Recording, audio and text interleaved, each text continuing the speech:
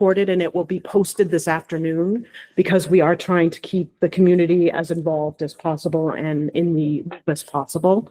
So just a few things before we begin. So we have breaks scheduled throughout this time. Absolutely feel free to get up and walk around. These chairs are not comfortable.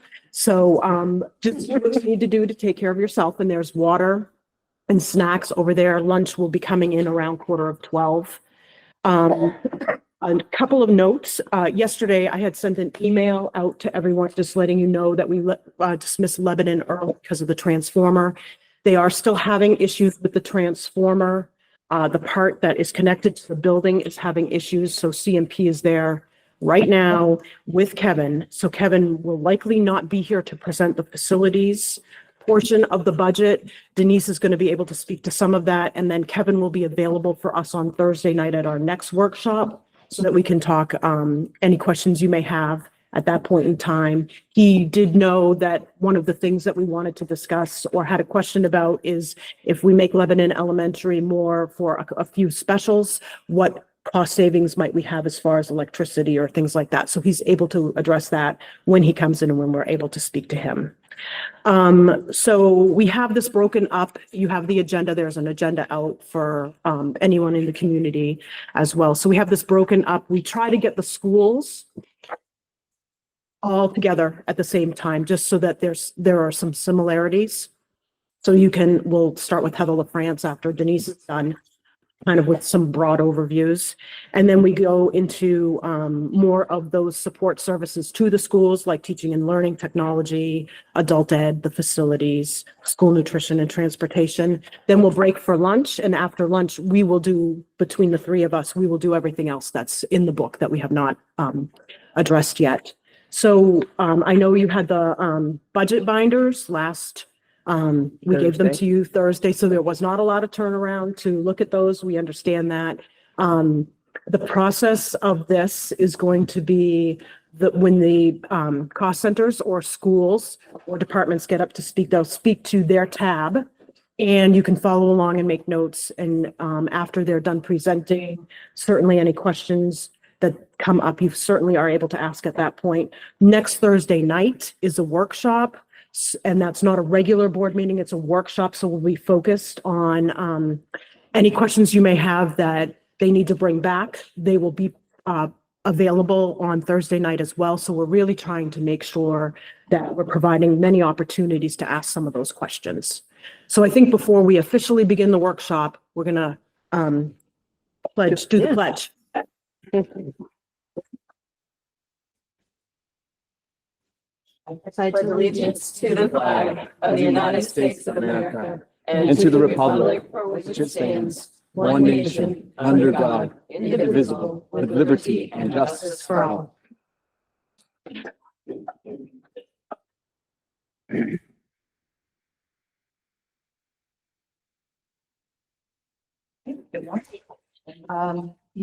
I think I'm going to pass it out right now. Okay. So there's a document that is called Fiscal Year 26 Budget Notes, applicable to multiple cost centers. That's going around. It is 2 pages, so make sure you're pulling it for 2 pages. Did the other one already go? The other one go as well. Not yet. I'll wait till this one goes.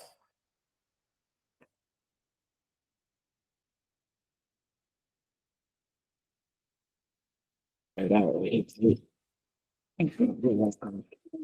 welcome. Why? Like you've done that before. Yeah, right? Thank you. The other one that's coming around is called Summary by Budget Category and Expense Category. It's only a 1-pager.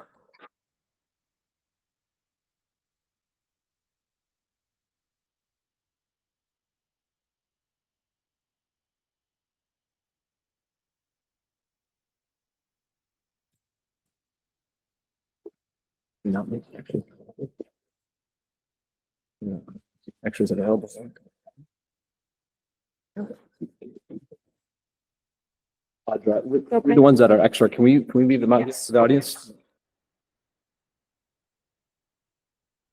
Yeah.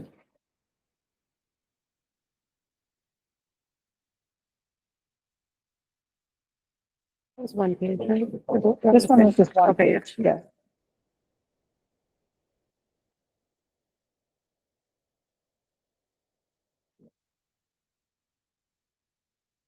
I just had one other question. I know it's not typical of workshops, but we do have some members of the public here. If they have questions, would the chair allow them to ask questions during this meeting and during workshops?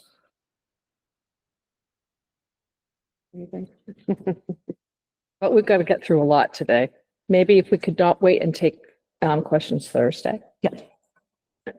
Just, just an appeal. I agree. We don't want comments. We don't want long comments, but if they have questions that we're not thinking of as a board, I'm just suggesting it might be good for them to simply ask their question. No comments. I'm not looking for a long comment period, but if we're not, sometimes it's nice. We're not always thinking of everything they have. So just to reconsider, and if it's still your stance, then I respect your stance. Clarification comment?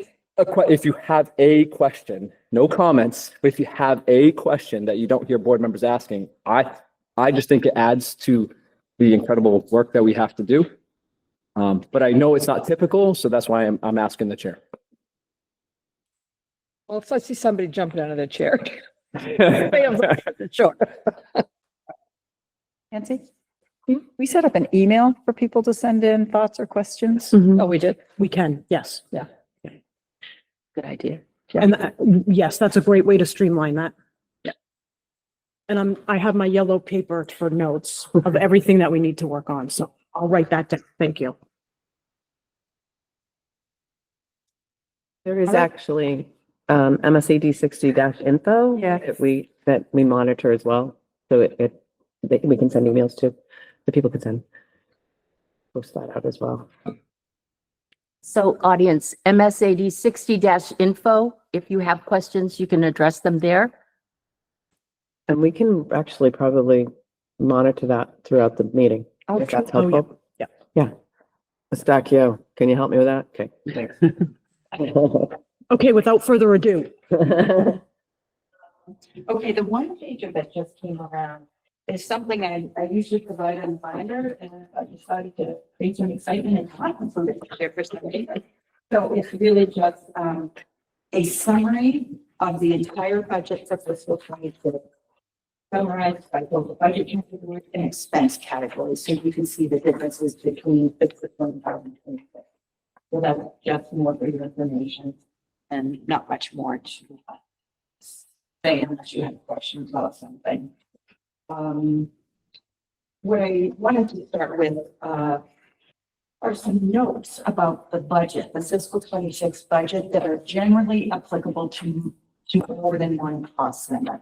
And this is just so we don't have the same questions about what is in the other benefits line. This tells you what benefit, but I'd like to go through them just so they're all on the same page. Of course, the big changes to our budget are the addition of pre-K in our three towns and the restructuring of some grades between buildings. And those changes drive a lot of what you see. Changes in salary and wage line items may be the result of contractual increases, the addition of positions, if there are any reduced positions, and or changes due to the addition of pre-K and restructuring. So you may see you're going to see a $1 amount that changes, but all of those factors could come into play depending on the location. So I just wanted you to be aware, it's not because there's an addition, there's always an addition of position. Likewise, if there's a reduction, it's not always a reduction in staffing. It could be turnover, it could be a number of things, but I just wanted you to know that there are lots of factors will play into those. So as you have questions, we'll try to answer those to the best. Medical insurance. Medical insurance is not our friend this year. Anthem determines the rates for the increases. They then send them to the main benefits trust, and the trust is the organization that organizes the rates for the schools, and they try to, in most years, buy down that interest rate.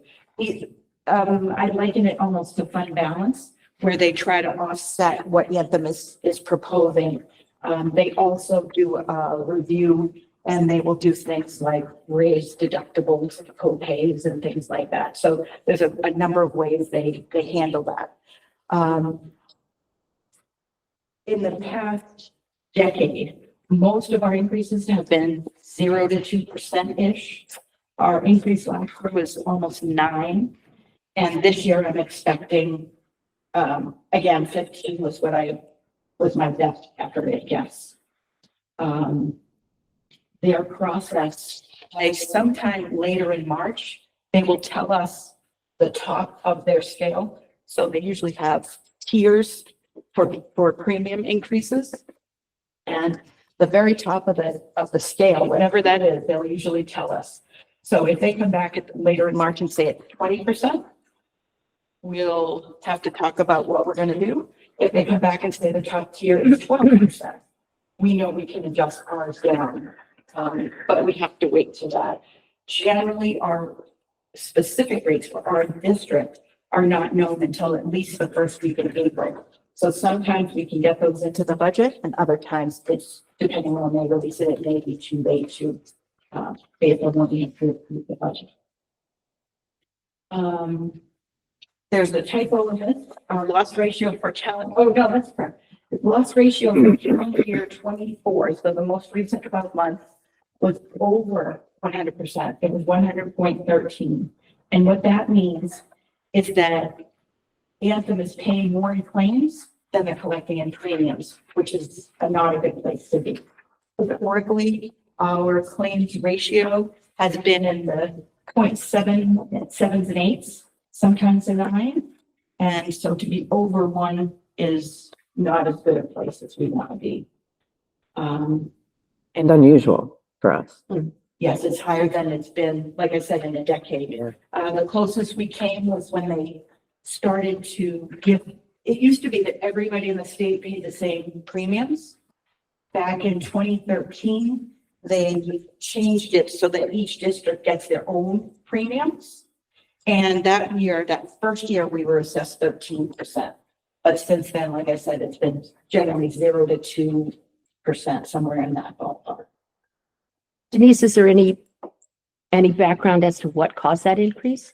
So Anthem actually, the main benefits trust got the increased notice from Anthem and sent everybody a letter kind of warning us that this would be a year. They don't have as much fund balance to hand out like they usually do.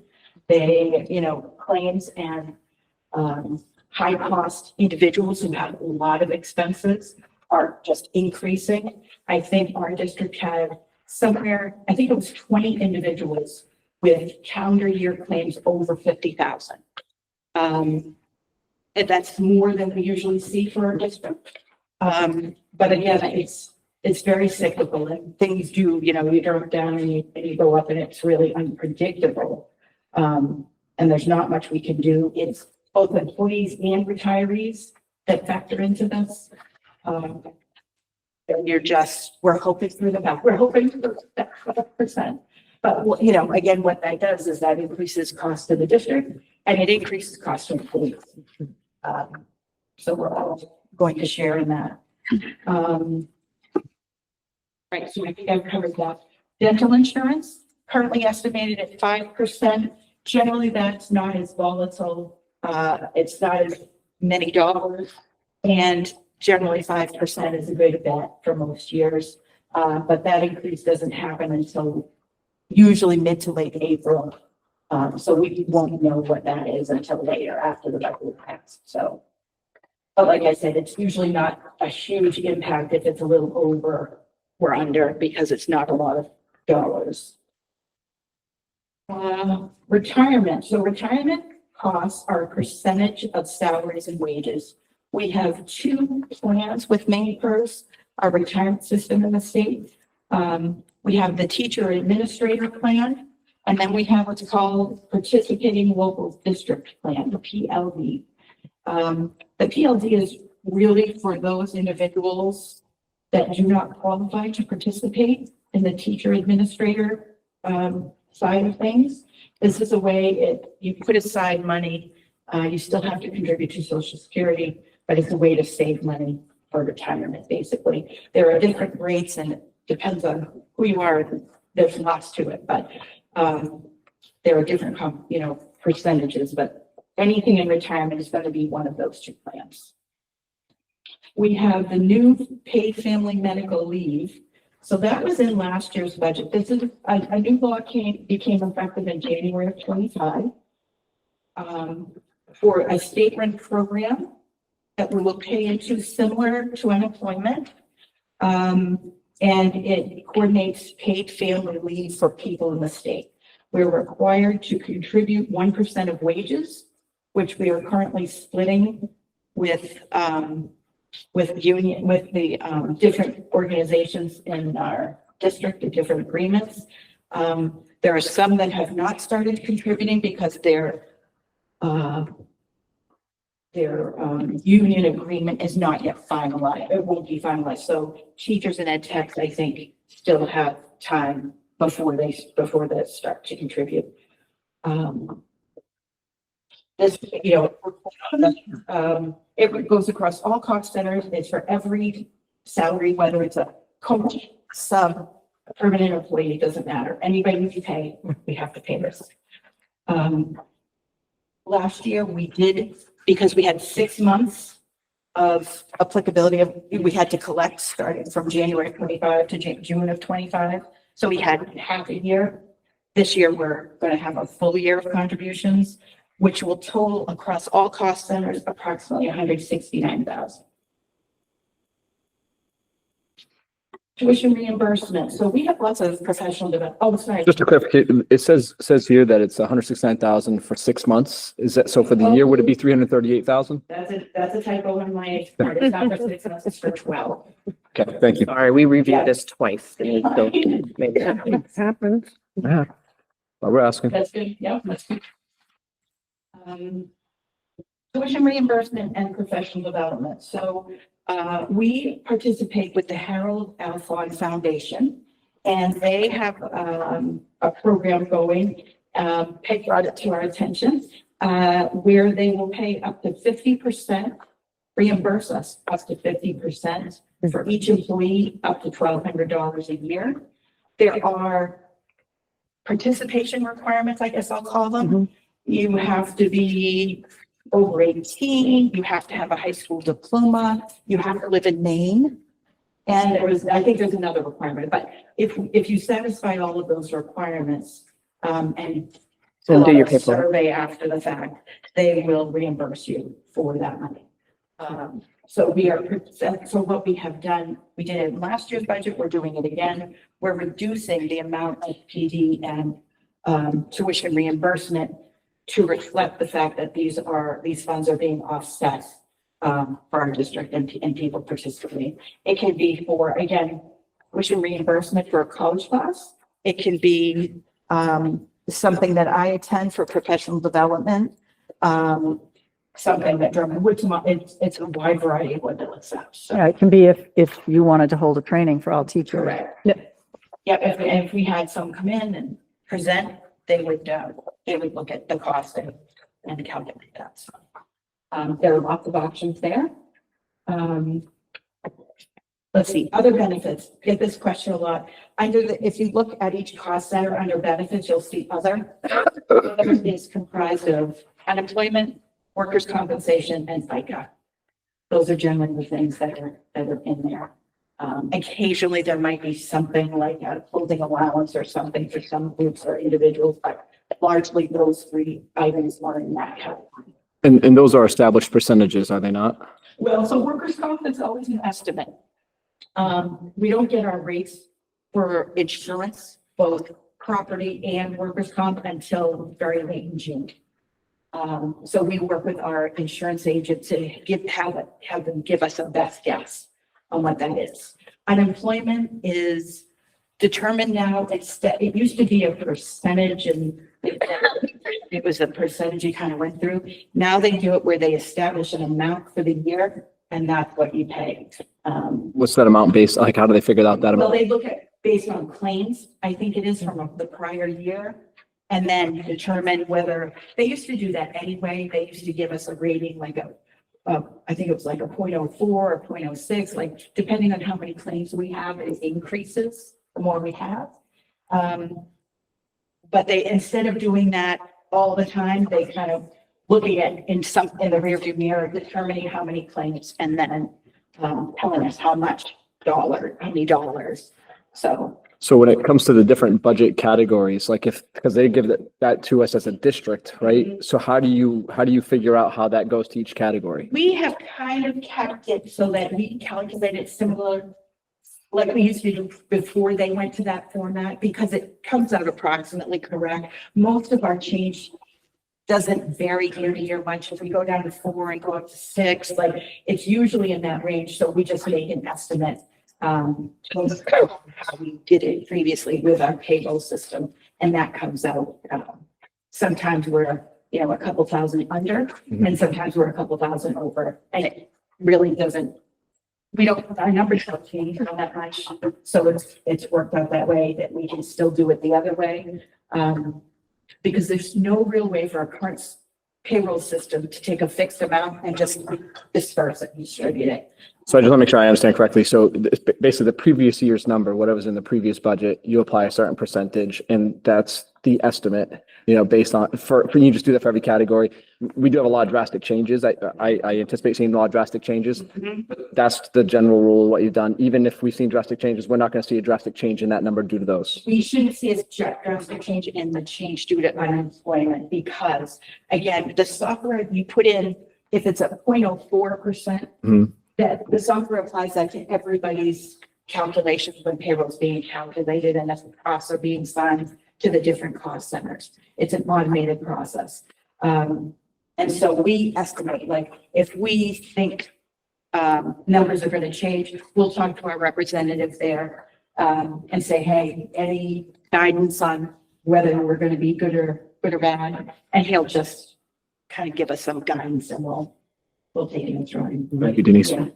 So do you know what the mod rate for the workman's comp was last year? Oh, yeah. You know what? Let me get that in a break, Jerry. It was Okay. very good. Okay, Our workers' comp is very, that's awesome. Okay, thank you. I want to say it was somewhere in the 0.6, 0.7 range. Like, Well, it would be like 60% or, yeah, no, 0.63 or 0.7. Okay. So it was 6 or 7. I don't know exactly, but I can get that for you at the break. okay, great. Thank you.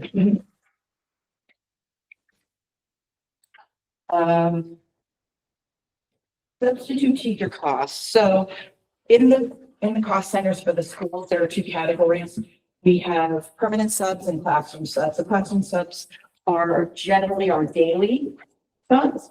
They can also be long-term subs. If we have a staff member who needs to be out for medical reason, for example, we'll put those costs there.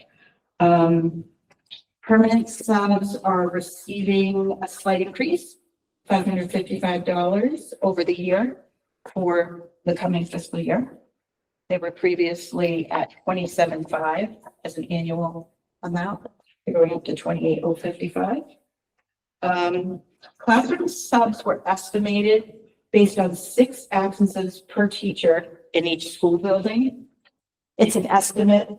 Subs are really hard to guess at. And we are going to continue to adjust these numbers. I think I mentioned them again on page 2. But particularly this fiscal year with the changes in where people are going, I guess we'll get to that last category. The changes that are due to restructuring our grades are still a work in progress. And I'll use supplies as an example. So when we first drafted the budget, we did everything as we usually do, right? We looked at enrollment and how many teachers we need in each grade and each building, and we went through our process of zero-based budgeting, as Audra mentioned. We came up with a budget. As the restructuring occurred in our software, it was a real challenge to get to move all of like the staff members. So seventh grade staff members to a different school and fourth grade and fifth grade. And so we spent a lot of time doing that. We did not quite finish pulling in all the minutia that's related to that. So for example, supplies. In Lebanon, she budgeted K-5. Well, if she's going K-3, there are 2 grades of supplies that need to move to 2 different buildings. And we haven't yet finished our process to pull those numbers. When you see the next draft, you'll notice numbers have changed. But we would let you know if it was due to an increase, like if we added something versus just coming from one building to another. So there shouldn't be any added cost with these movements. It's just, we did not have enough time to, again, get to that level of making sure everybody's supplies and PD and all of that is subs are in the right cost center. So we will continue our work on that. I just have a question, because from the presentation that they did, on Thursday night, where I saw that would, well, the number I remember is 18 teaching positions. So is there some way as we go through this, we're going to see, okay, this has gone down because this is one of the positions that's going to be eliminated because of the restructuring? So the cost center managers, so the principals and directors should be able to tell you in their building what that is. Maybe for clarity, we can for next Thursday come up with a sheet that shows where. Yeah, that would be helpful, I think, yeah. And maybe even the moves, right? The moves as well as we'll work on something. Just a question, I'm surprised at the number. But in each building, they should know if they are increasing their staff or moving staff or whatever the situation is. Good, thank you. Denise, just, I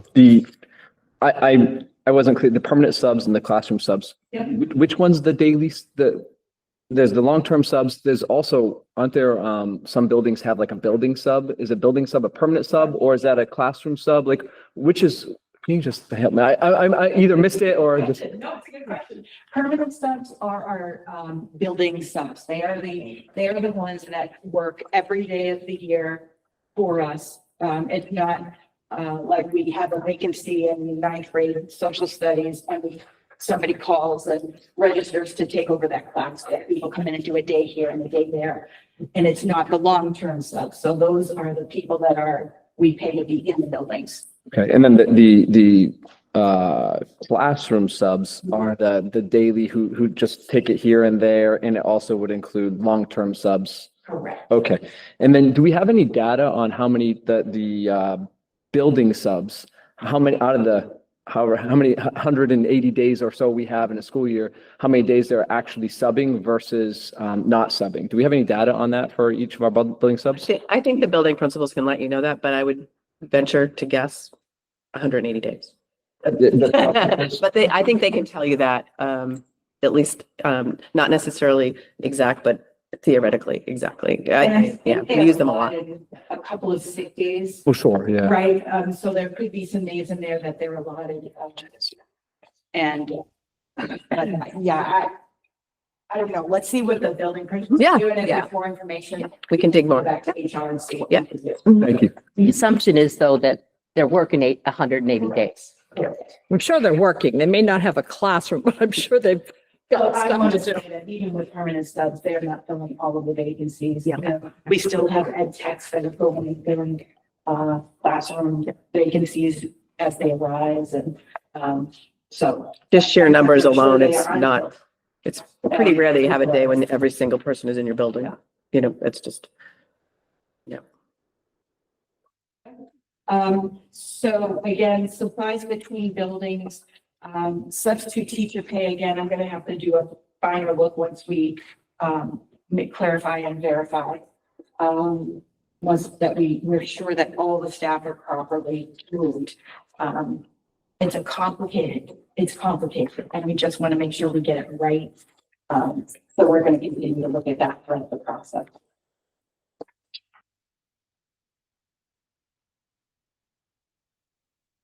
So that's tab 17.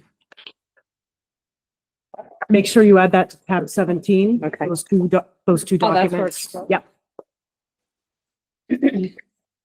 One other question, Denise, do you know what the daily rate is for the substitutes?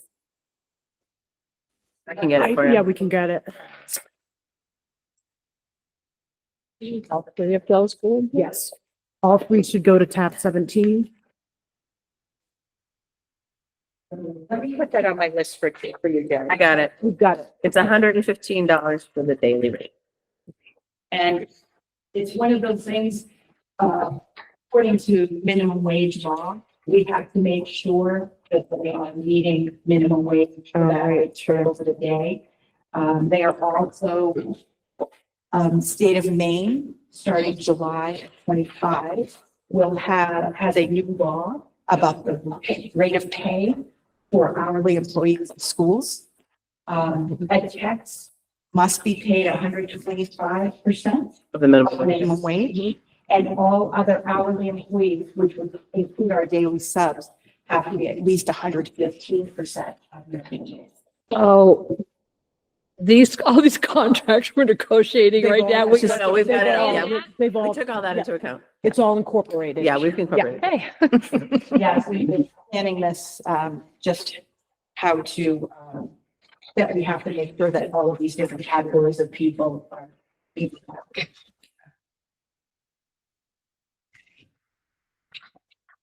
Right. Anybody want to move on to revenue? Sure. It's revenue. Okay, one of the things we've done in the past, and I've heard is helpful, and particularly as we have new board members, is to kind of do a very quick run through of the ED 279, which is the state fund, the pages that show us how the state calculates our subsidy. I don't know which tab that is. 6. Yes, so we do.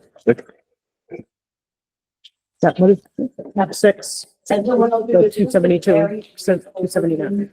of how the state comes up with the money they're going to send it away. So this is provided to us in, it statutorily has to be provided by February 1st. Sometimes they're a week early, oftentimes they've been weekly. But generally in the last week of January, we see this. And section 1 is how they calculate EPS rate. So, I forget exactly what EPS stands for. Essential Program Services. Thank you, Drew Blake. And so what it tries to do is figure out how many students you have, how many positions you need, and other support. And to come up with a per student cost for EPS. So first thing they do is they take an average of the attending pupils in our district. This is based on an October 1st count that we're required to submit every year. And they average it so that if we have a particularly high or low year, it kind of smooths out that hill for us a little. They divide it into different grade categories. You see pre-K and K, 1 to 5, 6 to 8, and 9 to 12. The pre-K to 8 ultimately gets consolidated into one number. And then you go to section 8 on that page. And what they do is they tell you how many teachers they think is appropriate for each category. So B1 is teachers. For pre-K to K, that we have the student to staff ratio is 1 to 15. So they calculate how many FTEs we need based on those ratios. What you'll notice is they don't do it by town. So they don't say for pre-K and K, well, in Lebanon, you have this many, this is your ratio, and in Berwick, this is it. They say this is what it is across the district. So you know some things get lost there because not all the towns are the same. But they do that for all the grade levels and it goes across. They calculate a salary and come up with elementary salaries and secondary salaries for teachers, guides, librarians, nurses, ed techs, library techs, clerical staff, and school administrators. Section C, Denise, the ratios come from where? the state determines those ratios. So you see 1 to 15 for teachers, 350 to 1 to guidance. That's what they're willing. That's what they think is. And remember, That's minimum. essential programs and services is the baseline. It is not necessarily what your district decides or what you feel as a board is the most important. And there is not honestly a district in the state that just the minimum, this is the minimum, So the baseline the state is willing to pay for. willing to pay for. Exactly. Yeah. And nurses are a good example of that. And then when we say willing to pay for it, just Or required is baseline, is it required? Or like these ratios, is this what's required to hit as a baseline it is for each a, position? it is what they are. So I think that's a double-edged question. So I didn't mean it to be. yeah, no, I know that, but I want to be clear when I'm responding. It is what they are calculating as across the state, this is what we would expect. Or, I don't even know how to say that right. Almost like the bare minimum. Yeah, the bare minimum. Yep. We think one nurse to every 800 students works. What we will say in our district, historically, we said, we don't think that's right. We don't think one nurse can cover 3 elementary buildings. We want to have 1 in each building to care for our most fragile students and things like that. And that's a good point is that, again, this is really just a conglomeration of our students and our enrollment as opposed to how many buildings you have. So it doesn't show that, so. So, yeah, so, okay, so I want to make sure I'm understanding. I always reflect back. I'm sorry, just as a way, as a strategy, of making sure I understand.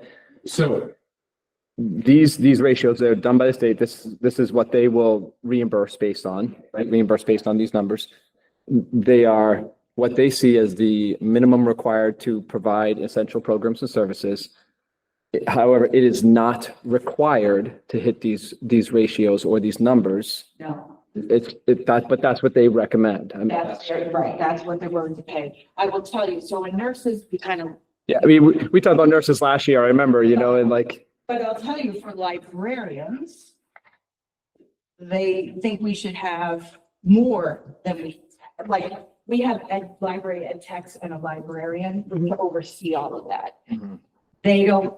They break it down differently in different ratios, assuming different number of librarians. So some places you get more, some places you get less. It doesn't change based on what you actually have. Other than, it takes a percentage. So if you're not 16 to 1, it reduces how much it's going to give you, of course, kind right. of that math. But Right, if we're below these numbers, the state's not going to reimburse us at those numbers, it's going to reimburse us at the actual. Exactly. we actually have. Yep. And so there's a state report in October as well that we have to put out there, which shows everybody in the district, what they do, what they make, all of that, so they can come up with these numbers for the. So the two columns in the middle, EPS, FTE total, and then we have actual FTE total. So the FTE total, EPS FTE total is what the state recommends to provide the basic, right, program and service. And the actual FTE is what we did last year, I'm assuming, like the 24-25 school year, or is that number based on what we're proposing for the 25-26 school year? No, it's based on the October 2024 2024 report. So it's the previous October, based on our report. This school year. So for example, teachers, they say based on all of their ratios, we should have 170.91 teachers. We actually have 194.5. So they give us 88% because they're willing to pay up to 170. Yeah. So then are we losing money on the lower percentage of nurses? I'm, So librarians, it's similar to teachers. We have more hired. right, librarians, I meant, sorry. Yeah, but I think, if you look down at librarians, they give us the full 3.52 versus the one we have. So it depends on the actual, what we actually have. And if their number is higher, they give it to us. Okay, If our number is higher, we get a percentage. okay, I thought you said that we lost if we don't meet that, what they are Well, expecting. a lot in that we are not getting compensated for the full number of staff we have, right? They're not asking us, they're not paying for us, no matter how we structure it. They're determining the ratio. So those percentages in the next column, percent of EPS, Correct. is the discrepancy between the two numbers. And so basically, they're going to reimburse us for what they say is basic, and we, our community, our local community, is on the hook for the rest. I saw that. Right? Right? That's what I mean. This was a very interesting sheet last year, and I didn't think to ask all of these questions last year. So with the year, yeah, so I'm very interested. This is great. Thank you. You're doing a great job explaining. And this is probably one of the most difficult documents to go through. Like, we have to go through it numerous times when we're going through the budget process, but all year too, because it is very complicated and very detailed. So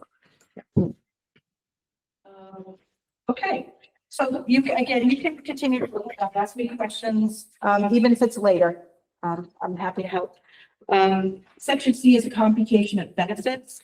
So what they do is they say, given all of these people above, we think appropriate benefit reimbursement is 26% for teachers, guidance, librarian, and health, 40% for ed techs, et cetera.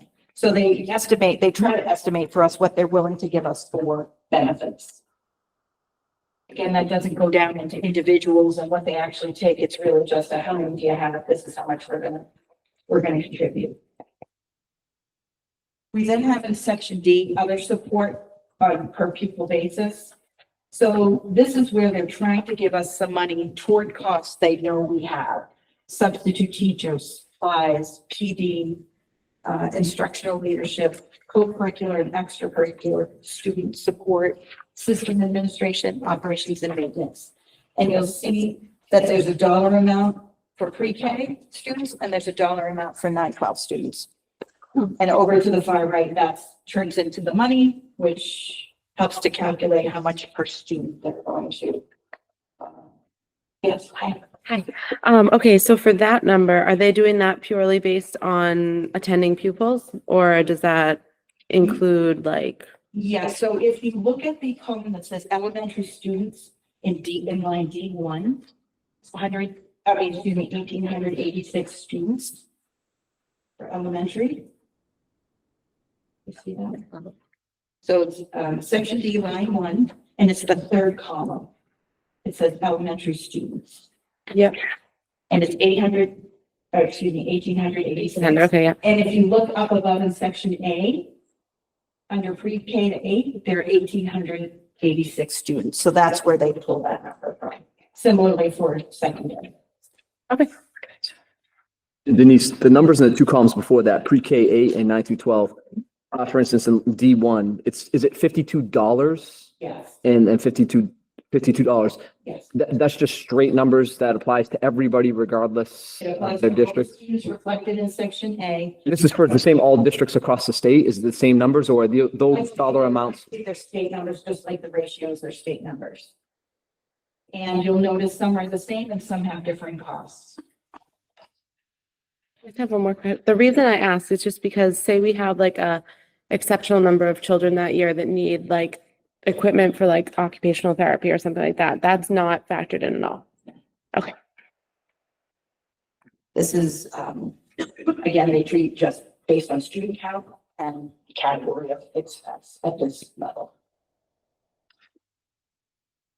Okay. And then down at the bottom on the right in section E, they do, it's something called the regional index 1.06. There are certain regions in the state that have lower costs and regions that have higher costs. So they try to make adjustments for that based on where you are in the state and how expensive it is to live there. It's a standard. I don't think that's changed very much over the years.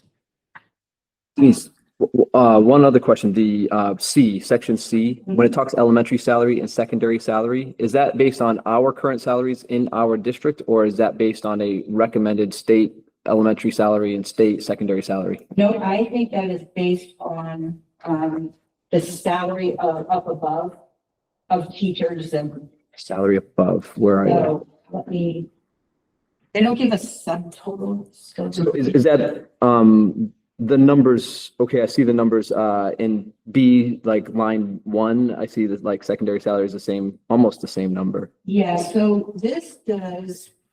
So it's based on the salary that the state recommends as a baseline salary, not our actual district salaries. Correct. Well, so the district, it takes our salary, I believe, but it adjusts it for EPS like we did with the teachers where they're paying 88% of a number. So our salaries, based on the numbers the state says is provides. So they adjust that and that's how that goes in. And I believe if you go up to section B, lines 1 through 4, Yep. teachers guidance, librarians health, I believe that comes to 7.5 million. So if you add 6.8 million, 371,184 and 155, I think that comes out to the elementary salaries. Okay. And similarly for secondary, if you add those 4 lines, I think it comes out to that. So what they do is those numbers they calculated, they just take a straight percentage and throw in the benefits. And the percentage, again, that's just the state. They decide on that percentage.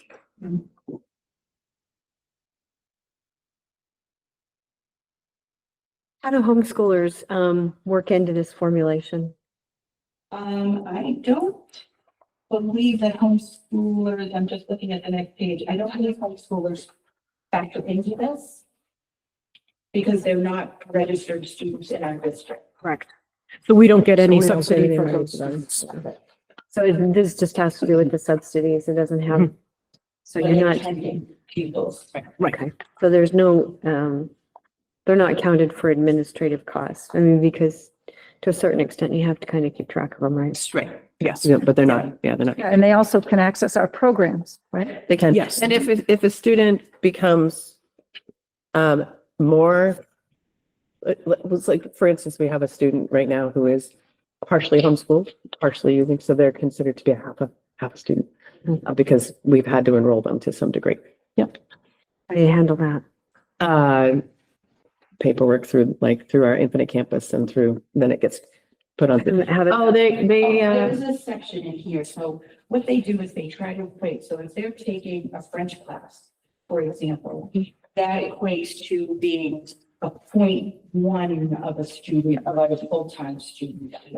So on the second page, we'll get to that, where they Yeah. give us this little nod, something like that, but it's only if they are taking courses. I don't know if it also includes participating in sports and things. I don't think they give us any percentage with that. I think it's only for class. Correct. They don't, yeah. Okay, thank you. Okay, so on the bottom right of page 1, you will see that they come up with a dollar figure, both elementary and secondary and both.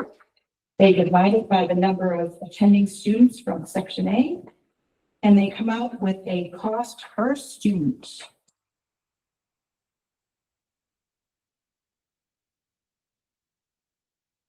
So Denise, approximately what percentage of that per student cost is in terms of our total expenditure per student? Well, it's hard to say because, so that's where they start, right? So they start to calculate that cost per student. On subsequent pages, they contribute to the district for more items, more different kinds of categories and expenses. Okay. And then they ultimately come up with a total EPS cost. And what they say is based on, we'll get there, but based on valuation and yield rate, how much the district has to pay. If the district pays, takes responsibility for that amount, they will contribute the amount to make it to the EPS number, whatever that is. So we have to pay our 16, 17 million, and they will pay the other 20, 30 million to come up to the EPS number. So it's hard to say exactly. We could take the total amount, that they calculate and divide by 20 to come up with an estimate, but it gets complicated. It's messy, yeah. Thank you. You're welcome. Okay, that was a lot of data. Let's see if we can go through some of these on page 2. So this is section 2. It's that part of the operating costs.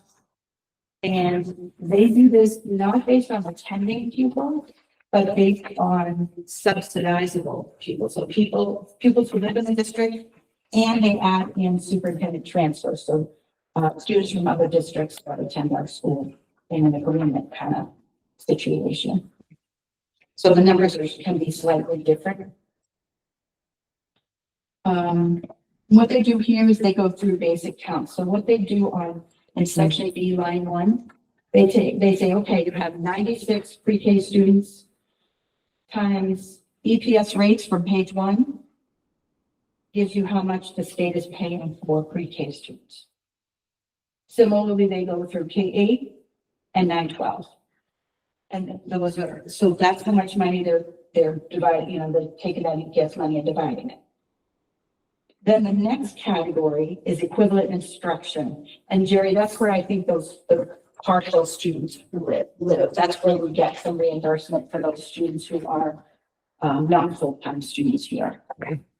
Thank you. In section 2, part A, it says October 24, we had 96 pre-K students. Where were those 96 students? So what they did for us, as they're starting a pre-K for the first time, they allowed us and they put in those anticipated students for us so that we could have the revenue for them and not have to wait for a whole year and absorb those costs. Oh, So okay. the state, So it's anticipated 96. Actually, they kind of, and they will adjust it in October. So when we get to October, if we have 90, they're going to adjust our rate, our subsidy down. If we have 110, they're going to adjust it up. So they're going to reflect the actual in October, but as a starting point, they allowed us to put in those students now, okay. which as you can see is a huge benefit. That's $800,000. All right, because that's when I remember when we started the board meeting, we were saying that basically the anticipated costs of starting the pre-K for the 1 year, like the grant that we were getting plus the reimbursement essentially was essentially a wash. It didn't actually increase our budget. If it did like minimally. And that's because of this. Thank you. So that again, the state gives us a good one on that. We get into C-weighted comp, so they look at our disadvantage percentage. That used to be free and reduced percentage. It's now we do an alternate form, so it's not really that, but it's how they calculate it. We have multilingual learners. They give us some money toward that. And then they give us some targeted funds. So they say for each of the students, they're going to give us $56 for assessment costs. They also have amount for technology extra for pre-K and K2, just a small fraction because they require usually more either people or costs of some. And then disadvantage and targeted disadvantage, which again is a small amount. And section E for isolated small schools does not apply.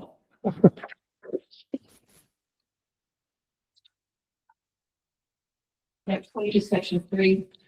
These are other things they give us money for. Section A1, gifted and talented program. They take the total expenditures we had in fiscal 24, so 2 years prior. They give us an inflation adjustment of 102.6%. So they address inflation, sort of. Yeah. And they give us an amount for that gifted and talented program. Similarly, special education, they give us money based on prior year's expenses. Is that in addition to any federal funding we get for special education? Yeah, so our federal funding is outside of this in a grant. Okay, So this is just state contributed. Denise, the inflation adjustment, is that what the state calculates as inflation year over year? I've seen that number before. I don't think it's a year-to-year adjustment. I think it's just what they use. It's a They just pull it out of the sky. or they may have some calculation for it, but I have seen that number before and I don't think it's matches. Doesn't seem to change. Isn't that interesting that we call it inflation, but it's not really? Mhm. Well, not, because it doesn't really cover, 2.6% doesn't cover the increases here either. I mean, I was just thinking of, when we had the Harriman Associates here Thursday night, they calculated inflation at 3%. And I was just like, And even that's low. That's low, yeah. right, yeah, certainly for recently. And go. Line 3 is for high cost out of district allocation. Again, that's a topic we addressed last year, where if we have students that have high cost placement out of districts, the state will give us money to offset some of that cost for us. It's a different thing. In fiscal 25, they did not include this for us in our subsidy calculation. So when we go to the revenue sheet, you'll see we added it separately. This year they put some in. So on the revenue sheet, I'll show you, we adjusted for that. And is that based on the fact that we had students on out of, like, because that number, I mean, it has to come from, based on something, right? It is. What's it based on? It's based on students who they know are in high cost out of district placement settings that they anticipate will be there at least for the coming year. Currently out and anticipate to continue being out. They did change. So historically, we had paid for these costs through our federal grant, our local entitlement special education grant. The state changed their guidance and said, if we do that, they are not going to contribute that money because it's double dipping. They think if the grant pays it and they pay it, it's double dipping. When if they pay it, it's just used to offset other expenses. But what they did for fiscal 25 is they say, you historically have paid for these with your grant. We're not giving you any money for this. We'll true up when we hit spring of 25 and we'll true up and see if you didn't pay with the grant, we'll give you the money then. So this spring, we should get the money for fiscal 25 once we submit our required reports. So it's like In this- real reimbursement sort of. Yeah, so in this fiscal 26 year, because last year we paid for it with local funds, they're assuming we're paying for them again with local funds, which we would, otherwise we lose the money. But what they don't know is they gave us the two. So we have two students who have been in these places for many years. In fiscal 26, we'll have another two students who have varying amounts of tuition for these schools, but we'll add a little bit to our revenue sheet in anticipation of the state payments to them.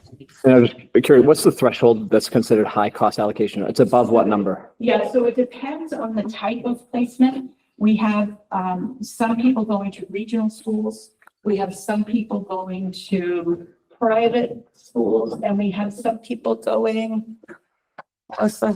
We have regional SAU agreements and special purpose private school. Okay, so there are three different categories. One is like in other school districts, like we have a student attending in Portland. And that amount is low. Like, I think you have to spend somewhere around $20,000 in that type of placement. And then once you get beyond that, the high cost kicks in. Our students are largely in private settings. And I think it's 40,000-ish was last year's number. They usually adjust it up a little. And so based on what they gave us for these two, I guessed on the others. And so my guess is it's somewhere in the neighborhood of 45, 50,000, somewhere in that ballpark. I have a quick question because I haven't seen it yet on here, and it looks like when I jump ahead, I'm not going to. So something I hear all the time is that the state pays based on attendance of school. So like how many days your child shows up to school. And I hear all the time, oh, the school wants us to send our kids in sick because they get paid for every day they come in. That seems completely false. That is, I mean, you have to I don't know if you have to maintain a minimum attendance. I don't think that's it. But I don't honestly know the intricacies, but what they're alluding to, I think, is page Section A, where they calculate attending students based on our October 1 count. So based on a day, October 1, who are our students that are currently enrolled and attending school? And that's the count. It's not, did this kid miss 100 days or Right. like there's. So they're confusing attendance of children with daily attendance. Right. Got it. Yes. And then the second thing is performance on state standardized tests. What influence does that have in state funding?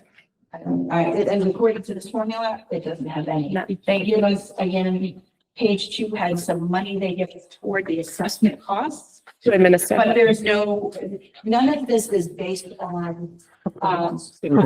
how it actually turns out and state tests and how the scores turn out. Like there's no, there's no strings attached so that if you don't meet a certain test score, you lose funding. Like there's nothing like that here. Okay, because I know under No Child it did, so that's no longer.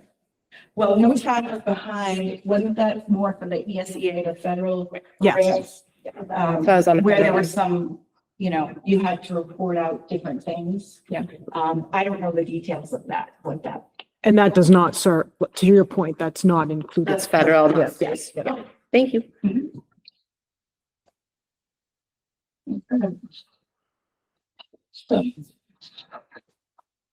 All right.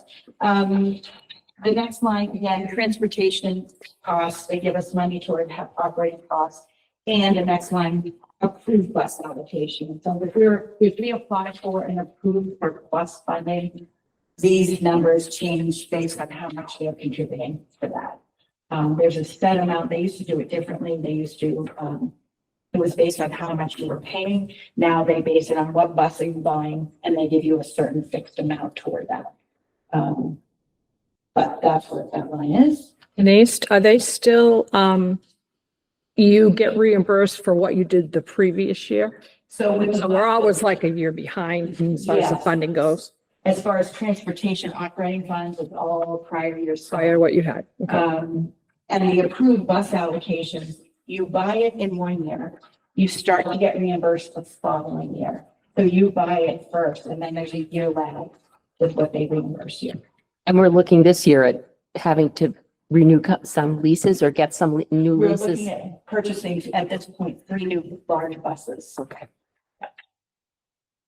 And if the current proposal as far as arrangement of the district, it would appear that there's going to be more miles driven over the course of the year. There's going to be a higher cost of transportation. I don't know the answer to that. Well, we're sending 2 grade levels from Lebanon to Knowlton. I mean, that's the proposal, right? I mean, I would anticipate that would be a higher mileage. So I don't know the answer to that. I'm gonna have to. It's one of those little things they haven't teased. Those are the, Yeah. yeah. We'll put that on the list. I mean, common sense is that. Yeah. Although currently buses are running from Lebanon to Knowlton and stuff for the middle school piece. So I think it's going to really be about the adjustment of what do we actually do for those situations? Because at this point, we're still working on like, okay, is it an elementary run for 5th and 6th grade? And so it's a K to 6 role instead of, because right now it's K to 5 and 6 to 12. So there's the nuances are definitely going to have to get teased out. Yeah, but I think that's one of those things you're not going to need as many buses of the K through 3 in town, So there's that. right? So that Leanne- money right, just would yeah, be transferred to the. Leanne is currently Working on. solving the puzzle. It's definitely a puzzle. And the only other thing on this page is debt service. When they say debt service, they mean state approved monies for building additions and new buildings. And we haven't done that. 0. Section 4, again, what they do is they take subsidizable pupils, apply it to the cost, remember all of the costs, and divide it. This is where they take the 3-year average valuation. Again, it's numbers provided by the state. It's not numbers that your town offices will have. The mill rate is down from, I believe it was 6.52 last year. 6.1. Yeah, and it's gone to 6.1, yeah. And so that's how this is how they calculate. They take the state average, they decide the mill rate, and that number on the right-hand section B, 16,997,955, is the amount that they would require the towns to pay if they want to get the remaining 23 million in federal.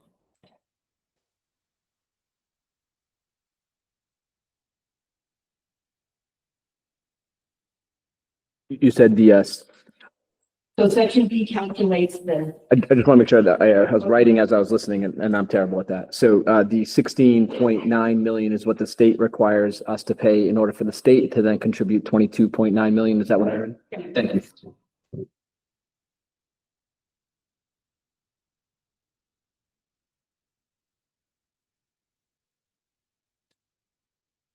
on the next page, section 5. This allows the state to put through any adjustments they feel are necessary or going to a district. Two lines here, I want to draw your attention to line 8, Education Service Center member. So we belong to a service center with a lot of the school districts in New York County. There are a couple of county, I think, too, but we belong to a service center, and what we do is we do group purchases. So for example, school nutrition gets together, they come up with bids as a group from vendors, and then they buy through this education service center. We do that for maintenance supplies in some cases. But being part of this group qualifies us for that $150,000 of additional funding because we are doing that. It requires, monthly meetings for the business managers, semi-monthly meetings for finance, facilities directors. And then the superintendents meet. I don't know, is it once a month? Yes. And we can investigate things we want to do. This year, I think we're going to try to do a training for custodians and maintenance staff. That's for the whole group. It's all required training. So rather than doing it, each school does their own. We're going to do one training. You could use the Harold Elfont funds for that. Yes, there's not much expense to it because Oh, cool. insurance companies are willing to come out and show you safety things. And so there are lots of donated providers in that fashion. I think our biggest expense will be feeding everyone at lunch. The other line that will come into play later is line 13, minimum hourly wage adjustment. So again, the state put in that new law that we have to pay our hourly staff those increased percentages over minimum wage. For year one, they are going to calculate how much extra we are spending and meet that. We did a preliminary estimate in my office, so we've included that money in our revenue that you'll see later. But ultimately, it will land here in this document once they calculate it to me. For this year or next year? Fiscal 26. It's a 1 year nod to us having to pay extra. Kind of a last minute. And so the bottom line is this, the state contribution of 23.1 million.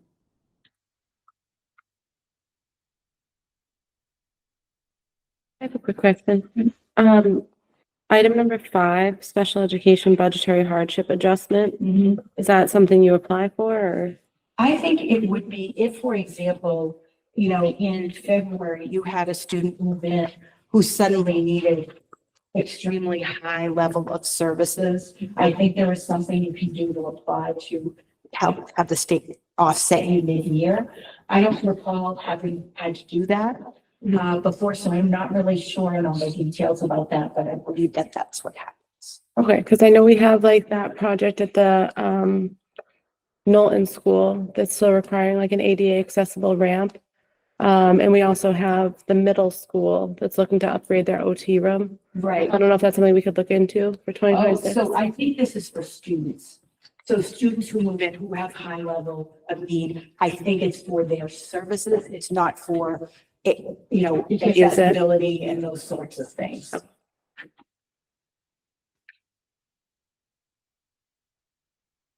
Lauren just joined us Yep. from home.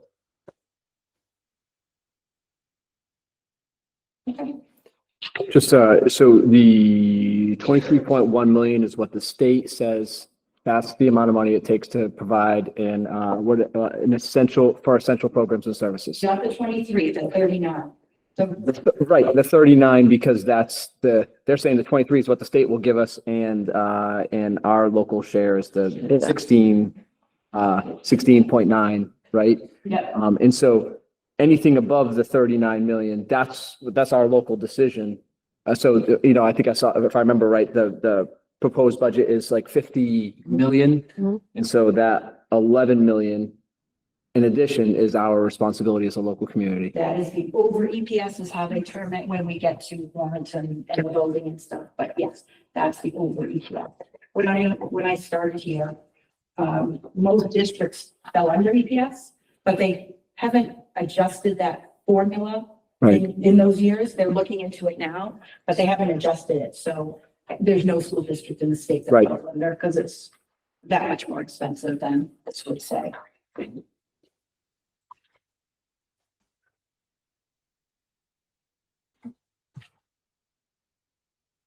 I know there's people at the words to tears right now. You want me to go over the revenue? Why don't we do that now? Yep. So tab 22.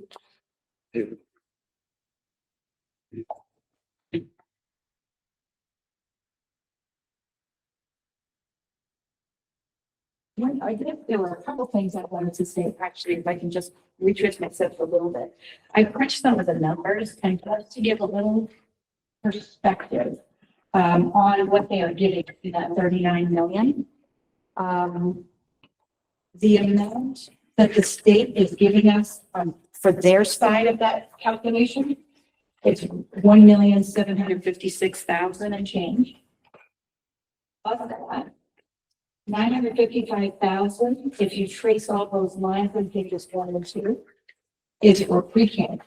So those additional 96 students and all of their costs come up to 955,000. So the increase, that 1.756 increase includes 955,000 for pre-K. It includes that 198,000 for those high cost out of district students, those two that weren't in last year's. So I'm trying to get back to apples and apples. That means that the other thing is the state that compared 25 and 26 for that local contribution, so that's 16 million. They're expecting an additional 669,000 from the town over last year. And if you take out those pre-K and out of district costs, they're giving us an extra 603,000 for the year. So it is almost completely a wash. If you take expenses that, we had last year, expenses that we have, that they're taking into account. We are pretty much a wash on revenue for the state. And a lot of that has to do with our declining enrollment. So that can be hidden. When you get extra money, you think, oh, we're making gains. But the reality is they're giving us money for these new programs and an additional 603,000. But they were expecting an additional 669,000 from the towns. So it's just a little perspective on what they're giving us. It's not that we're just getting 1.7 million more for this, for similar numbers.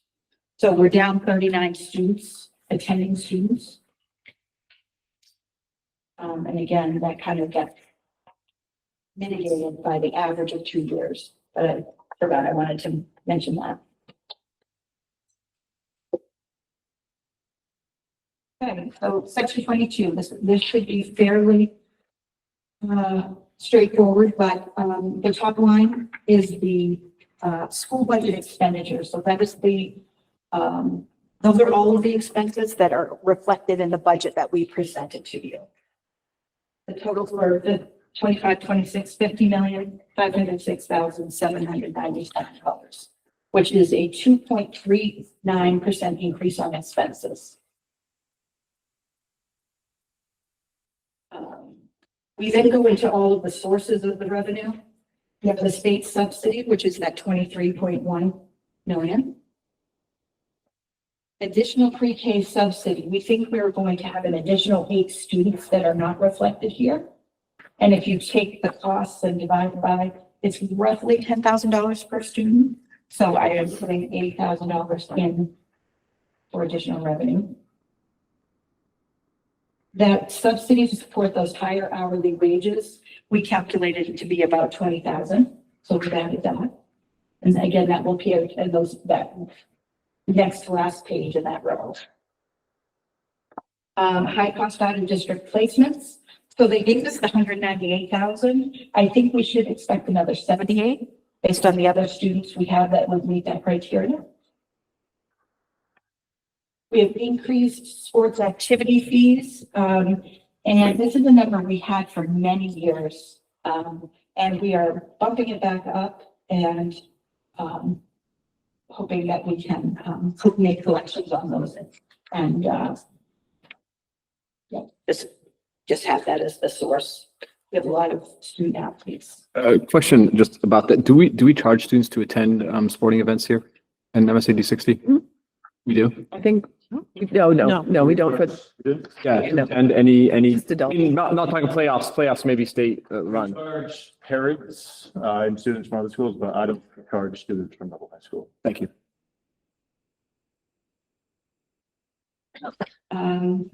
Again, we talked about this at a previous board meeting. We will not be at this time pursuing main care revenue, so that came out. Oh, I skipped also. We have no fund balance in this for the coming fiscal year. One more time, what? No fund balance is projected to be used for the coming year. We're at a point, and again, that's another sheet, but I estimate we will have approximately 1.1 million in fund balance, but that's no longer even a payroll of buffer. So. Because we used most of the fund balance last year, right, to bring down the percentage, right? Okay, so we knew that, we knew going in this year, we would not have that option. Yes. Yep. How is that balance performing right now? Well, it's that fund balance, is not like cash in the bank per se. What it is, over all of the years of existence, we budget money, we spend money. And if there's money left over, Right. it sits as an asset for us. And then the next year, if we go over or under, it ebbs and flows. So from 1967 to now, we have 1.1 million that's an asset for us. Where is it invested? It's not, so it's not the same as cash. Okay. It's like a balance sheet, right? It's an income statement. So it's revenue or it's excess. You spent less than you collected. So you have very accounting. Sometimes, right, what we estimate for materials and supplies, it comes in at a lower number. I totally understand. Okay. I don't know where that money is. It's gonna be somewhere. So cash It's- is in our bank account. It stays in the right? bank account. So it's in a cash account. But the concept of fund balance is different. So there is cash in our bank account. We do have cash there. But it is a different concept. I'll have to figure out how to explain that better. not on the list. Yeah. On the list. Don't we, It's an ebb and flow. at the end of the school year, like in June, July, whatever that number is, we have to approve moving it, right? Don't we have to approve like putting it in the, So no. is it reserved? No, we don't do that? We approve a 5% move of expenses between categories. Okay, right. It doesn't have to do with whatever's remaining. For the fund. Whatever remains, Mhm. that gap, Mhm. right? What are the restrictions for use? Are there restrictions for use in the future? We have a number of restrictions on it. Some districts will say you have $1 million. Again, over the course of time, you have $1 million balance of less expenditure on the monies you collected. And some people will say, we want to put in a fuel reserve of 200,000. We want to put in, you can put all these restrictions. A lot of times it takes a vote in order to be able to access them. And you can have, you know, if we need them, but the voters say, no, we don't want you to spend it, you can't spend it. So we have traditionally kept these as unallocated, I think is the word, fund balance, which means it's at the board's discretion on how to use that, but that's how we use it. We have always used it during the budget process to help lower taxpayers. If, you know, the interest. So we're not impacted by fluctuations in market. So if the stock market crashes, that fund balance isn't touched. So the fund balance, correct. If you look further down, our bank interest, we work with our bank and I think we are currently tied to the T-bill. Okay. And what that has allowed us to do is that we used to bring in $3,000, $4,000, $5,000 a month in interest. Now, in the last year or two, we're about 15 to 20%. I mean, sorry, Okay. 15 to 20,000. Sweet. That was my question. So Awesome. so we work hard to try to monitor that. We kind of take the bank's lead and, but they were the ones that suggested we switch to that model and it has worked out. Thanks, Denise. Yeah, you're welcome. I'm really confused. If the fund balance isn't cash, how do we spend it? So I mean, technically it is cash. but Okay, now I'm it's a even more confused. conceptual- It is a conceptual thing. It's not tied dollar for dollar to something. would you please give us a lesson in this someday? Yeah, let me- Because I've never gotten less. It's ours to spend, but it's not really But money. it's not money, It's a little. So it is money. but it's nowhere. I mean, I'm going to. It's in the banks. I mean, that's the thing. It's allowed. It's the cash flow piece. Right. Any business is running. An account, but it's not like, Yeah, my experience with fund balance, and I think I share this, is that if there was fund balance, and again, this is Pennsylvania, is they use that for one-time projects. Yeah. Like you need to replace a roof, the board voted to use money from the fund balance to do that. It wasn't used in the year-to-year budget, reducing a year-to-year budget. Because that was how they maintained their buildings, especially big projects, right? I mean, now a $10 million roof is very different. You're not going to get a fund balance of $10 million, right? But, you know, Well, your taxpayers would not like you if we had. right, yeah, $10 exactly. million, right? And historically, that's how we've done it. If you look at prior year budgets, we've identified the one-time purchases that offset a certain portion. But as things got higher and tighter over the last 5 years, I'll say, we have gone away from strictly doing it in that fashion. And since the state had increased the amount of buffer, so that fund balance can be a higher percentage, we were previously capped at 3% of the budget, which was less, it was about $1 million maybe. But what happens as that buffer is smaller, and again, it is cash, but it's not cash. The tightness of our budget month to month really rears its head. So when we have a 3-pay month, when we have 3 payrolls of 1.5 million, that stretches because we only have $1 million in extra money. Terrifying. We are very, we are always very concerned and watchful Bless you. of what we're how we're going. The higher our fund balance, the more buffer we have so that there's less stress when we have, or those months where we have a lot of payouts of stipends 2 times a year when we have this huge influx of stipend payments. So, the state raised the amount from 3%, I think, to 6% now, maybe it's 5. But I'd love to get closer to that before we start using it to buy these one-time things again, just to give us some, peace of mind as we. Bit of a cushion there. Yeah. Just in case. Taking a lesson. So all of those, again, we have, 1 student tuition for MHA. We have miscellaneous revenue of 30,000. Last year, we had some funds that we're going to be pulling back from the tri-county deal and things that we were going to use to offset some of our expenses. So that is going to go down for fiscal 26 because we don't have those funds. This national board certification, we used to have 3 staff members and now we have 2. All that to say, 23.56 million is the revenue we expect from all sources we can see right now. We deduct the difference from the prior fiscal year. Shows the projected increase of 2.1 million to taxpayers, which equates to 8.85%. Thanks, Travis.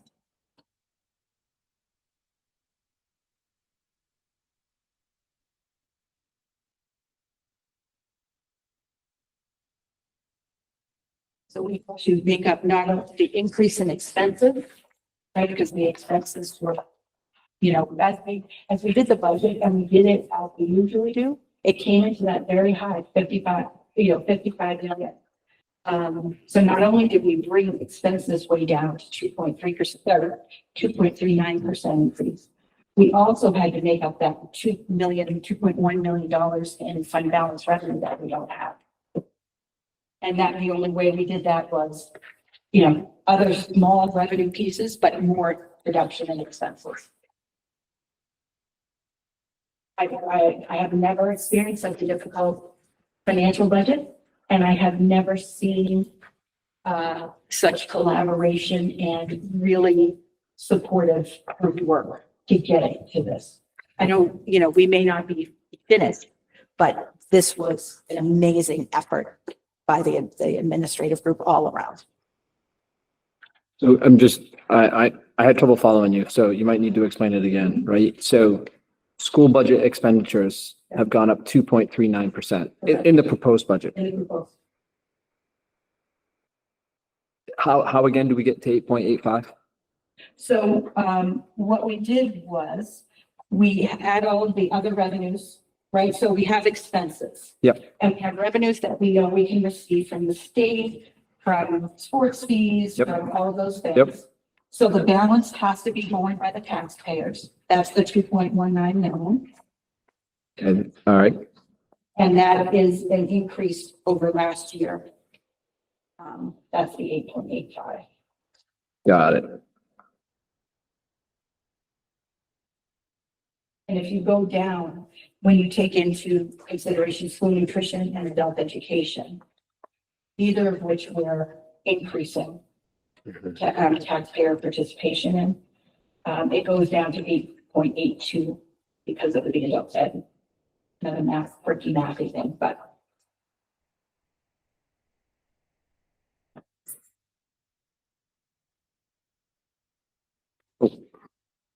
One other question. That school budget expenditure is 50,506,797.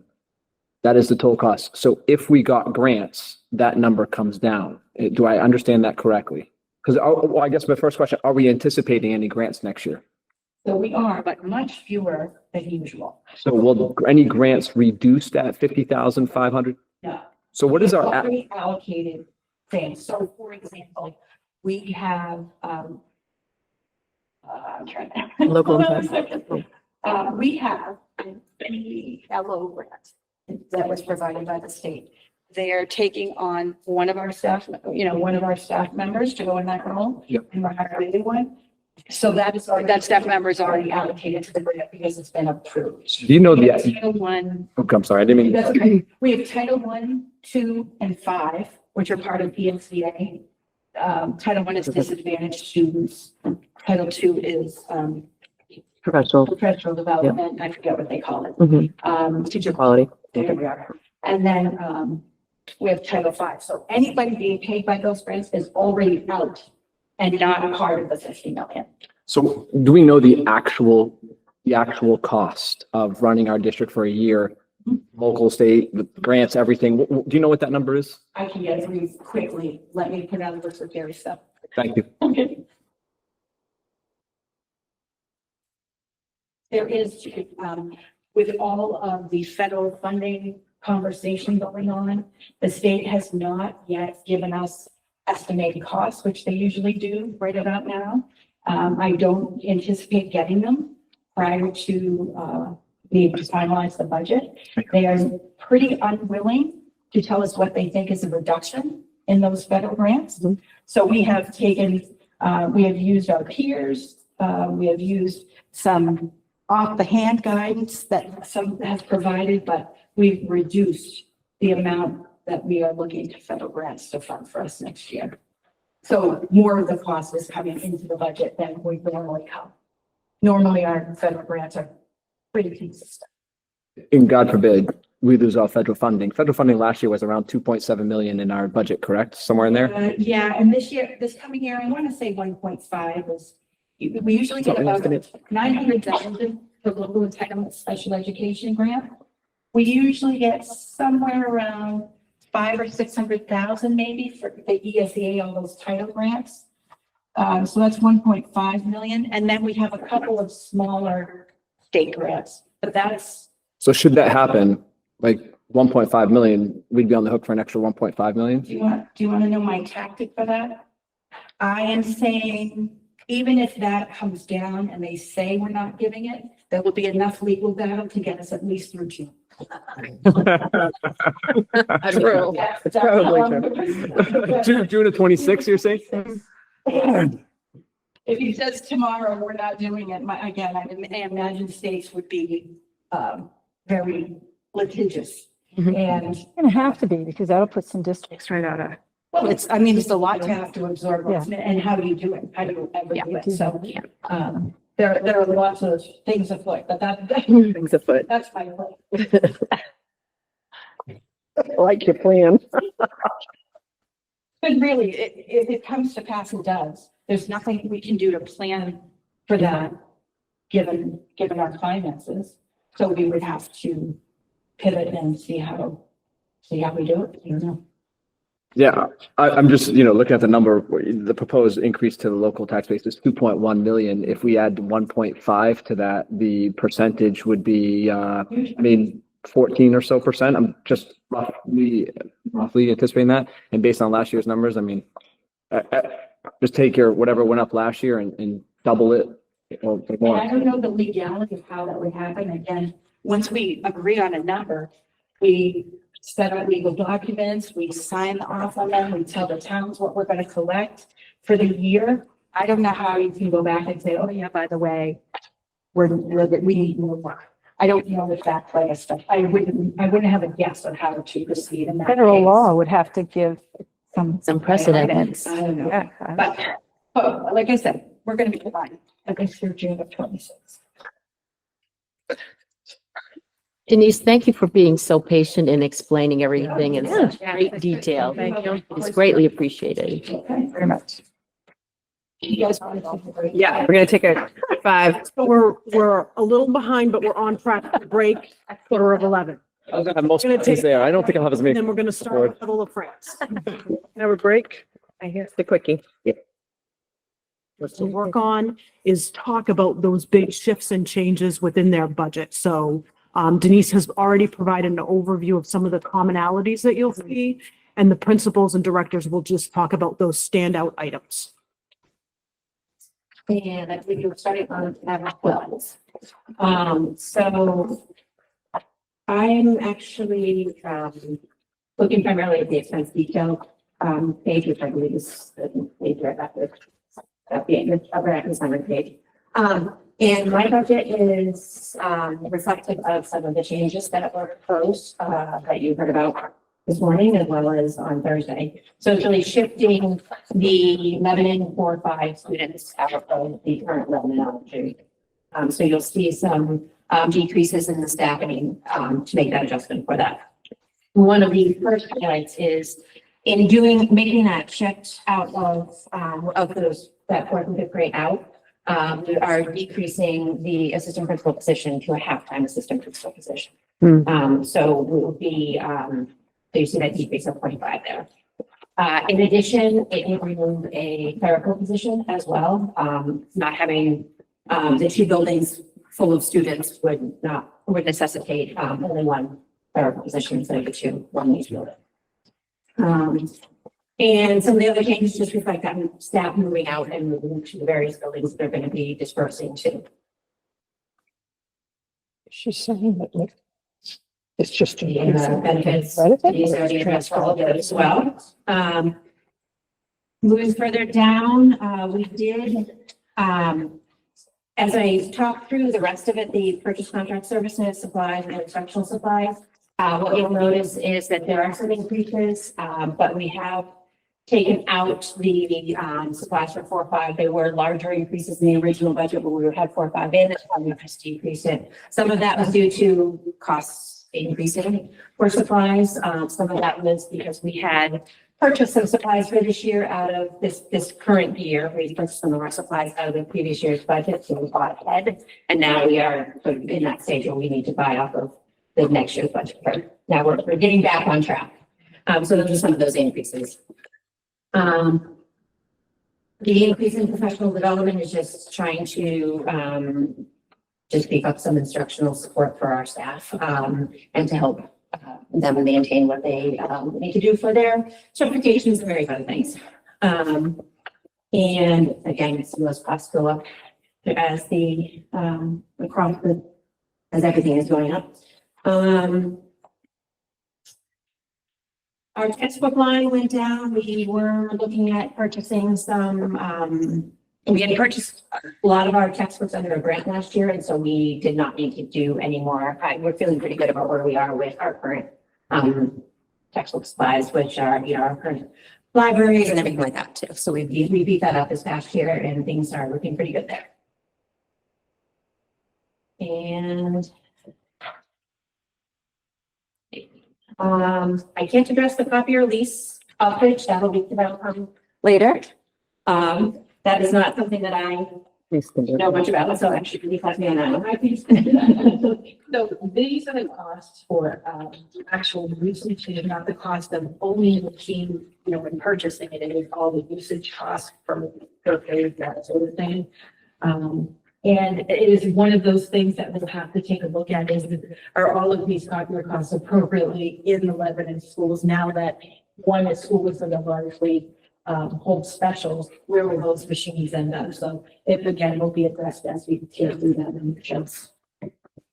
See a slight increase in the travel in district. One of the things that our specialists have been really working to do is try to get together on their PLCs across their PLC time across district. So they may travel to the different buildings so they can see what's going on in the other elementary school buildings. And then obviously the distance is a little greater coming from Lebanon to some of those other buildings. So we did increase that line a little bit to allow for that travel. And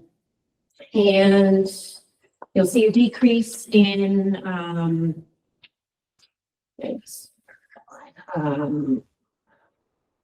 the decrease in some of the it's like a $5,000 decrease. Equipment, total Equipment, equipment. thank you. On the equipment, I budgeted for cafeteria tables last year. We bought what we needed, and now with this restructuring, we are going to be shuffling some of our cafeteria tables over into other schools, so we won't be needing to purchase new ones like we were somewhat anticipating. But yeah, those are all set. And instructional supplies, again, I addressed that the costs are going up for some of the things, and we have to we bought some things ahead of time that we have to purchase here. That's the overall changes. I mean, most of it is really due to the decrease is due to the restructuring and moving on 4-5 up. I see the field trip transportation has gone up. How many field trips are the kids in your grades taking every year? Most grades take at least one field trip where they're going off-site. Some of them are asking, in addition to having people come, so like our third grade is having a beekeeper presentation at the school coming up.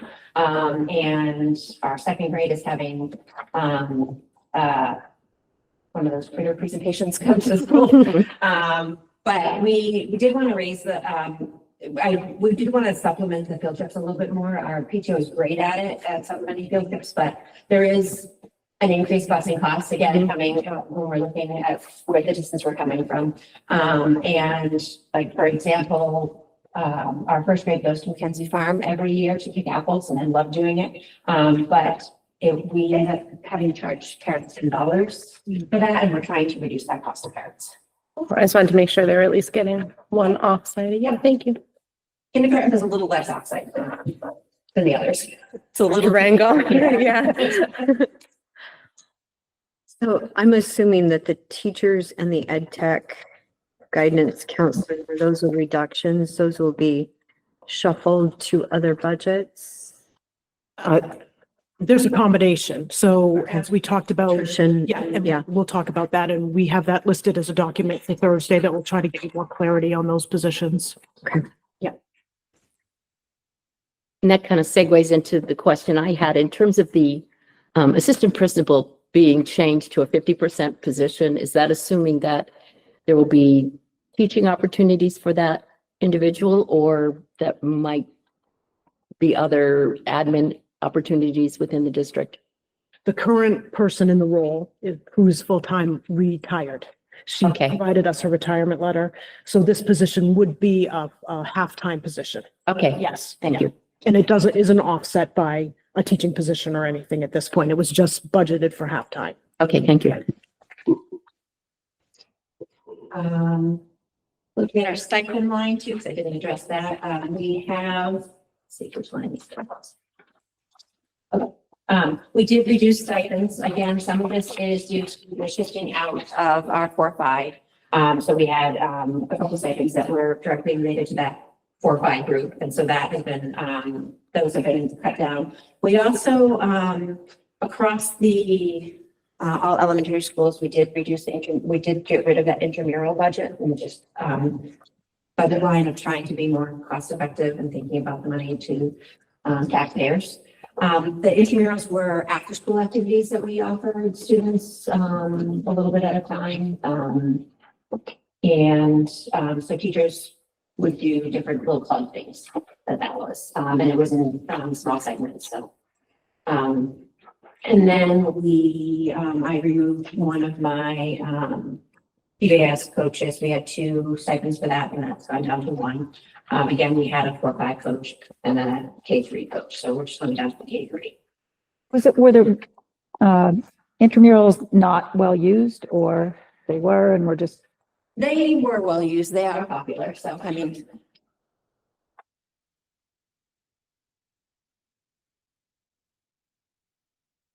Okay. Josh has a question too. Yeah. So, Under the purchase contract services, professional development instructional staff, it's an increase of $8,800. Can you explain that increase, please?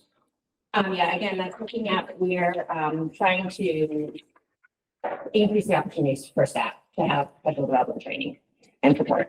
What do you, as the principal of the building, what are you suggesting that what are you looking at that you want them to do, or is it literally anything they want? It would be things that were, not anything that, like one teacher wants. We're looking at things we can bring to the whole staff that go along with our literacy and math. So, helping support, some of the shifts we made in literacy, and also helping to support, in our math as well, our math instruction. And what we can say, just to the point that Denise made earlier, is that we will look at some of those reimbursements through that grant. So that those lines may be able to go down, but we can certainly, look at that as we're looking at draft 2. Yeah. I hope this is an appropriate question. I've never done one of these before. What's your confidence level in running this school with a half-time assistant? I feel pretty confident. I feel good. Yeah, I feel good about it. I think the difference is it's primarily one building. Right. When right now I'm running back and forth between 2 buildings where like I'm in one place and my Lori's in the other, or we try to swap back and forth. Being in one building, with the exception of some specials, will make that significantly easier. Okay, so you feel good about it? Yeah. Okay. And that's a legitimate question. Okay. Yeah. I appreciate that. Totally. The other thing that has been removed, which I believe was in grant, was it grant funded? Last couple of years. And that's the cross elementary schools is our KJS, like the summer programming. Wait, what was that? I'm sorry. The KJS and our Boost summer programming. So that's for What are- incoming kindergartners that were identified as needing maybe some extra support coming in, or our kindergarten first grade. So we have removed that. That was a significant cost. I think some of the thought processes, we are bringing pre-K in. So that'll begin to help offset that. And it was in the past couple of years, it's been in an ESSER right? ESSER funded, and that came out, so that was a significant increase as well too. We have been having trouble filling some of those KJSU boost spots.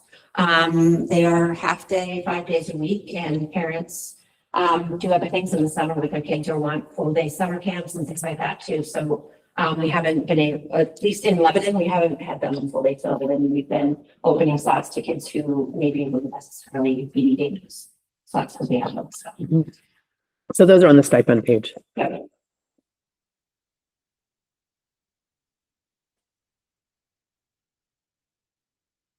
That covers everything on my end. Any other questions? One under instructional supplies. So with the 58,000 that you're projecting this year, you mentioned that it's going up approximately $10,000 because you had some surplus materials from years prior. So are you expecting this 58,000 to be the constant instructional supplies? Like, is instructional supplies? It's not like dependent on year. It's kind of like paper clips, staples. It's those things. Am I right or am I not? Also our Eureka Math textbooks, any of the like our elementary, so like Massachusetts, I think both the core books, we write down their spelling words and things like that too. So it's all of those things in there, all of those consumables that you use every year. I guess with 2 grade levels moving out, I'm just surprised that instructional supplies are going to go up $10,000 when a third of the students are not going to be there. It was up over Denise. I'm sorry, that was one of the things on that introductory thing, Josh. We still haven't. So it's just, we can just say it's not been allocated right. Okay. So she's still gonna need similar things, like similar workbooks based on student count and crayons and all of those things based on student counts. But And I pulled some of that stuff out, but we haven't teased it right down to all the little like So I'll stop asking questions about supplies until we can get there. Thursday. What's that? Thursday. Yeah, you know, it's so along the same lines with professional development, instructional staff, like, you know, essentially a third of the staff. I mean, I don't know, right? I don't know what the actual numbers are, but we anticipate if you move into grade levels out, staff is going to go down, but yet we're seeing, you know, it's being improved 200%, you know, so. What I did when I was looking at the budget is I pulled out all of my 4 or 5 specific line items that were definitely marked 4 or 5, but there are some other things that have to be teased out that maybe were shared across K-5 that we're seeing that reduction. And I would also say for PD, sounds like she is looking more at somebody coming in. So just because there are 2 grades left, Right. doesn't mean the cost would change. Because if someone's coming in to teach, to do PD for your staff, it's whatever staff is there. It's not necessarily The cost didn't change, yeah. And PD is set by superintendent, correct, for the district, or do building principals have latitude to bring in PD as they see fit for their buildings? Combination. Okay. So through teaching and learning, we do have professional development that we do system-wide, but we also have building-specific PD pieces that may vary school to school, depending on the staff that's there, the level of training that they come in with, and different pieces like that. So there are some parts, like, for example, PBIS in Knowlton has been going a year longer than the other schools, so their PD for PBIS is going to look differently than some of the schools that are just starting it. So those types of things. So there are some fluctuations based on schools. These pages are going to change dramatically. Yes. Yeah, so we're going to get a lot But of. we don't anticipate the overall Revisions. cost to change dramatically. It's just. Right, Right, yeah, it's shifting, yeah. I think one of the things we haven't fully looked at also is, as we move those students out, where can some of that stuff, where is that some of those instructional supplies, where are they gonna end up? So like, you know, I have stuff for 4th and 5th graders, so is that needed over, you know, at Knowlton, where is that gonna go? So. Did you want to say? No. Did you have a question? No. Oh, okay. Just trying to turn that Microphone.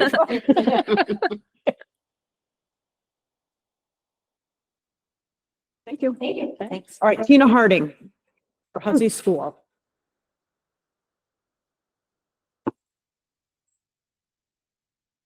No, it goes in order. Look at me. Oh, not for, because of the Just for time. this one. This one. The next one. Step 13. 13. Thank you. Happy Saturday. Happy. Like Hannah said, I'm gonna start on the expense detail page, I think on the summary page, and these went over a lot of that. So on the expense detail, I will just I looked at the years that you need. I know the wages and stuff are based on, increase in salaries, happens throughout, it is. Down below that benefits and medical again, to be, we'll see about that. Starting with, contracted services, as you notice, my professional development line went up also. 7,000, that again will include PD for literacy, math, our interventionists, our 504 team, all that would be put into there for professional development. And then the PBIS team as well, with those trainees. Then we have, some other things further down. Instructional supplies did go up a little bit for the 3,000. Again, that's our use across the board from the K-3 kiddos. Textbooks did go up. Like Heather had said, we had used money in the 23-24 budget to cover for 24-25. So this is added back in for this year, this coming year for that part. And just the other supplies, there is an increase in the books, the other things, so that went up a little over 2,100 right there. Further down, I don't think there was any question on that page. So let's just dive into this.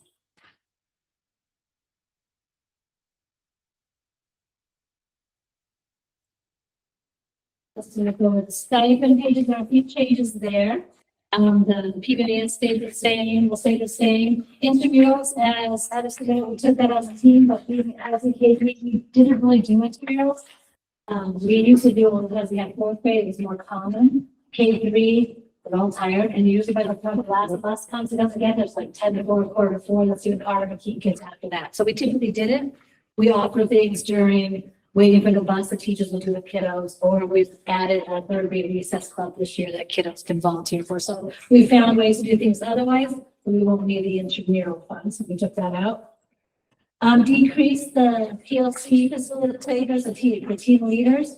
This was partly to be aligned with the other elementary schools. They used to have 2 team leaders per grade, we used to have 6 or 7 sections per grade, but Leslie is down to about 5 teachers per grade now. So we went with 1, which is typical to what Milton and Lebanon do as well, North Berwick. And we continue to have the 1 PBIS coach.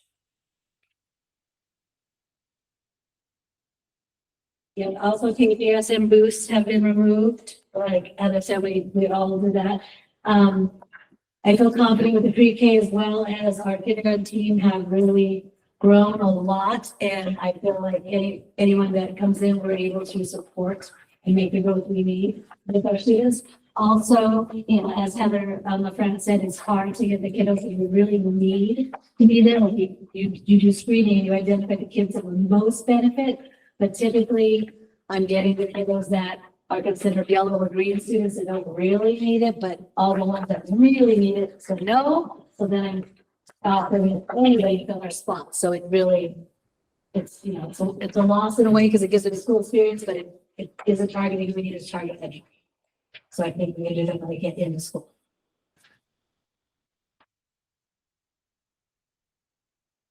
Pretty straightforward. Any other questions about anything in the HUSI budget? This is probably the least impacted. Because Just a pattern, right, of professional development. I'd love to see some more information about professional development, right? We're seeing reductions in the number of personnel in the buildings, and 2 buildings specifically with this, but we're seeing significant increases in professional development. I know you labeled all those things. I just would love, like, what's the plan? Why we didn't need professional development last year, or like we have a lot of support. We have a lot of coaches in this district, right? A lot of personnel and leadership roles for professional development. But we're seeing professional development go up. So if we're going to have outside people come in, well, then let's reduce our in-house coach. I need more information about that. On the list. Great, thank you. And some of it is, and we can talk a little bit about, some of it went out of the teaching and learning budgets to the schools, but we will address that more thoroughly on Thursday. Thank you. Thank you. Thank you. Michelle Keniston, that's tab 14.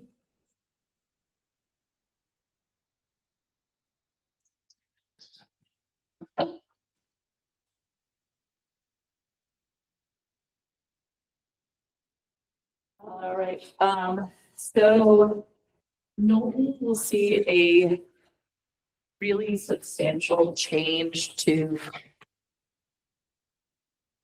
who is there next year as far as staff and students. But it's just the history of Knowlton School. But the student count is what I had anticipated, pretty closely. So it will be a change in grade level and staffing, but as far as number of students we needed to budget in the building, it's about what we were anticipating when we were thinking about Berwick, North Berwick 5, Berwick 4. So those kind of slides across. So while there will be some of that overall shifting, I'm pretty sure that the first are going to come in pretty similar. Josh, to your, where am I starting? Wherever you want. Tell us where you are. I have no great shifts really throughout.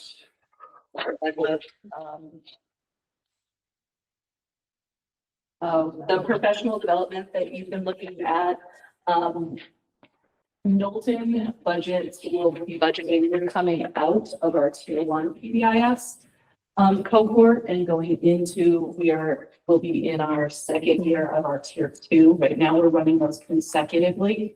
So actually the money I need for that is less. Those are like all of those trainings that we go to are not, the district does not pay for that. All we pay for is travel. But there was some professional development that we always had as elementary schools that shifted out of that teaching and learning budget into my budget. So I think that to your point, like what I'm planning is coming down, but just to keep consistency with what we've had overall, it's just been in other places. So not additional plans. Instructional supplies, like Tina said, last year when we were going through the budget process, we actually bought instructional supplies for this year out of a previous budget. So really that's just, we're still gonna need pencils. And instructional supplies, a big portion of that is our Eureka math notebooks. Equipment, you will see money in there. That money is for, the hope would be to replace some classroom furniture. Classroom furniture only lasts for so long. We kind of have talked about it for several years and it's an easy place to cut, right? So if that doesn't happen and at some point you need new desks and chairs because they wobble. So that represents about 2 classrooms full of furniture, that price for chairs and desks. Field trip transportation, we cut to 0 for the budget we are currently in. We'd like to add some money back to that. Our 5th grade field trip last year was grant funded. Through the work we're doing with the Fish Friends, they went to UNE and to the hatchery, and one of our teachers actually got all of that, including the field trip, grant funded. But that's a 5th grade project, so that will move up. I think it's safe to say that we need some money. $1,000 doesn't go very far, so that's that. If we look over at stipends, Knowlton did cut one of the PBIS coach stipends. Our TLC stipend, those all remain the same. And Knowlton currently does still have a bit of money, that's not a ton of money, $2,700 for kitchen murals. We talked about it as a K-5 team with 4th graders. I'd like to keep that. I'd like to still be able to offer some of the things we do after school, like the robotics club and Lego clubs, those kind of things. I have a question. Yeah. I noticed a big difference in ed techs for you guys compared to like Hussey this year. Can you just speak to that a little? Can you tell me what you are noticing as the difference? You have an $8,000 increase in ed techs this year. And Hussey is at like 1,000. I believe I have one ed tech who potentially is coming out of a grant funding into the regular budget. At the same time, there, I believe, is a reduction actually of one ed tech. Okay. So it's kind of that $8,000 doesn't really paint a Weird. good picture of what is actually happening. Okay, that's good to But know. it's Thank you. one position reduction and then one position coming out of a different funding. And it also increases wages for anyone who's still there. Yeah. So that would complicate it as well. So what is your current student enrollment right now? For this budget, I believe I'm working with 240 students. So for, So for 24, 25. oh, for this year, Correct. 207 currently. Okay, and so with the realignment, then what is the projected? 240. 240. Okay, so it Which is, is what we were gonna have, and that because the third grade is bigger than our current fourth grade in Berwick. okay. The bubble, yeah, one of the bubbles across the district is the current third grade. Okay. Yeah. Must have been a snowy year.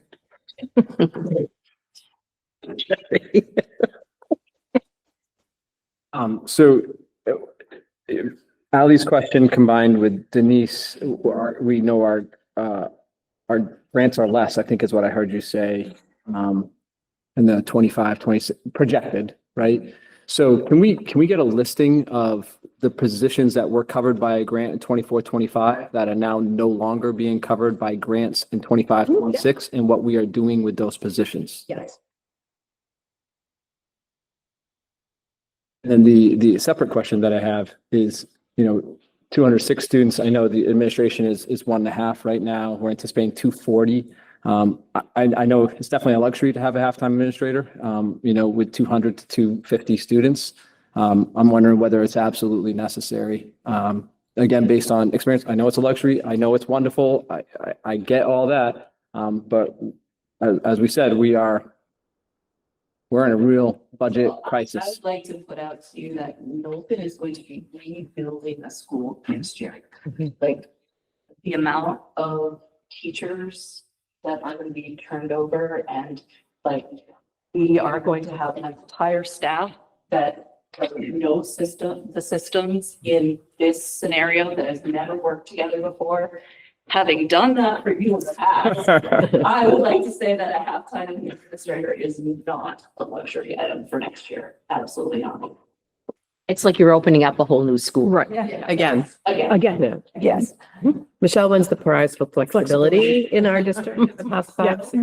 so if you have, and that was over at the middle school one. I was just going to say, if you weren't here during COVID, Michelle absolutely moved herself over to the middle school so that she could run that school. And Tina took over some of the Knowlton, so Michelle had 2 schools. And with the District Yes. 5, which Yes. didn't exist. Right. And then Knowlton has been 4-5 for Berwick and then 4-5 for Berwick / North Berwick. Like, You're to be commended for your flexibility, but that is not an easy job. I know exactly what you're talking about. It's not an easy job. You truly are to be commended for your flexibility and the years of. 6 at one point too, wasn't yeah, Oh, yeah, that we was did. amazing. That was Ron, right? Yeah, it? yeah. So So when you were there, although. Well, I was there for half a year when it was 6. And then the other, it was, Josh, we'll put it on the list. Like these are all considerations that people need to discuss and come to agreement on. Thank you. any other questions? Good luck. Yeah. Okay, the next one is North Berwick, and that's tab 20, and I'm going to be covering that. Liz Jolly is out on maternity leave, just in case you hadn't just been aware of that. So I will just present this budget to you. If you're looking again at detail by expense category, The first item you will see is that we have reduced the administrative line by the half-time assistant principal there. And the teacher line is down due to, as Denise had mentioned, but we're pulling fourth grade out. So you see some fluctuation with that. And you see an increase for guidance counselors because we do have a social worker that is at MHA who has recently been helping over at North Berwick, working with some students, and that will continue next year. Sorry, what tab are you on? 20? It should be reflected in the MHA budget, the reduction. Yes, the So it's like- reduction, it's you'll just- see. It's just. So putting it in a it's- different- So where Not- is that? I'm looking, where was that put? Tab Salary 20. down here, salaries? No, Second page. oh, Okay. It runs detailed expense categories. You should just, she's just. blind. That's sorry. what it is. Trying to make up the time there. Do you want me to start from the top just because everybody's there now? It's fine. I want to make sure that I'm clear. Okay, so the first thing you will notice is that under the principal, assistant principal line, there is a cut of money due to the reduction of the assistant principal. You will also see a reduction of $170,000, and that is due to the fact that we're pulling out the fourth grade. There's an increase in $16,000 due to the fact that we've got the social worker from MHA going over to North Berwick to assist with some of the students who have social work services. And you will see that reflected in MHA as well. You'll see that decrease there. So we're writing that line, those line items. Again, you'll see some fluctuation and decreases in the ed techs based on, again, the fourth grade. And then, let's see, I'm going to go down to professional development and similarly, and we'll get you that information, but there's literacy training, math training, PBIS training, they're still working. So we'll provide itemized for that on Thursday. And then one thing I did notice that I wrote a note just to look at is instrument repair. That will not need to be there. And that's $500, but we will, look at that. because that was taken out. That of will one be of the taken others. out. Yeah, yeah. Go to another. Yeah, exactly. So page 2. Audrey, you just move the 500 because the. Right. We just move Yes. it wherever the Yeah. fourth grade band. Yes. Yeah. Yes. That might be, because I had the same in mind. Thank That you. might be for the regular general music class. Like Thank you. our general music Thank you. has instrument repair, for ukuleles and the things. Thank you. Yeah, Instead of a band. right. Thank you. Right, thank you. Under instructional supplies, based on the zero-based budgeting, you can see there's a slight decrease there, and that is not taking into consideration the shifts for fourth grade going out yet, so that will be decreased as well. And then under equipment, other, there's $1,000, and again, based on her zero-based budgeting, she needs 2 to 3 kidney-shaped tables for literacy groups and things in the classroom. And then under field trip transportation, it is increased by $915. We do need to increase when the students go out for field trips. We need to include a specialized transportation bus that has wheelchair accessibility. So she has taken that into consideration and put that in with her field trips. And then if you look, I'll pause. At stipends, this is the third page. Following the same pattern as Huzzy and Lebanon, the intramurals have been taken out. KJS and Boost have been taken out. And she has kept in student council advisor at this point in time.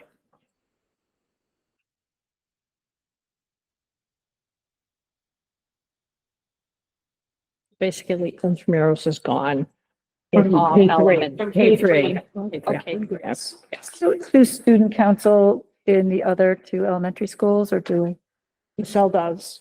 If you want to talk, is that going to be a stipend next year or is it during the day? Some run things during the day. Today. Have a student council. Awesome.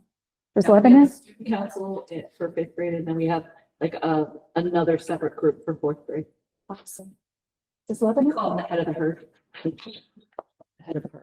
No, well, yeah, no, we had it stipend, last year for the 4-5, and we did not have, staff who, ran it, so, and now with that 4-5, we decided. What about Huzzy? Does Huzzy? Sorry. Tina? The question is about Huzzy and student council. We, K3, we do not have a student council at our school.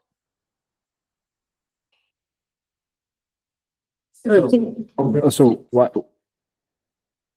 Like just the consistency, right? I mean, it's a question of consistency. If we're gonna have student council at one K3 building, but I see that opportunity provided to others. If that can't be provided to others, then that's.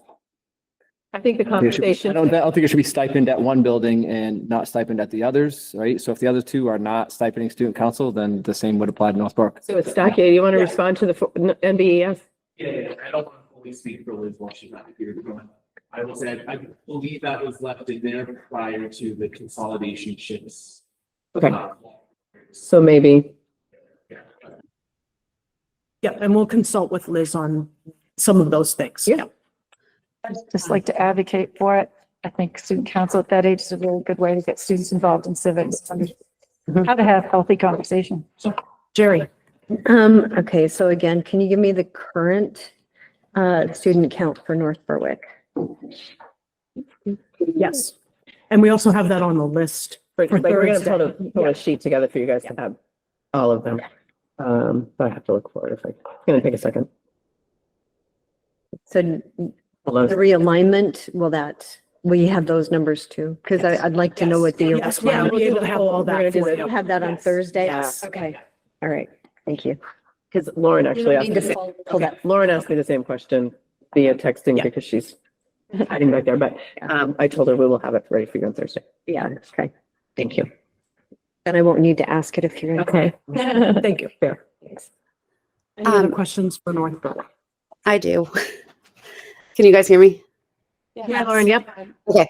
I just want to comment on the KJS program, and I feel, and I could be totally off base, but I feel as though a lot of the kiddos that do end up taking advantage of that program are actually coming from preschools, and those are and have committed parents who are used to doing the preschool run, so they're engaging in that program because it is quite the time commitment, and I totally understand that. I worry about completely removing that program. I personally have heard feedback from CDS about how impressed they are by our program. Even if it's only at one school that all district kiddos go to, I can certainly understand with pre-K happening next year of not needing it at all three schools. But I just kind of want to put a note in that I am concerned about pulling the program completely and instead maybe focus on just having it at one school. And then just, to shine on the fourth grade, exactly what Asakio said is that the current student council at North Berwick is fourth grade. So my guess is too that fee is probably going to all end up going to Knowlton or however that works out for their hopefully new, amazing, awesome entire fourth grade student council program with any luck. Okay. Thank you. And Lauren, I put that on the considerations document to talk about KJS again.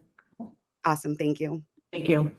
That's our first item of considerations, I think. Right? Well, no, I mean, we have questions too, but Yeah. okay. All right. The next tab that we're going to look at is tab 19, and I'll take a breath while you find that.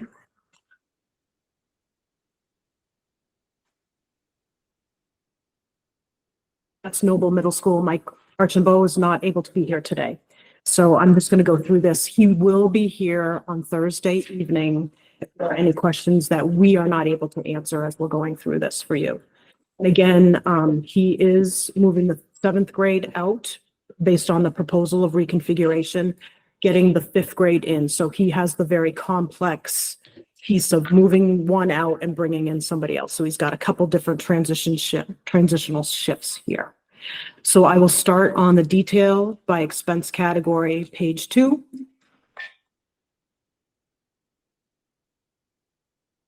And the significant piece, the first part that I will mention is the clerical staff.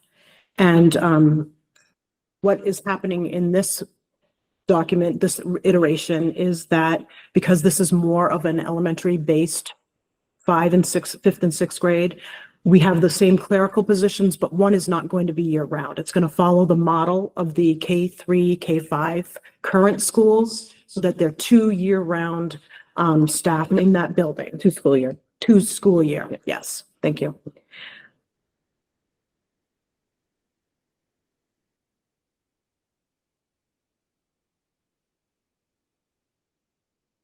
And then you will see there's some stipend changes, but we'll get to that when we get to that stipend page.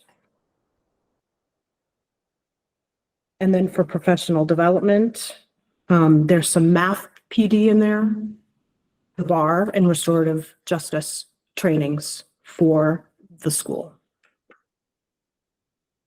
And under contracted services, there's a decrease of $1,000 based on police coverage. We had some police coverage in there for if they had dances or nighttime events. And we're not anticipating those. We're anticipating activities and events, but not necessarily to the extent that might warrant some police coverage, some duty coverage there.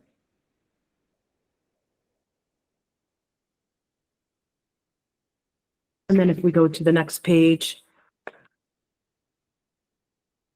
the textbook line is down about $11,000. Again, that was looking at a zero-based budget and building from there. So modifications will come to that based on the reconfiguration.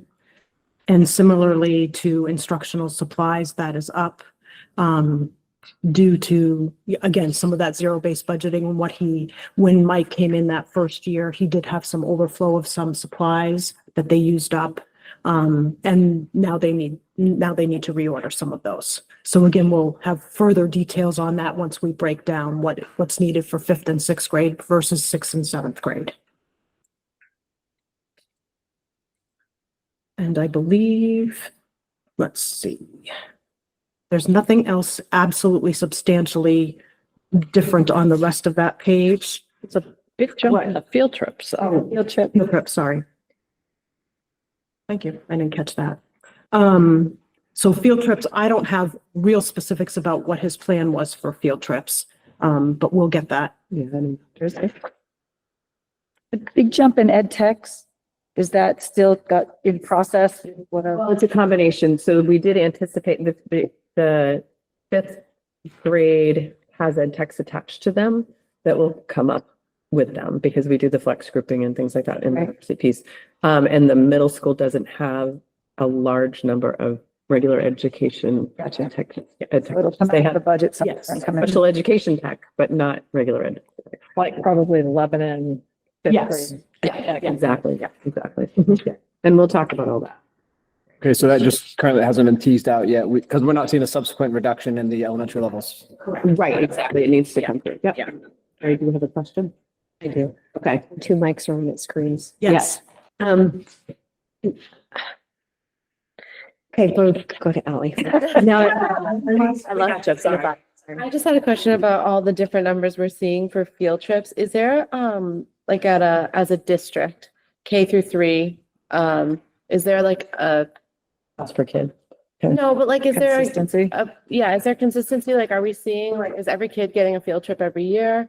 What is the policy around that? So we'll compile all that. One thing I will say is historically, some of the PTOs have donated more funds to field trips than others. So you may see less money like in the Huzzy budget because the PTO is really, allotting a lot of money for that. But we can check how many field trips are actually being done at each grade level every year, so you can have that information. Again, to the equity question. Was this number here prior to the plan to switch? Yes. So that might be, is it the Washington? There's one big trip that's, 7th grade? yeah. I don't think it's Washington. No. Could be one of the big ones. Yep. I thought that was an 8th grade. So. I remember my question. So the staffing that he added last year to help with the issues at the middle school, are those staff members going to follow the 7th and 8th graders? Currently, we're going to tease some of that out. So one may potentially, 1 or 2 may stay at the middle school. Middle school, 1 may come up here to follow the increase of students up here. Yeah. That's a good question. I'm the same thing. It's very good that we get ahead an opportunity to hear about the progress they've made. I know. Yeah. I think they planned it that way though. Peg asked that question, so it was a good time to do an update on that, so. All right, that's the middle school. Now we have the high school with athletics. So, One at a time. if you want to both come up together, one at a time, whatever you choose. So the The team interview. Noble High School is tab 18.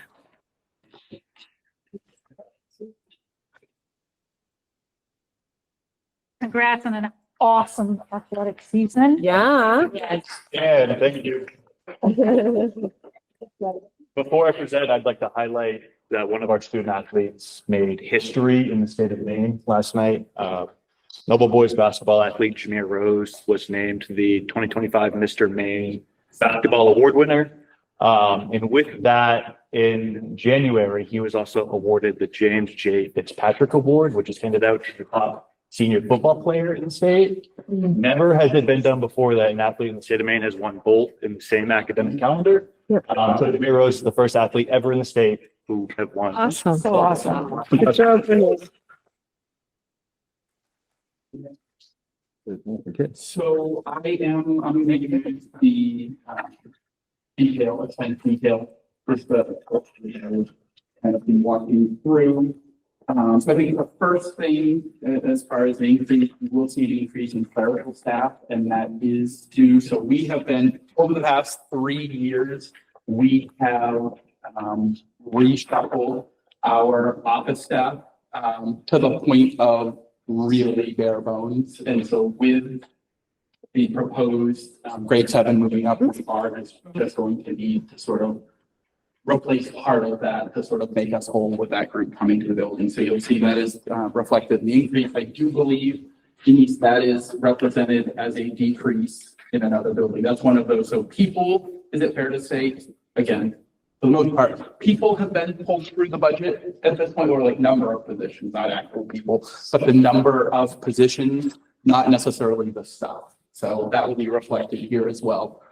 So when you're looking at teaching staff, you'll see an increase into these case when I do this, when I assign like sort of numerical values to staff, but you'll see that a $400,000 would roughly be, very roughly, 5 positions. We are going to need more than 5 adults to work with 7th graders in our building, but welcoming grade 7 to our building is going to allow us to create a completely different schedule for our 7th and 8th grade students, which is something we're excited about because shared staff and the requirement of shared staff, like we've been trying to run a building now for say 14 years with 8th graders being independent in their courses. So we don't have 8th graders in classes with seniors. So the scale model is lost with our 8th grade because we need to have 8th grade only gym classes, 8th grade only.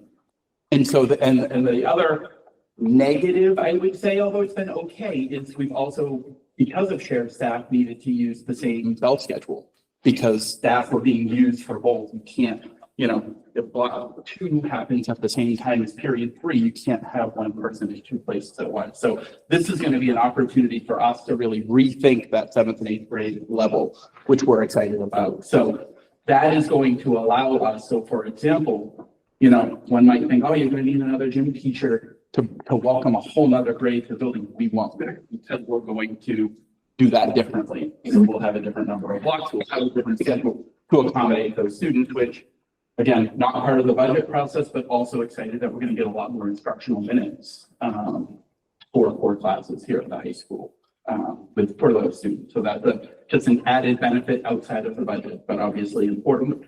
So that is the teacher piece. You'll see under guidance counselor, social workers, ELO staff, you'll see, basically it's one position. That is a position that last year, so there's been no additions there. So we're not going to add school counselors with welcoming grade 7. We believe very strongly that we can do it with our existing staff. That is an ELO teacher that we had a grant for last year.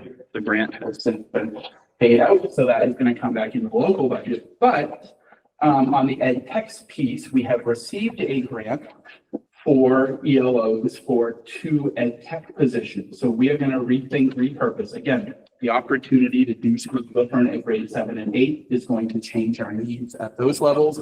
So, I mean, it's kind of neat how it works out, but we did not, within $490 is kind of a lot. So again, we're going to get more assistance, more help with something that I think is really important right now, and it's not going to cost more in the end. Moving down through stipends is another area. AJ, can I just ask a clarifying question on that? So you're taking current ed techs that you have that currently work in the high school and turning them into ELO ed techs? I believe how I would have to answer that to stay within the spirit of the grant is that we are cutting 2 ed tech positions, but we will have opportunities. Got that possibly, A reduction and an addition. yeah, completely different, but if that makes sense. I just don't, repurposing, I think, would be a tough sell. So it's not truly not a repurpose. It is we have a decreased need in one area, an opportunity and an increased need in another, and it might potentially work. It may not either. We may have people. I understand. That are, hey, I'm not excited. So I don't want to semantics, but I understand. So with stipends, I think an area that we have is we have the opportunity to do, for example, summer school a little bit differently. So some of the summer school stipends, we're not going to. So we are not going to, what I want to caution folks on is you see a $24,000 decrease in stipends and it's like, oh my gosh, what have you been offering that now you won't?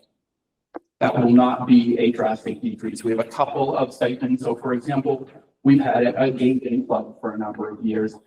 With the explosion of esports and kids moving into that arena, okay, the gaming club is less necessary for that reason. So I think a few are shifts, but really it's sort of opportunities and schedules that are allowing us to do something different. Nobles won the title in that. We have, yes. Multiple years. Multiple years. 5 years in a row. 5 years in a row. Awesome. And it's not just like a few schools, like how many schools are in the esports? It's growing. There's about 60 schools currently. Yeah, that's pretty cool. Boo all the way down to Noble Heights. Yeah, it's awesome. It's been really, they've done incredible. Make a list of this. If you My look little at write-up. the area, I think under purchase and contracted services, again, a lot of, pluses and minuses, if you will, but the 4850 under contracted services, we are, the big increase there, which is about $2,500, is that we are hosting NEASC for our accreditation this coming year. So as part of that process, we are required to put them on the hill, and we are required to feed them. So we will do that. It's, it is what it is. So that is the increase there. Copier and lease, that he spoke to a little bit there. The grounds, we've just seen that as an area we're not using. We also sometimes in the summer use weeding and some mulching as an admin retreat where we get on with one another over mulch. It's something we all sort of enjoy. We'll meet here for a couple of weekends. We will prune trees. We'll do so. What we've been able to see is we don't necessarily, we can save there and we don't hate it. So I think next- I don't hate it. Admin change. Yeah. Ally might hate it. Yeah. Al- I Allie know, has Ally's fun. on it. She's on it. What was that? Do we feed you lunch on these days? No, usually one of us will take care of it. Yeah. So we don't start. Can I just say, I love that. Yeah. I think that's fantastic. I had no idea that you guys did that. Oh, yeah. I think that's Yeah. fantastic. I think all of our administrators actually do things at their buildings. Yeah, Yep. but what we've seen is because of that, it's truly, it's like, we just haven't spent it. And it's like, well, we don't need to spend it. So instead of, again, instead of it becoming tomorrow's fund balance, let's kind of right size that. Yeah. So, Yeah, I just think that's fantastic. And I want you to know that that's just wonderful. And I think we should buy them lunch. Should get photos. I'm kind of wondering, why do they do it on the weekend? I mean, pick a day in the summertime where you guys all coordinate schedules. And that is staff, to me, that's staff bonding, that's staff development. I'm comfortable as a board member paying for that. I think that is just wonderful. So. Great job. Under supplies and books, you'll see graduation supplies. Graduation supplies are continuing to increase, and what really gets it there is like rentals of chairs. And then there is no, I recognize and I see like the $6,000 number, but we are entering in. Last year was one, this year will be another, next year is sort of the third in the line of larger graduation classes. And so again, not crazy, but the $10 rental of the gowns times 25 or 30 extra students, the diploma, printing of the diplomas, the diploma covers, all of those pieces add up. And so we have just not necessarily appropriately budgeted the actual amounts and tried to cut. And then, it just kind of catches up to us. I think that is reflecting accurately, given our number of graduates. That is a number I would expect, although decreasing is tricky because probably the price of police and ambulance that comes in that event will go up when our graduates go down, so I'm not sure we'll ever see a huge decrease off of that number because expenses will increase, but that is more accurately reflecting where we're at with our graduation ceremonies. Are there umbrella rentals in there? Cannabis. We were right. Yes, we were. So a couple of things. I just want to point out that the instructional dues, fees, and memberships, we are seeing a huge increase. So that is almost all student opportunities. So we are seeing a huge increase that I would attribute the $1,000 increase and the bulk of that amount to our students that are qualifying for things like All-State Music. So we're taking 16 students to Orono in May. And so that has been the cost. So, we've gone from 9 students qualifying, now we're up to 16.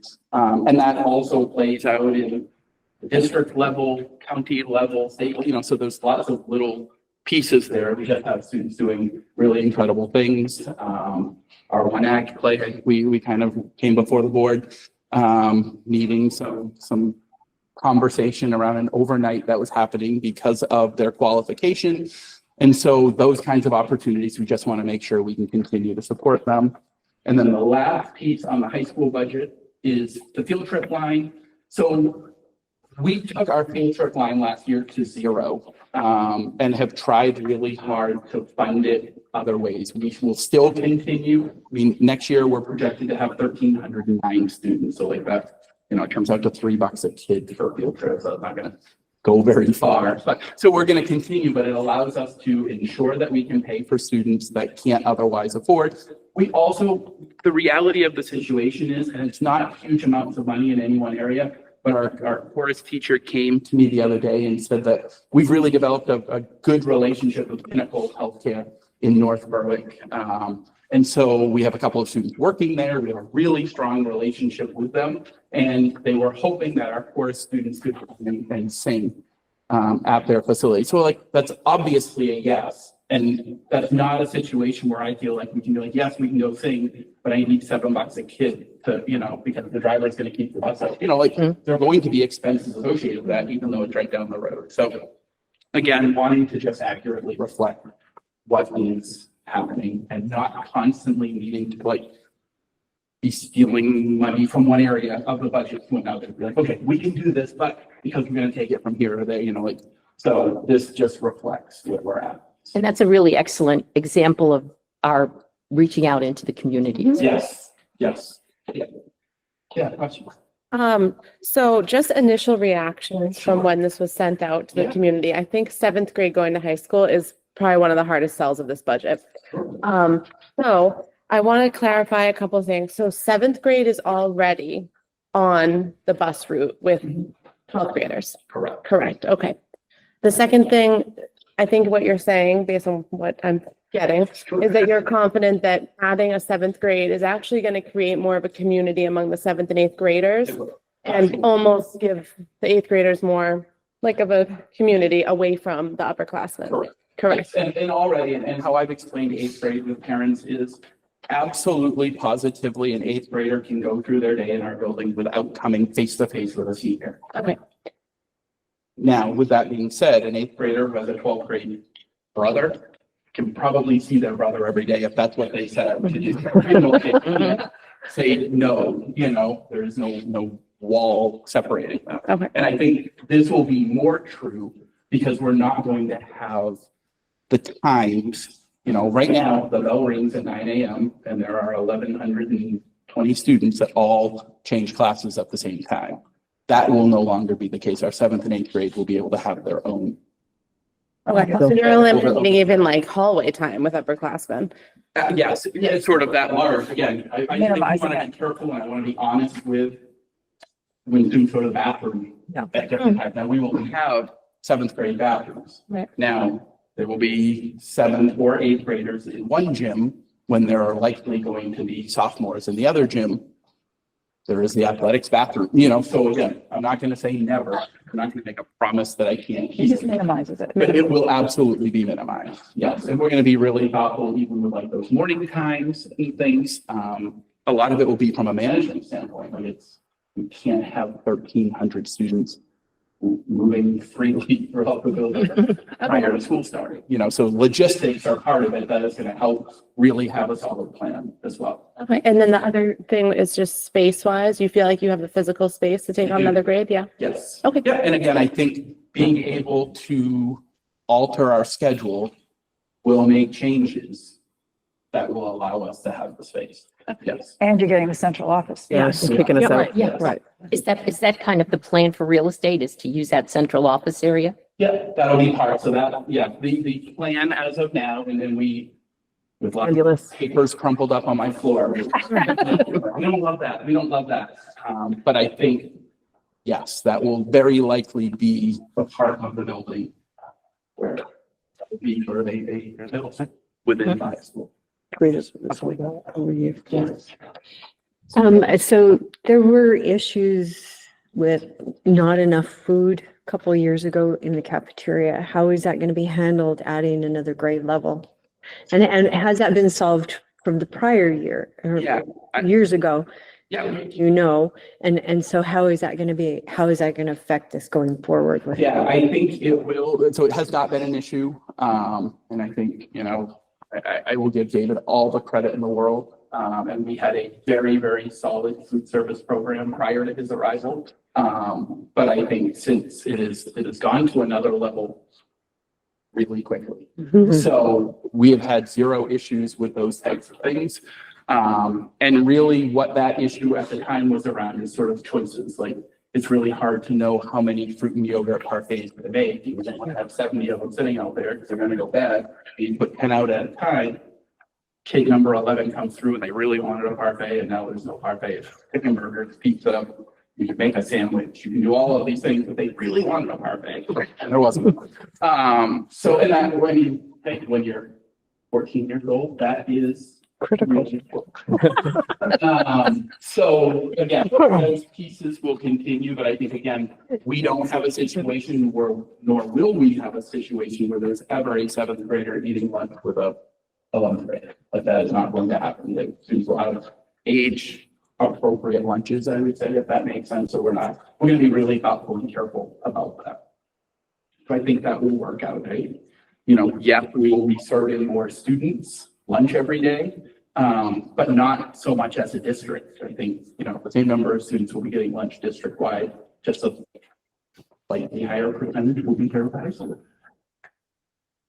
Just, I spent 4 years working in a junior senior high school, 7th grade through 12th grade. And it was great. There were no additional issues. So whether we go with this or not, right? I spent 4 years working in it, and that school wasn't able to isolate 7th and 8th graders, like, kind of sounds like you're going to be able to a large degree. Yes. Right? Perfect. But Create kind of its own 7-8 pod, to, like I said, to a large degree, kind of isolate. That was not the case in the building I was in. It was mixed all over the place, and we had zero issues. As a matter of fact, they rode the bus kindergarten through 12th grade. They rode the bus in this district. So I understand that people have personal concerns because they haven't experienced it. Someone who worked in a building for 4 years like that, it really comes down to, what is the admin doing? What are the teachers doing? How are they making available? Are they supervising the hallways? Are they doing those things that we know matter and provide a safe and comfortable environment for all students? And as long as that happens, there won't be issues. Thanks.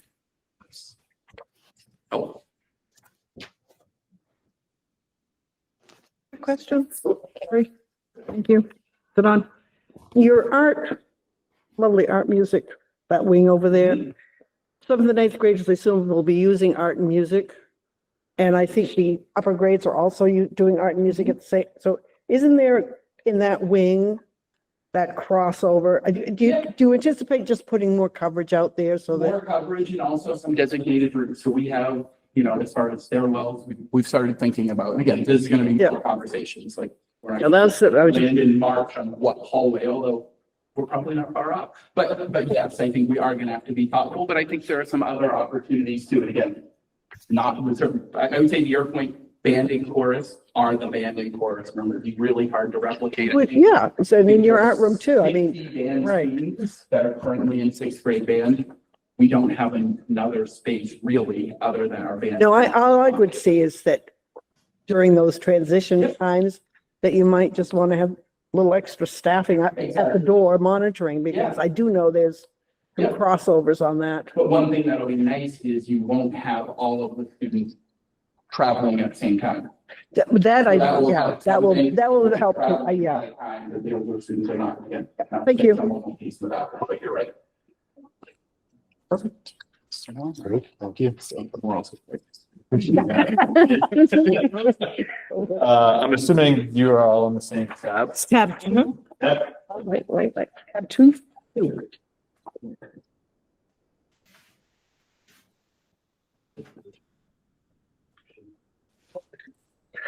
I'm going to be starting with the stipends that we are looking at. Just one this year, we are looking to add a girls wrestling coach here at Nebraska. We have an established girls wrestling program. Last year, they were the first ever sanctioned girls state champions and first ever sanctioned women's champions.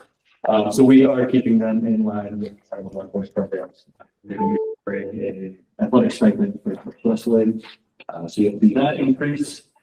Really, we're just fairly remaining status quo with the athletic budget. You'll see some increases, but it's really just a few pieces of equipment that are fairly costly. That we're looking to increase. I'll get that to that at some point. But as I go down through purchase contracted services, you'll see a couple $1,000 increase right there. Professional development. A lot of our coaches are looking at coaching clinics that they are going to be trying to get into. There are the National Federation of High School Sport coaching courses that they're required to take by the NPA, and there are additional courses that they take for their additional certifications. There are increases in officials' fees. These are rates set forth by the Maine Principals Association. We have to pay officials at that certain rate. That's based on the consumer price index of each individual year. And the officials groups negotiate with the NPA. We follow those negotiated rates. So you'll see that increase, and you'll see an increase just slightly in our contracting services. This is just an increased rate in our porta potty purchases bill that we use for the office, right? Supplies and uniforms, you'll see a slight increase there for our middle school track and field cross country teams. We initially took that out of the budget last year. We're trying to just put that back in. We have our uniform edition. We're trying to keep up with that schedule as well.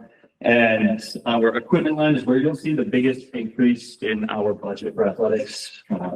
We have a $17,000 increase in our PA system. It was estimated last year with our April 1st, April 2nd ice storm that we had. Don't want to remember it, but we remember it. Our outdoor PA system was, it took a hit with that storm.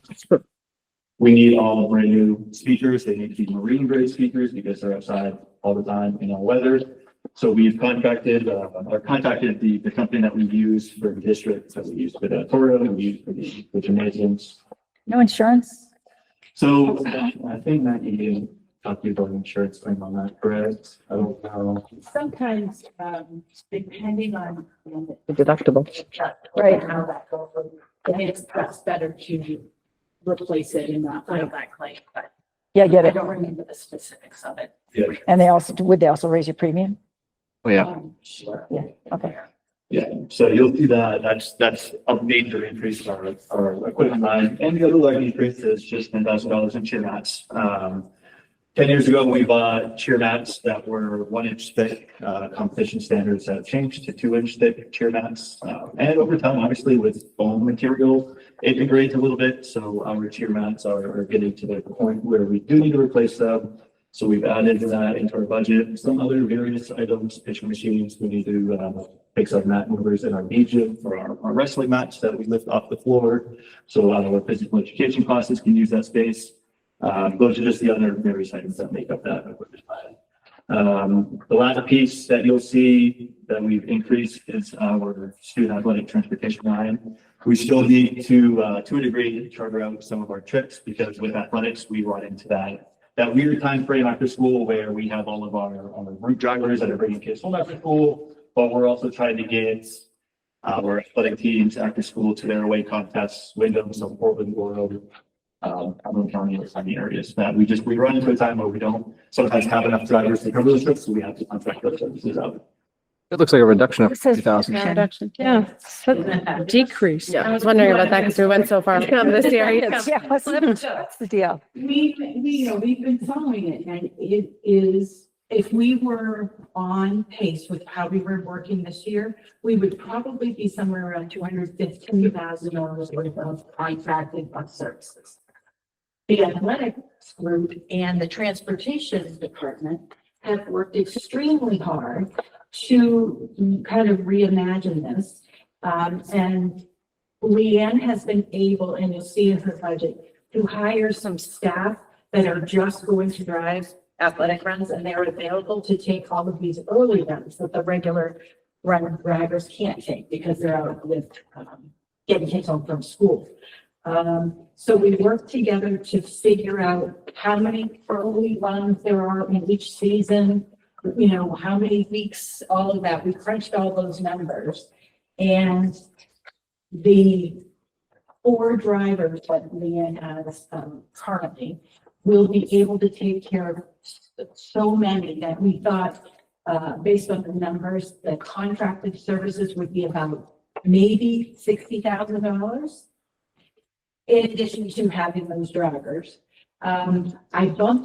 I decided to bump this, you know, you want to have extra in case these drivers are out sick, there's a conflict, there's something else goes on. So we think this is a good jumping off point for this new kind of driver role. And that's Awesome. pretty good. That's fantastic. That- Problem. It's all these guys. I mean, they worked very hard to Well done. to get that number down, because again, we've been talking about it monthly. That's awesome. Are there any questions regarding athletics? Awesome. Thank you so much. Great job. Thanks. Keep up the good work. Yeah.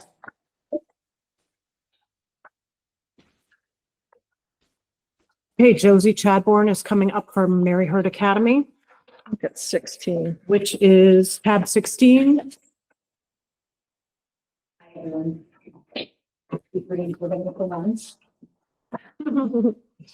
It's definitely gonna be a working lunch. I will Yes. Yeah. distribute your food Yeah. and keep on going. Okay, so I'm looking at the expense perspective as well. MHA's overall budget shows a decrease for next year. For the first line of note is the MHA curriculum coordinator. We are reducing that position.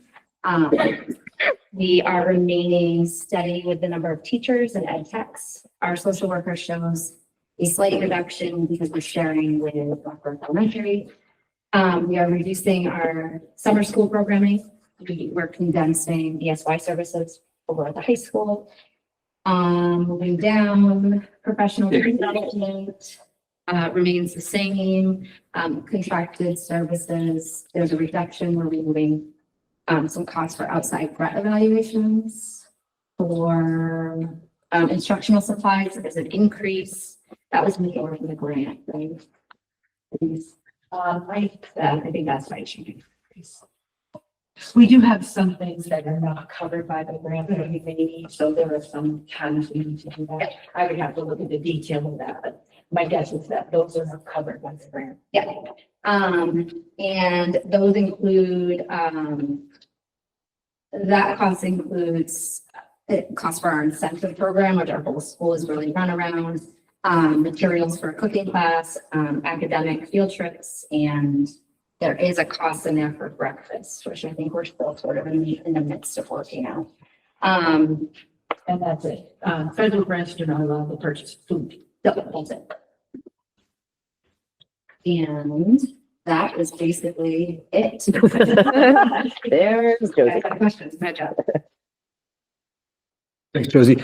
Is a pretty significant increase for teachers, 45,000. What's that attributed to? That's just not simply wages, is it? That's just salary and benefits. It's just what they expected up. Denise, does that look right? Can I, Go ahead. we had a teacher who was higher experienced on the pay scale, moved from the high school. Oh, that's Oh, true. yeah. Yep, that's exactly it. Yeah. Yep. Yes. All right, so a teacher from the high, okay. Yeah, that's A exactly. moving of a staff member from the high school to MHA, and that's. Another teacher went to the high school that had less experience, the swap out was there. Yeah. Thank you. Do you realize any revenue from the North Berwick Food Pantry? No. Okay. So that is a conversation, considerations. Mhm. And is there any information on other districts tuitioning to MHA, or are we just doing our students? You had a visitation, you've had a couple of visitations. Do you want to? Yeah, so we have 2 potential kids that might transfer over before the end of the school year that we're looking at right now from 2 different districts. We have 1 student attending from Wells, and that student will continue into next year as far as I know. And you just never know when different opportunities will come up. It really is dependent on human beings in different districts and what they might need at different times. And what's our current enrollment right now, For out of district. for MHA? Total. In total, we have 23 students right now. We'll have 2 more coming, I'm anticipating probably by the end of the month. And then we have those 2 out of district students that we're looking at. So 22 are our students. Yes. Got it. Thank you. Thank you. Thanks, guys. Thanks, Josie. Thank you. Okay, and then we have. Tab Yes. 4, let's see if I can. I don't think so. We're going It's a to big time one. you. Yeah. Probably not. Oh boy, no pressure, guys. We didn't put you first on the agenda, so I know. there's some grace. Giving me a little bit of time. This is special. So if you guys, okay, I'm gonna walk through sort of the paper version, because that's how my brain works with you guys. So the only thing I want to point out on this. 24. Thank you. On the first summary page, you do see those, high cost district placements have come into the budget. So there's a $458,000 increase, but we have moved these into our grant to cover the fact that those, out of district placements had to come out of the grant so that we could continue to get reimbursed for them. If you look at page 2 in your binder, some of the things we've moved into the grant are the administrative salaries and then IEP coordinators. Because that almost perfectly lined up with what we needed to. It was really easy math, which was helpful. We do have a slight reduction in teacher line. That's due to the reconfiguration, not filling some vacant positions, and that curriculum coordinator position that was part-time MHA is also part-time in special education budget. You will see a increase sort of, I know it's hard because it's separated like teachers, summer school, ed tech, summer school, like overall, you're going to see our summer school cost increase, and that's really IEP driven. That I think there are some years and sometimes that summer school, as far as IEP goes, if the kids don't qualify. Some years we're trying to get more kids are qualifying. It happens to be we have more students with higher needs qualifying for ESY services. That at least that's what we're anticipating. We're not quite through. It's an ongoing process. We do have a decrease in that ed tech budget line. Those are open positions that I anticipate with reconfiguration, we will not need to refill. Or haven't been able to fill them yet, and we're doing okay. So looking at it that way, you'll notice a fairly significant decrease in the social work line. In the previous budget, we had 2 full-time social workers at the elementary level. One of those people retired, one of them has a different position, and we were able to. Did I lose the microphone? You're Back. Just lost my career. We were able to fill those positions with part-time social workers in both places and still meet our IEP needs and requirements. And so we're continuing that pattern moving forward of having those positions be part-time and not full-time. Trying to think if there are any other really big shifts here. A lot of the other shifts you see in the year change is just due to that, the salary really just increased, that kind of thing. Do you guys have any questions about this page before I turn it? Never mind. What grant is being used to pay for the IP coordinators and the directors? Local entitlement. It's a federal grant. It's another federal grant, similar to Title I and Title II. Local We entitlement. used that grant for special ed. other things last year and now. Exactly, right. Yes. Last year, we used it for our out-of-district placements. And now those have to come into local in order to get reimbursed for high-cost out-of-district. They have to come into our local school budget. Just adjustments in rules, honestly. I have a question. Are we not doing Special Olympics anymore? I was gonna say too. That's not a salary and wage position. So you'll see some things on the next page. Oh, okay. But we are absolutely still continuing to host Special Olympics. And gearing up for it. It's actually crazy. I was informed or discovered or told that the Special Olympics stipend is not allowed to be a special education cost. It has to be regular education. So it's actually an AJ stipend, if you look. Gotcha.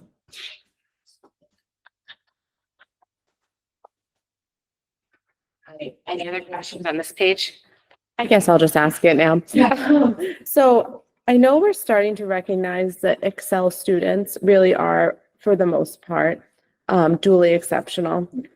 Is there a reason we can't include that budget for all of the school into this department? Special education is very much regulated by their qualification for an IEP. And then what we use the special education funding for, especially when we're talking about grant funding, has to be directly related to the disabilities and why they have IEPs. So that's part of like why the Special Olympics stipend has to move out, because it's not directly related to disability services being provided. Okay. Did I say that right? Okay. So that's why we have Excel as stipends for each individual school in regular education. We have a separate budget line for them, so we'll be getting to that. Yeah. Yeah. All right, I'm turning the page right. So it's sort of keeping up with needing to balance our federal grant and pulling the money out of that for out-of-district placements. You'll see contracted services as a decrease. That is a line item we're able to put into our federal grant funding. As far as postage and telephone expenses, it was not in the budget last year, but those are real expenses that we incur, so have them added in for this year. Copier expenses have gone down. We are really pushing for electronic transmission of all the information that we can with parental permission, so I'm hoping that that continues. Supplies and materials. There are certain items like food items, or if we're looking at a reimbursement item that has tax included, cannot come out of the grant money. So we have to have a little bit of cushion there in our local budget for those type of expenses. I think that brings me to the end of the list. Just the supplies materials, if we're buying an item that we have to pay tax, the whole item and tax has to come out of this, or is it just the tax? So that was kind of my decision, in that I would feel funny about having an expense line with $2,000 in it for the year. And when somebody asks me, what did you buy? I say sales tax. And so what I decided was that anything, if we're reimbursing and the sales tax included, that item will go into local. So that you're at least buying the pencil. You're right, got it. Just that $10,000, what the split is, food versus material items, supply items? So food is not allowed. If they do incentives or any kind of thing like that, that would be included here. Do we have any idea like how much we spend in those food incentives out of $10,000? That those items are used in our functional life skills classrooms for things like teaching kids how to make a shopping list, shop for it, cook, those kind of things.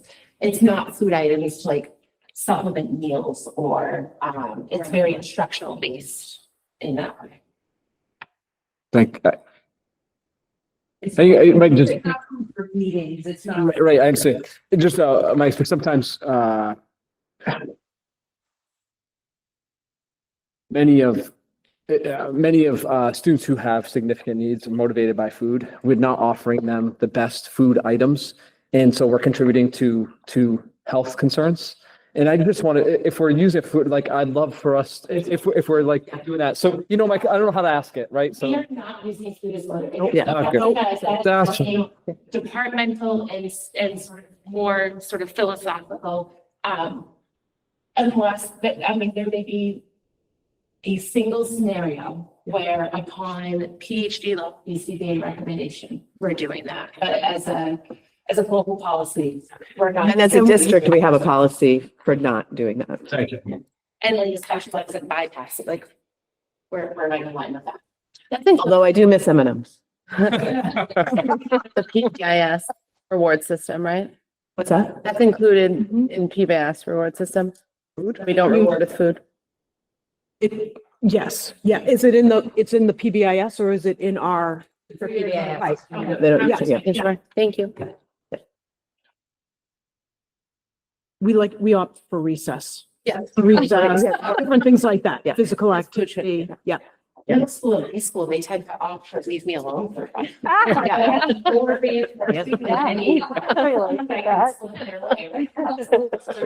Actually good. So is this Lauren coming? Oh, okay. All right, any other special questions? Did Lauren raise her hand? Unusual to see $100,000. She up and came back. Okay, thank you. Good for you for paying attention. Thank you. Thank you. Thank you. The break time? It's The break time? So, yes, we're about an hour behind. Well, no, not even. Right? So yes, we have the 11 o'clock group that has not started yet. And so do you want to, it sounds like we want a working lunch so that we can just continue to go. So Stand if up we and could- stretch for 2 minutes. yeah, I'll get you yeah. your food and we'll. So we will start with Shannon Swiger for teaching and learning, and then we'll go into technology. Did we get 5-minute break? A 5-minute Yes, break? yeah, absolutely. Take a 5-minute break. This is the bathroom.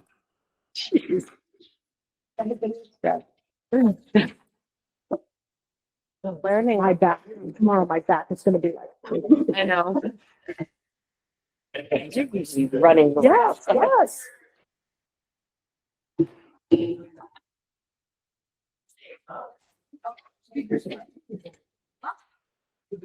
Very windy up there. Where the speaker? It's very windy up there. Like, know, yeah.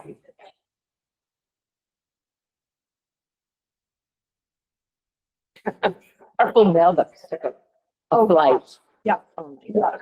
What a mess. Yeah.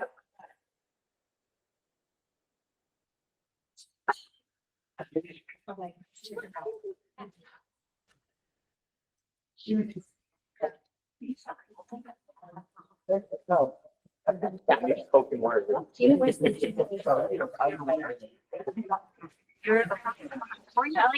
said it doesn't count.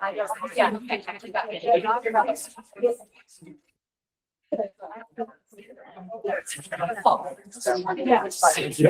We'll come over. No, we'll take feedback. We'll come do it. Oh, no, we don't want that. Take that. Chunk of ice. That's what did it. Oh, no.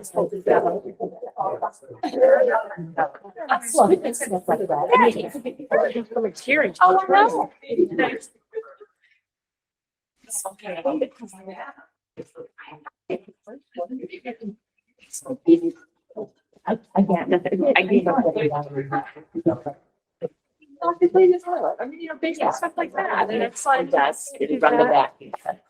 So. Gave me the thing to go to the. I could use this. I call it.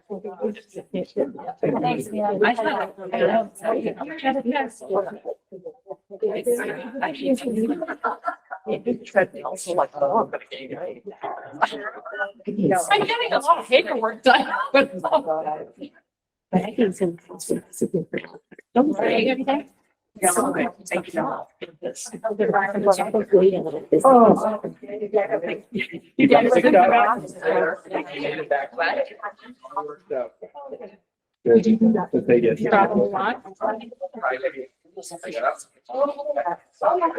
It all went well.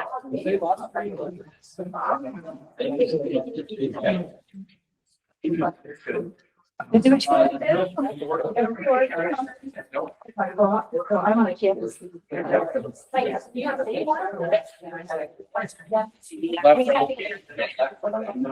Today, I got there. In Boston, I mean.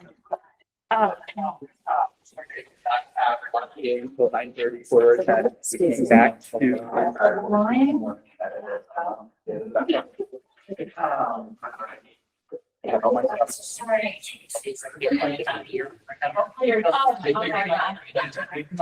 Get out my conference.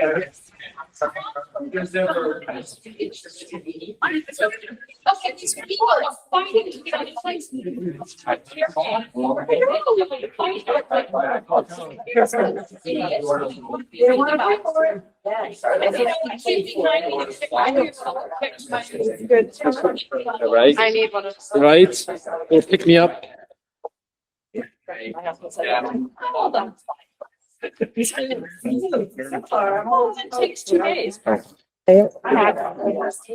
to get here every. Wrapped around. Necessary. I mean, it's $50 million. It's $50 million. A lot of money.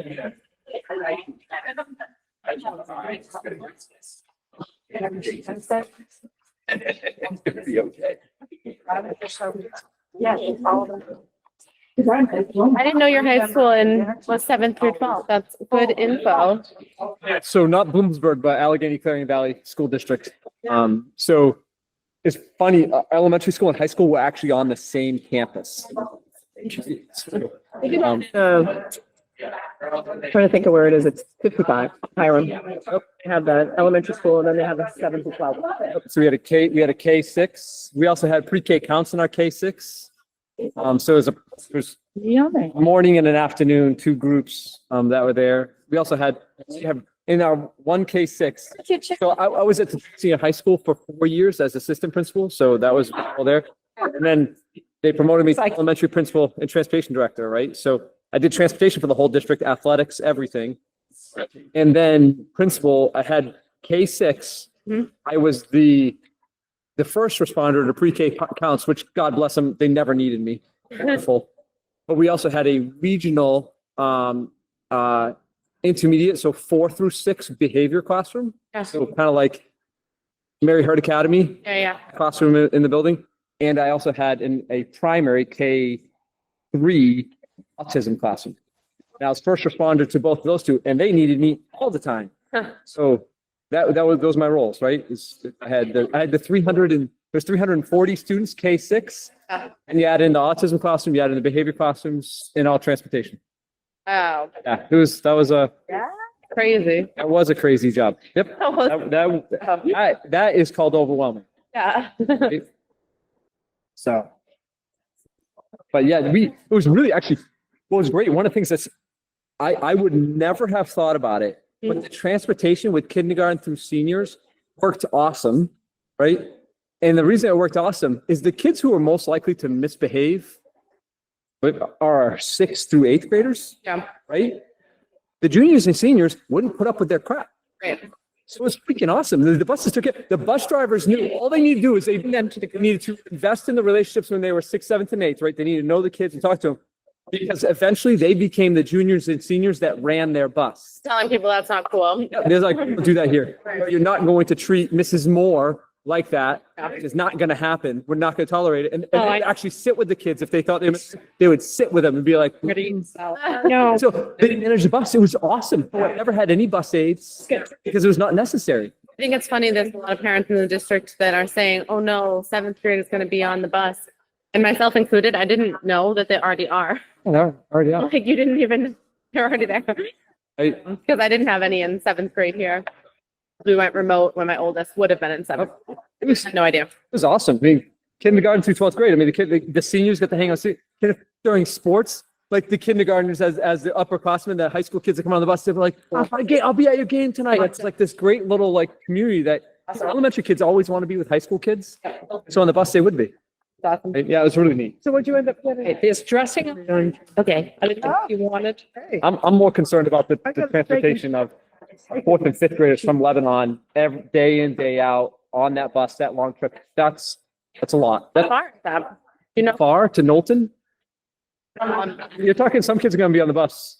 we never go like that exact route, so I don't know. how- Anticipate, I mean, there are a number of kids that are going to be on the bus an hour in the morning and an hour in the afternoon. I mean, that's less family time by a lot. And that's a young age. Mine- Reduce that. Kids are on for an hour. They get home at 4 o'clock right now.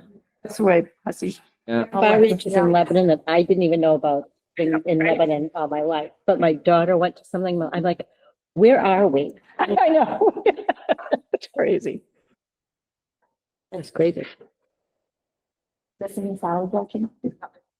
Be talking at any point about hussy parking situation, are we?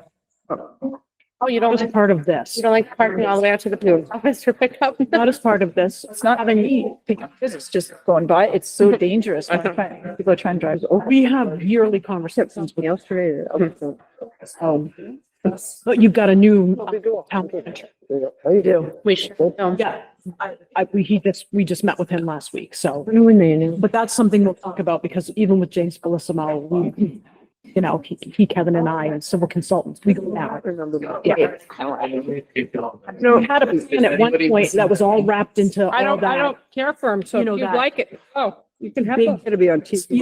We were doing all the additions. Right. Plan. Right. It's one of the things that are lost. I wish it was like a. Stop being a. Of I'll tell you. but weren't So- going to get. When that development went in, I went to every Or, planning board like, meeting and in- asked them to do that, require that they Yeah, put just move in the a lane third. That sure would have been nice. No. Every time someone wants to get Construction through there, I trucks feel coming in so and out bad. of there, while pickup, while people are coming from both. Yeah. He wants part of Like an adult. I don't want to. Oh, why don't you do that? I have many questions. Oh, Dude, we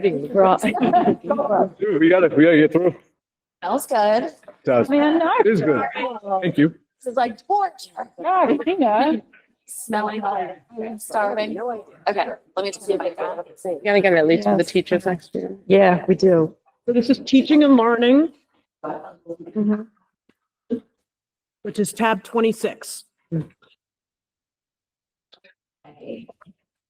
My budget is not nearly as elaborate as some budgets, but I will bring us first to the biggest increase. I think I can find the supplies and books, line 32. Typically, my budget did not have a large cost associated with supplies and materials, but when it's a year that we're doing a programmatic review, there's always the potential that after that review cycle, the recommendation would be to purchase new programming. And this year, I think I mentioned to the board that we are nearing the end of our middle school math curriculum review. So this increase in funds is reflective of the potential of purchasing a new math program for those grades. In addition, some of those funds, the 59,100, I think I spoke about, we are very fortunate this year to be involved in a K-3 writing efficacy study and piloting a new program. So part, little less than half of those funds are also, if we are to continue with that writing program as well. So again, typically my supplies and materials on a regular year, that's not a curriculum review, is very minimal. But again, on the years, as we're really looking at programming and making future recommendations, that is a good reason why that is a significant increase. I ask a question? Is that a typo? It went from 59? No. No. 59,100. Yeah, but then it says it's only an increase of. Yeah, 54, that's it, 54,000. Typically, if it's not as like. Okay. 3 to 5,000, maybe Yep. materials. So that is the most good one. drastic. Are you pleased with the results of the? So we are nearing the end. It has been quite a process, and we will come to the board and present that whole process with you and our recommendations and await, a word from the board. But it has been great. A lot of work has gone into it, and nearing the corner of they're really going back and forth between two particular programs. And then the K-3 pilot that we're doing right now, amazing, positive feedback. We're also going to come present to you as well, again, because we would want support for the continuation of that as well. So this number is sort of a placeholder until we get those proposals in for the board and have those conversations. But yeah, awesome. I think they're excited too about it gets you more motivated and excited. Any other comments on that increase? The other increase to my budget kind of coincides with that. So the other increase, the professional development instructional staff, it is up 8,000, but that 8,000 would be tied to those two programming if we went. So it would be professional development to support our middle school teachers in implementing that new program and some continued support for that writing program. And then some other, my PD line is very district driven. So whether that's new programming, that PD line supports that for the district, or if it's a district initiative. Where you've heard in the buildings, their PD line is more specific to kind of those one-off requests for their teachers. Like, I wish I had a pot of funds for all the people who came and said, oh, I'd love to go to this workshop and that. But we kind of try to contextualize it that the teaching and learning budget PD line is really for district initiatives, whether that be new programming or other PDs, such as, like if we were doing a year-long focus on differentiation or student engagement, and then those kind of one-off PDs fall into the building budget. So I'm assuming that that's where the pre-K curriculum falls. The pre-K curriculum is actually no cost. Okay. So it's state developed. Okay. Yeah, accessible for the state. So I'm sure you can anticipate my question. So we've heard several times that professional development increases in elementary schools was coming from teaching and learning, but I don't see a reduction in teaching and learning professional development. So we need clarity on that. Yeah, I have it on the list.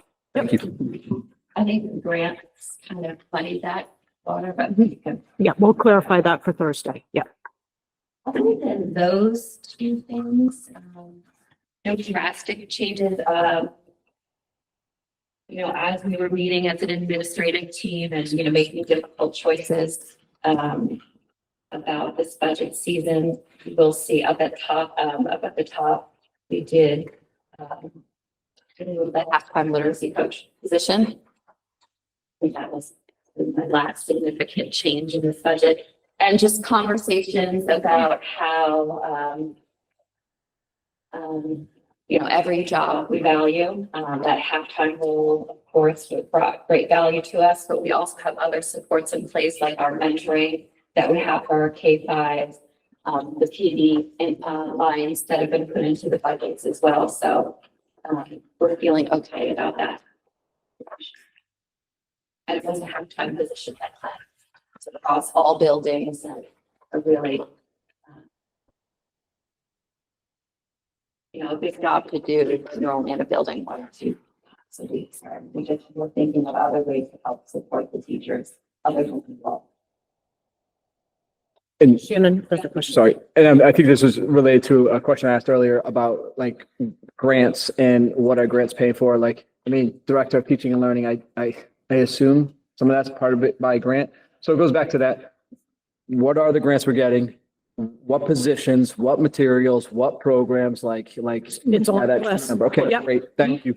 And just for my own, that, this position, even prior to me being in this role, has been in the local budget prior years, so it's one of those ones that's Moved in and out. back and forth, and now it's being a grant. Any questions? Thank you. Thank you. Thank you. Thank you. Okay, Bridget's up for technology, and that is tab 27. 27.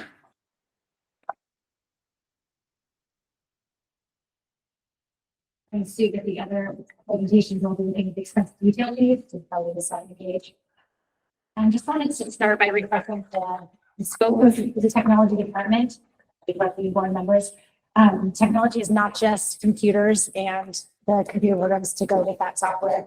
We also oversee building security, including cameras, door entry systems, keyless access, or network security, which includes firewall, filters below that. We oversee business systems, including cost, legal, finance, and resources, and facility systems are increasingly online, including our heating, HVAC, and telephones. And then in addition to that, we also have a person on our staff that does the student data management. Conversations earlier about that October report that is collated and processed by my staff, and if you guys federal reporting and report throughout the year. He builds our campus, which is our student data system. So we handle a significant amount of tasks and data and management. It's reflected in kind of our relatively small budget. It's only 5% of our school budget. So with that scope in mind, looking at our salary and wages, we have an increase there.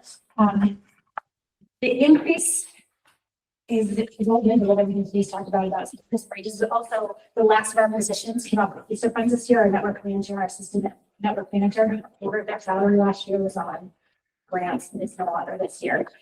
And we reduced one of our integration staff who is now part-time, and we will not be having some help this year. Not because we don't love the students, we do, but because the scope of our projects this summer does not require help that's meaningful to them, and we didn't want them just unboxing computers, and it just wasn't meaningful. So we actually get to work with the special education department to hire one of their exceptional studies students to do some work with us this year, which I think will continue that relationship with students that we really value and proper community hours for students who can pitch in over the summer. Great. But to my staff, I just wanted to say that they bring a lot of value in their skills and their training that is invisible here. Like the sound system was installed by my installation specialist and our network administrator and our assistant network manager. They did that first one day with their expertise and a lot of problem solving. We have an incredible team of problem solvers that save us a lot of costs in physical. I just wanted to acknowledge them in this setting. Under purchase and contract services, we worked as a district team really hard to reduce this number. So our total down under purchase and contracted services is about $70,000, $71.6 million. And we as a team work for any way to reduce this cost because we in our process are putting people first. So mostly those software agreements that you see, we're not taking on any new software. The high school was well evaluated. Panorama is one of our more expensive tools and reduce costs there. So we really look at every system, and as the number of staff will be adjusted, we've also adjusted numbers for staff and students, which affects our bottom line. The increases you see there, like for example, from teaching and learning and athletics, are continuation. So we move the COGAT from teaching and learning into our budget, as well as taking on the athletics business. Under supplies and books, we took a hard line about repair costs this year. In the past, I discussed we take warranties now for our devices, and that continues to reduce our repair costs. So we looked at what we spent this year and projected to spend for the rest of the year, and then we're able to reduce that by $10,000. And then in the a small addition to total equipment as we move things from the lease back into our regular budget. This round includes mostly things to support our network system, storage devices and servers, along with the router for income. Our dues and fees increased only as an exchange from our software costs. So originally our membership in a student data privacy cooperative was our software, not really software, it's like collaborative where we have legal advice and legally binding student data privacy agreements. So that belongs under our subscriptions or memberships. And lastly on my budget is the lease. We've established a 5-year cycle of not only devices, but network improvement projects. And the purpose of a cycle is to keep in device costs. We're in kind of a 3-year swell as we reintroduce staff devices from having been purchased with COVID funds. And now those devices are 5 years old, over 5 years out from COVID. And anecdotally, between the new devices we as staff have been using this year for the first round and the devices that have been around for 5 years, we see a high increase in storage issues and repairs that are needed. And so I think that validates our process. And so it is a $172,000 increase, but that is a decrease in our use from last year. So analyzing the teacher numbers, looking for ways to be economical with our purchases. We feel that purpose is needed to be mindful about it. And so for our total increase, about half of it is staffing and about half of it is that device piece. So that's our big question. Any questions about technology? Thanks. So mine is kind of a dual part for you and Leanne in transportation. So I've been wondering about this for a while. I think the 63,000 here, is that for the bus app, for the software? That's one piece of it. Okay. So no matter, we were previously, Bus Right is new this year. Previously we used a Tyler system.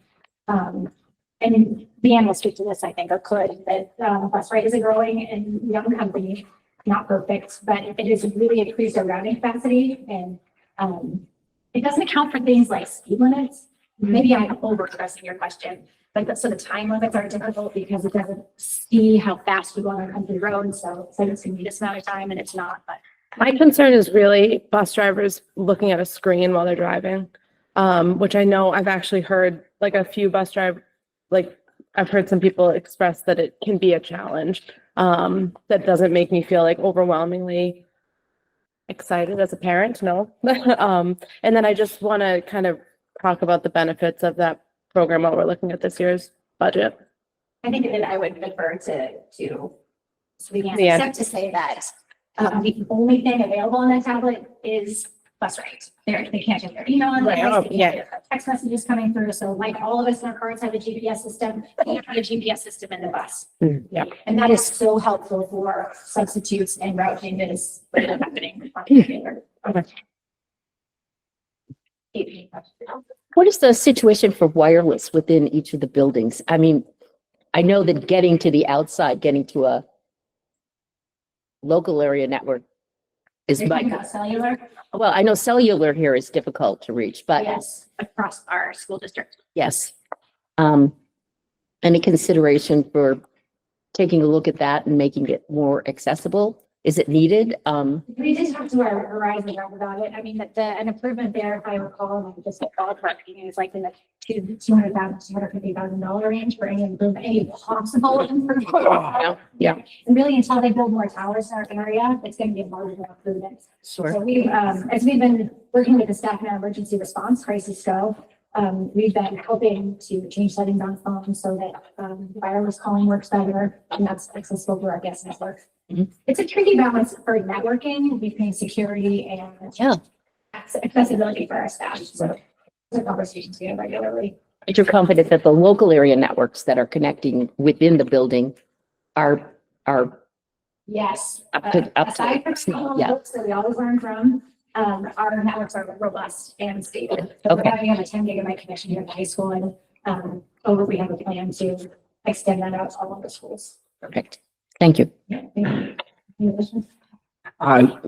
So just I have experience with my own daughters. Their school district is BYOD. They bring their own device and they're required to have their own device starting in 5th grade.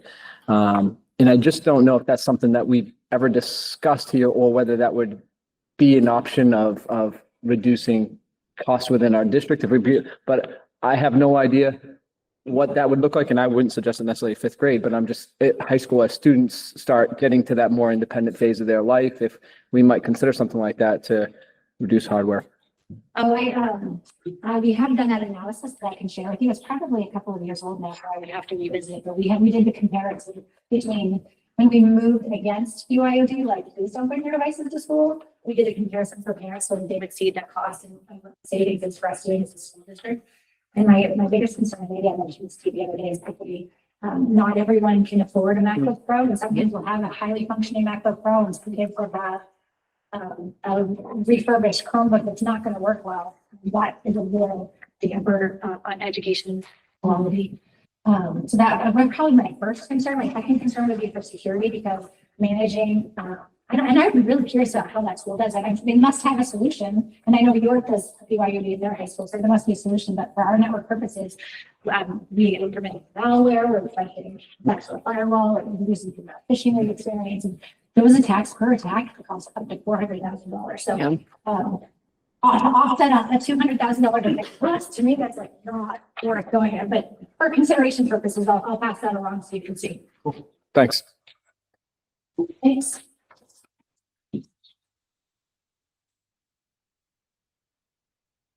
Okay, and AJ is up and he will be presenting the adult education budget.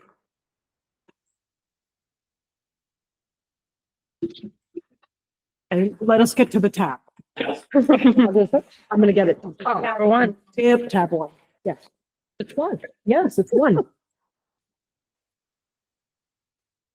I think just initially, it's been sort of wading through morning into this afternoon. This one's pretty easy. As far as, so it's good to have a relatively easy one in the mix. Yeah, so we've been talking this through with Dr. Ivy. The, again, relatively small increase, but still, I think because of the scope and scale, the increase around the office staff, that was an hourly wage increase. Again, not a huge amount of money, but when you look at it in comparison to the overall budget, the scale is pretty large. And I think the other thing, and maybe the last thing to point out, is that the fund balance has been used to balance adult education. So you'll see that proposed for fiscal year 26 is using $136,914 so that the local share is able to stay static at $90,265. The expenses both ways really comes down to the changes in benefits and the relatively small, but still in the scope of this cost center, you know, the increase to the wages. So those two areas make up the entirety of the change, and that is offset by the fund balance to sort of bring it to an even point in regard to tax, you know, the local tax contribution. Sort of, yeah. Just one quick one. Do you know the approximate percentage of the budget that goes towards high school credentialing and GED? All of it does. Doesn't all of it? Or Well, just some of it? of this budget, are you saying like of these people's hours that go towards that? Yeah, I mean, this isn't for the quilting classes No. that happen. That is totally self-sufficient. Yes, Okay. and that actually, I believe, when you look the enrichment revenue, that Yep. they're able to take $20,000 from all of those enrichment opportunities to put back towards, so it's actually Okay. helps to fund the program. So yes, everything else would be, again, I would say not entirely necessarily GED. Some of it is work transition programming, helping students, you know, who are maybe under, you know, former students who maybe did not complete high school, but working on transitioning into their career and maybe are sort of underemployed at the moment and looking to see like, what do they need to be able to access that next level? What is needed? So things like that as well, but a fair amount certainly is students, you know, and I think the one thing that's a good thing in our district, the number of students that come back that are, they're not necessarily 18 years old, 19 years old. There are a lot of folks in their upper 20s, 30s, 40s who maybe at the time, for various reasons, were either unable or less interested in their diploma, but now see that as a pathway to, more substantial employment. So I think that's always a cool thing. And sometimes isn't always thought about with regard to the sort of programming. I think our minds sometimes immediately go to recent folks who didn't finish and now want to, but I think there really is a wide spectrum of folks. That's been evident in the recent graduation. They're awesome to Yes, go. yeah, great. Really, really great. No, whoops, it's Yvonne. Yes, it is. Not so much a question for you, but I was, can we get a number of the high school kids or the kids who come back for diploma work and? The G through the high set? Yeah, We sure can. because I know that question's going to be asked of me and I'd like the answer it. Thank you. Elizabeth. Excellent. Thank you. Thank you. Thank you again. Okay, we have David Vargas, who is here, and David is our school nutrition director. And we've had some great feedback on how things are going today. So we will hear more from him, but today, yes, it's school nutrition and it's 25? 23. 23, tab 23. Apologize for my voice. It's coming out of something. And used to all those kid germs, huh? Yeah, it's big time now. Great. So I'm gonna start on page 2, I believe, the history, the expense detail. I guess let's start off the top here. The big thing, you'll see a decrease in the director salary. You're welcome. Yeah. There are the increases in salary though for admin and kitchen staff that is based on the Hourly wage. Yeah, the contract, yeah. what they're Drugs. into right there. The one thing I will say about the substitutes as well, we might see a decrease in that as well going into the restructuring but it is the same balance going into the next year. When we go down into benefits and medical, dental, obviously we see the increase as you probably have heard already throughout the budget as well. See some big ones that we're really looking at, down to the equipment preventative maintenance. That one is a new freezer that we are going to be putting in at the high school. And then we're also looking at additions going into pre-K as well.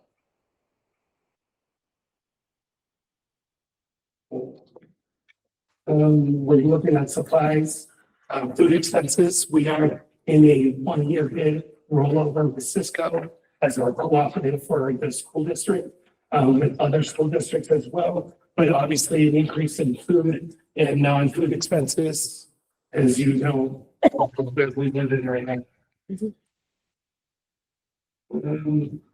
Hardware is another expense increase as well, especially with the addition of pre-K, adding in pads and tablets and things like that, depending on exactly what we'll need overall. Other large equipment are coolers and tables and such things that we'll need for the pre-K, adding into that. And then small wares for dishwashers possibly, and other small wares, according to what the needs that each school is going to need. Not only upgrades, but also in addition to the pre-K as well. That's the big one right there. Yep. And then obviously then your revenue coming in from the school nutrition, your federal subsidies that are coming in. You can see there your meal sales based on a la carte for students and adults. Catering that we've had throughout the year from different grades or different schools and different classrooms as well. And then our big interest as well. So you can kind of see that it balances out in the end from our expenses to our subsidies that are coming in. Any questions on that? Just a moment to brag, with the revenue, right, meal sales you're anticipating an increase of $17,000. What do you attribute that to? I think it's still one of the things that we're offering as well. You know, I think what we've seen is the vending machines and things like that are being utilized more and more by the different things that we see that kids are loving and things like that. Cool. Paying attention, basically. And want to commend you on the number of parents and people from the community who've come forward to applaud the farm to table effort that you've put forward and the variety of healthy lunches that you provide. Thank you so much. Yeah, it's been fun. It's been a great transition. I actually commend all the kitchen managers and the staff in each of the kitchens for being so well open and receiving these new recipes that we're putting into developing as well. It's great. It's been super fun. And it's good and great getting to know the kids and what their habits are. I'm super excited for the possible restructure as well. Adding the 7th grade into the 8th grade, I feel like it's going to help their eating habits and introducing new foods to them. So I'm excited for that aspect behind it. Thank you. Thank you. I do want to speak on one thing as well, which is the legislation that is going on. And so the House passing the bill, cutting some subsidies that could increase the budget pretty significantly, which we'll find out over the next couple of weeks. So basically it will raise the percentage for CEP, which is the community eligibility provisions. Right now it is at 25%. It would raise it to 60%. There are a couple of our schools that do meet that percentage already. And based on the average of our whole district, we actually are just right underneath it. And we'll be putting through our program, our monthly check at the end of the month prior to when we're supposed to put in all our paperwork for it. So it could change that whole thing also. Would require families, as of right now, we are not required to put in the meal benefit application. It would require all the families to do that. So it would add an increase of paperwork to the whole school district as well. Once again, these things we will find out over the next couple weeks. And then it would just put a strain all overall on our kitchens as well, as far as taste testing, local foods, and recipe development as we just kind of filter through this new world that we might go through at the same time. In the end, it would increase taxpayers' money also, because the student refusal program that we are in. So basically, we cannot say no to a student. So that money, if it is not paid, it will increase to the budget at the end of the school year and then be passed on to the taxpayer as well. So I do just want to touch on that. Have you gotten a sense about where that bill is headed? It did pass at the House. So that's where it started already. So we will find out in the next couple of weeks. I don't think it's been scheduled for a roll call vote though yet in the Senate. We haven't seen it. Correct. Yeah, so like I did tell Susan Audra, I did write a letter to our senators and to our governor expressing my concern over it. And as the rest of the directors in the state of Maine have done as well. Thanks for bringing attention to it. I wasn't aware of it, so I'll definitely look into that. I'm wondering if it comes to pass and we need to send the paperwork regarding meal, whether you qualify or not, might we be able to use our technology department to Streamline that. Yeah, right. Because I mean, obviously, we would want to hit every family and follow up and do all that. And We do have technology already based for that as well. Fantastic. Right. Yeah. Great. No, that's great. Thank you. We've historically had a problem getting people to Yes. fill out that paperwork. Yes. We're at 90% in the 90 percentile. Wow. Oh, That's Yeah, we amazing. kind of put some things in to say, That update, yes. Yeah, that's great. Is it alternate one as well? It's not the full school nutrition. Okay. Right. Cool. Thank you. Thank you. Thank you. Okay, and we have Leanne Cammett, who's going to be working through the transportation. Tab 28.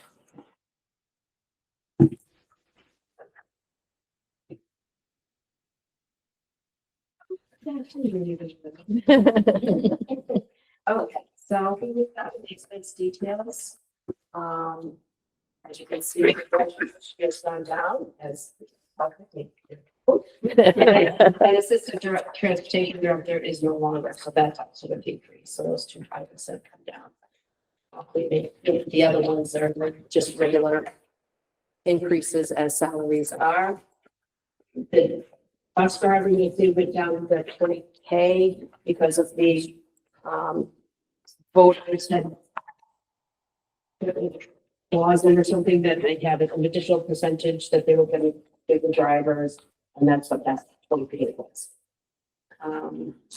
Monitoring went up a little bit due to the fact that the way that they had been doing their training program to become a bus driver is that they would hire someone as a monitor for them to come in, be a monitor until they got their permit, got their licensing and so forth. So that went up this year. I've since changed that program so that when people want to come in to get licensed, we'll do permit training with them. They'll both be hired for the training hours that they do. Once they actually get their licenses, then they'll be signed on as a full-time driver.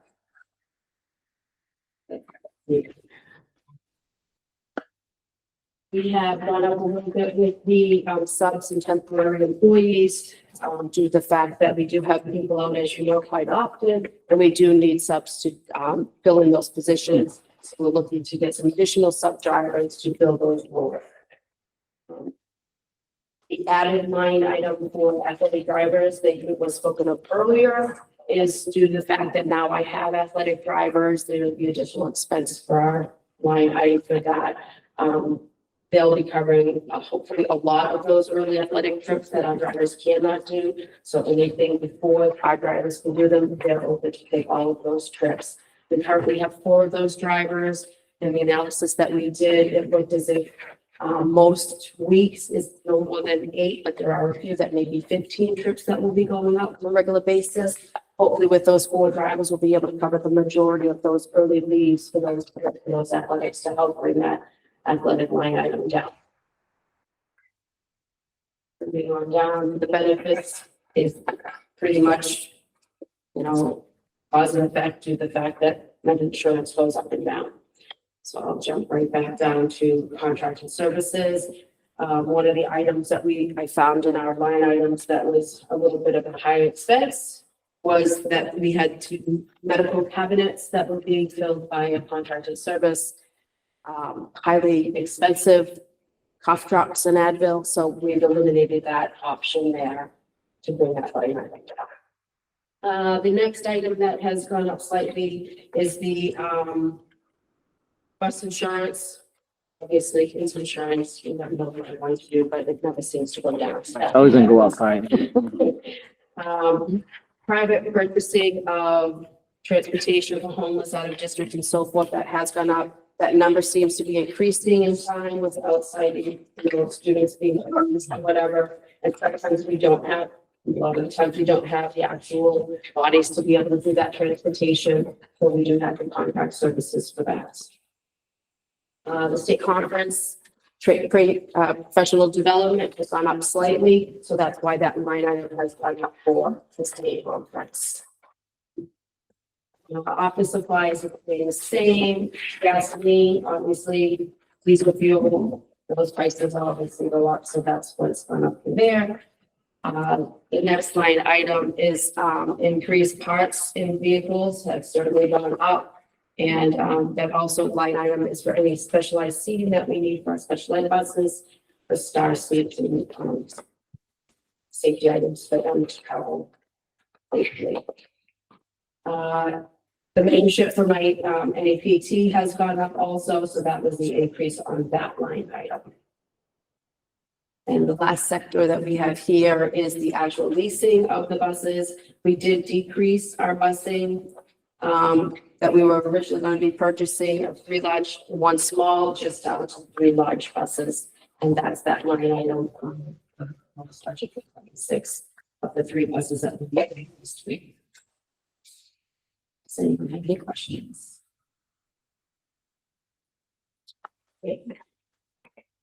Just on the first page, a pretty large increase in the clerical staff. Did we add a clerical staff member Very there? good question. Yeah, so we have had 2 office staff people in the clerical office area for bus strike.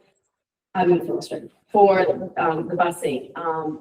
Ellen was originally a driver. She then moved into this clerical role as we need a split shift of people. We do run from 5 in the morning and we don't get done until 5 at night. One person as a dispatcher and office help person is not enough to cover that and additional office tasks. So she's been in that role for a couple of years. So it's just been a reclassification of what her role was from driver now to the actual clerical staff.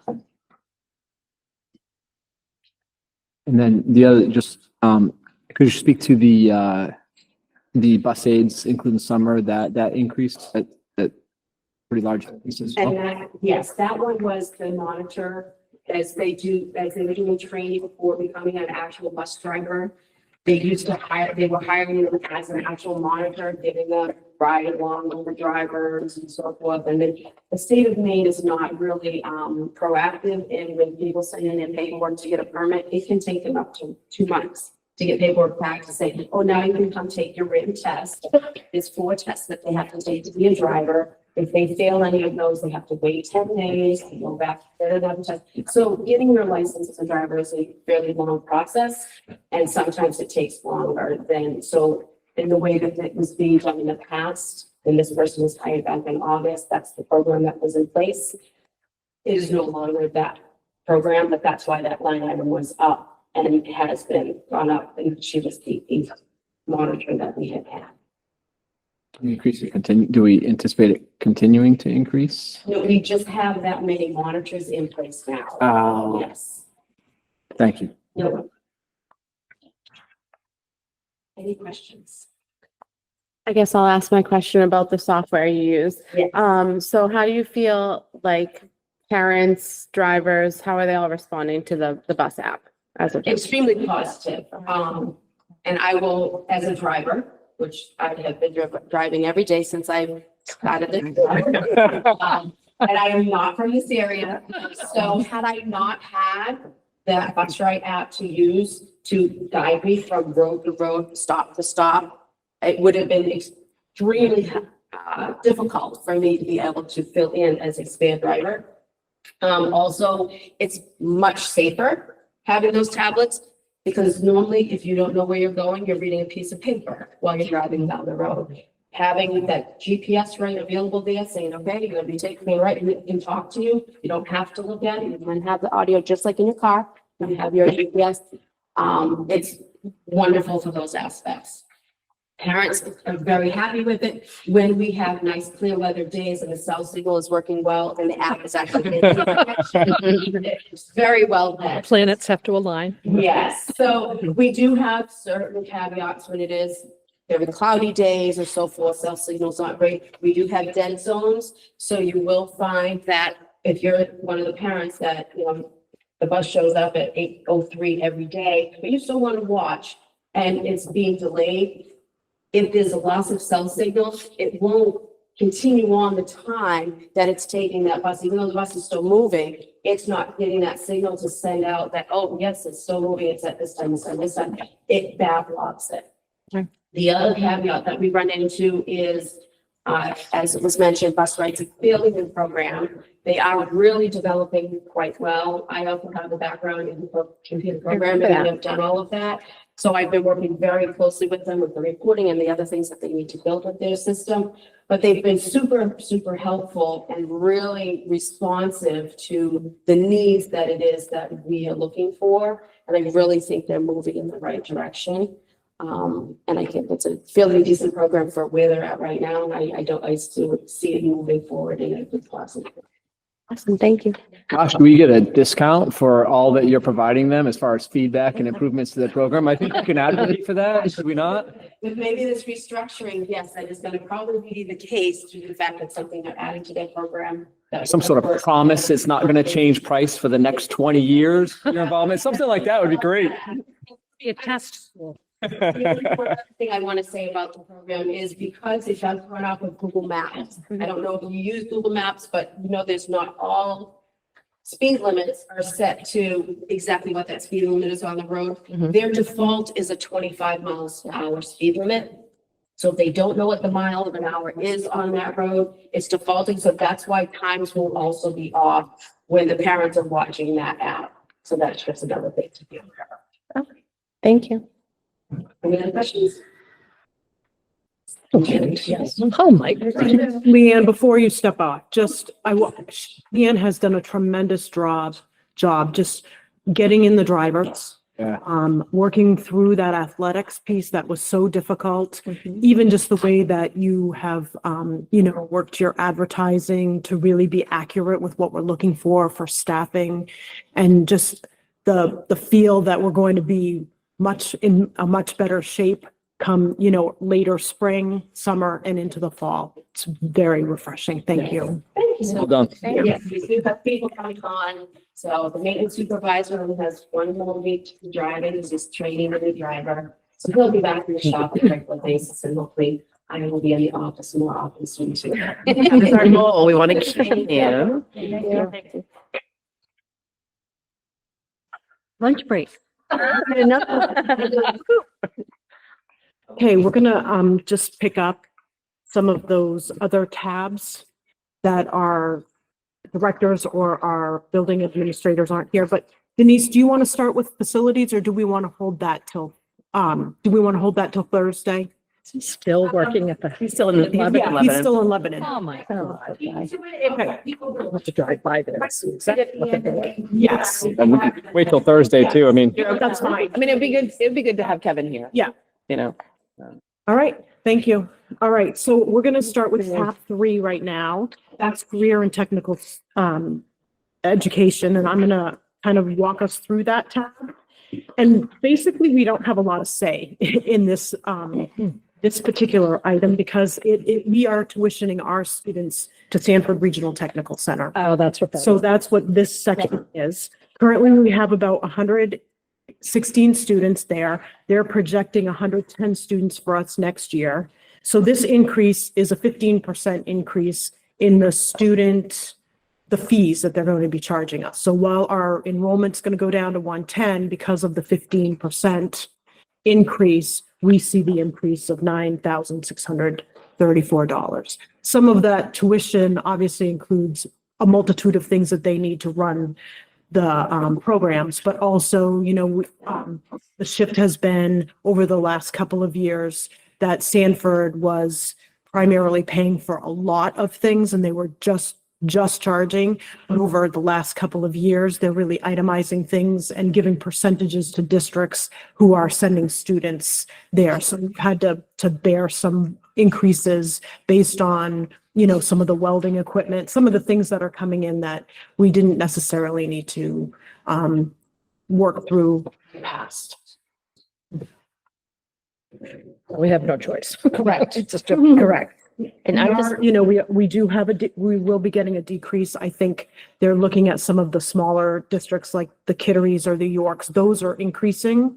And we have a high population of students that, that we typically send over there, but through some of our partnerships with different pieces, York County Community College, we were doing some welding with them last year. So we have some options that we're looking at and that we're going to continually increase.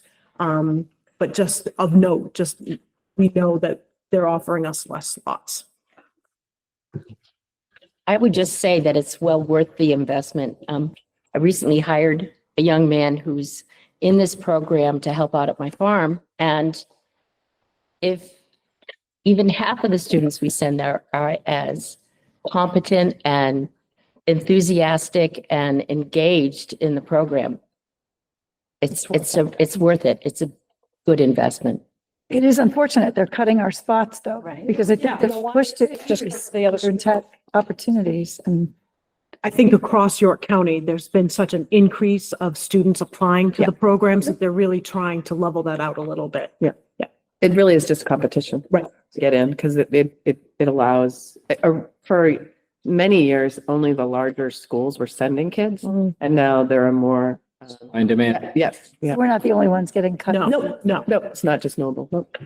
I agree. I mean, it's really the best. It's such a bargain. bargain. In our budget book, it's the best bargain there is. So I think it's wonderful. Is my understanding that our ELO program helps offset this because of the placements that we have students. They don't, if they're not into this program, I know, I heard it's like we work with 40 community businesses or whatnot and kind of moving in that direction. Is that an accurate statement? You want to speak to that? Okay, please. We knew you stayed the whole day. I didn't have anything planned anyways. You go. You're good. There you go. Yes, that is absolutely accurate. And so it's not so much that we're purposefully being decreased spots. It is that supply and demand. So they're not looking at it like, oh, you have less spots, just the natural evolution of more competition. So schools that typically did not previously, but yes, absolutely that offsets and helping students to be able to get into these fields and get opportunities. And it's been really great. I mean, you think of partners that I don't want to say I wouldn't have expected, but they're really tricky. Things like the shipyard is really, really hard. So the fact that they're collaborating and coming to Noble High School almost monthly to meet with us, work out plans. We have a situation now where students are able in January to be accepted at the shipyard and they can complete all of their paperwork prior to graduation. So they can get in on the July cohort instead of doing the paperwork in July and starting the December after, January after they graduate. So yes, like those are really, really positive things. It's good for them too, I think, because they know they need workers. They do. Right. Yeah, maybe for a while, Maybe. we'll see. Yeah. Yeah, that may be. I wonder if How similar is ELO to like an apprenticeship, a true apprenticeship? I think of plumbing, electricity, building, I think of all those trades that do exist at the Sanford Regional Center. Like, how similar is it to an apprenticeship? Sometimes it is less, sort of with less fidelity or sort of the hours, and a lot of it sometimes applies to the liability. So you take a plumber, for example, there's a fair amount of liability with bringing a 16-year-old onto the job. And so if something were to not be done quite correctly, so it ends up being more in an area like that, with that liability piece of almost like a regular, like a very regular job shadow. A job shadow to me implies like you're gonna go out once and do a career day and see. So this is very regular, very structured, but it's probably less hands-on practical experience than you're able to get at SRTC, where so the electrical program has 16 rooms basically that are framed out and students get to work on the electricity within there. Probably a little bit of a different experience. You'll get to know what their day is like. You'll get to spend that day, but you probably will get less practical. You don't get to actually do the work. And you're saying the primary reason for that is liability? It is. Yeah. Well, it just There's a way to overcome that because my goodness, Right. If kids can get a high school degree and experience with some of the, our community's best contractors, it seems like a no-brainer, Yes. Yeah. It's like a partnership just waiting to happen if we can just figure out the liability thing. Well, it's the relationship building right now too, though, Josh, because that's what the ELO piece is to build the relationships between employers and students to say, you know what, this is a kid I want to bring on in terms of an apprenticeship when they are of age, 18, and being able to be sort of a licensed apprentice, I guess is how you would say it. So I think that a big piece of this is building those relationships with our businesses as well. And yes, I don't mean to point, liability is an issue, and we work with our insurance providers to say, what is the district coverage? And there are things that we can cover, and kids are safe and the employers are safe, but then there's that next step of where they're actually applying their skills in a commercial setting that the employer needs to be willing. I wonder, is a wonder, and I don't mean to, maybe this can be agenda for another night where Good. the insurance that contractors need to carry, right? I mean, those insurance people. Yeah. Talk to our insurance people and say, look, this is what we want to do. What are the obstacles? Tell us the obstacles and come up with some. A lot of it is just age. So I think in terms of as an employer, much of it is just about the age of a person, of a kid. So we can definitely look into that. I think we do a lot of just that whole conversation and relationship building, but there is a piece of it where the school's umbrella can't cover if they're out on a commercial site doing their thing. Right. And that's what I want to figure out, because we have intense needs in the streets, like crazy needs. If we could figure this out as a district, I mean, obviously it's a huge win for our students, it's a huge win for our trades, right? Our trades community, like win, win, win. I'd just love to see if we can figure that out. Start a committee. Thank you. Thank you, AJ. Thank you. I will also review just tab 2. What was that? No, that's, sorry, tab 4. What are we doing? Debt service? Tab 4. Yes. Debt service. So we have no debt service. That's why you took that one. Okay, and then I thought we don't pay to any loans. You paid off the high school? Right. Denise, go ahead. Yeah. Denise is ready. Ready for this one. Debt service is considered to be state approved additions and new construction of buildings. So we've taken out loans that we're paying, but it doesn't qualify to go on the debt service page because the state didn't approve it. It doesn't qualify for it doesn't qualify under that category. It's in our facilities budget. So we have the payments there. It's just not in this category. Yeah, I was like, I know we have debts. Okay. Right. You're debt free. Yeah, right. Just give it the win for a minute. tab 7 is the next tab. And that's multilingual learners, community engagement, school health coordinator, 504 plans. And I'm going to speak to that. And I'm going to just move to page 3. Actually, I might even just move to page 4 because page 4 is this specific by category. So our the first piece that I'm looking at is the multilingual. So this is actually, this reflects an increase that is, we're just adjusting it in our budget. We have Christine Howell, who is our one ELL person. However, at our high school, we have amazingly another staff member who is also duly certified in foreign language, but also as ELL. And she has been able to step in and support our high school, some of our high school students in the ELL program. And so we're just, there's a reduction in the high school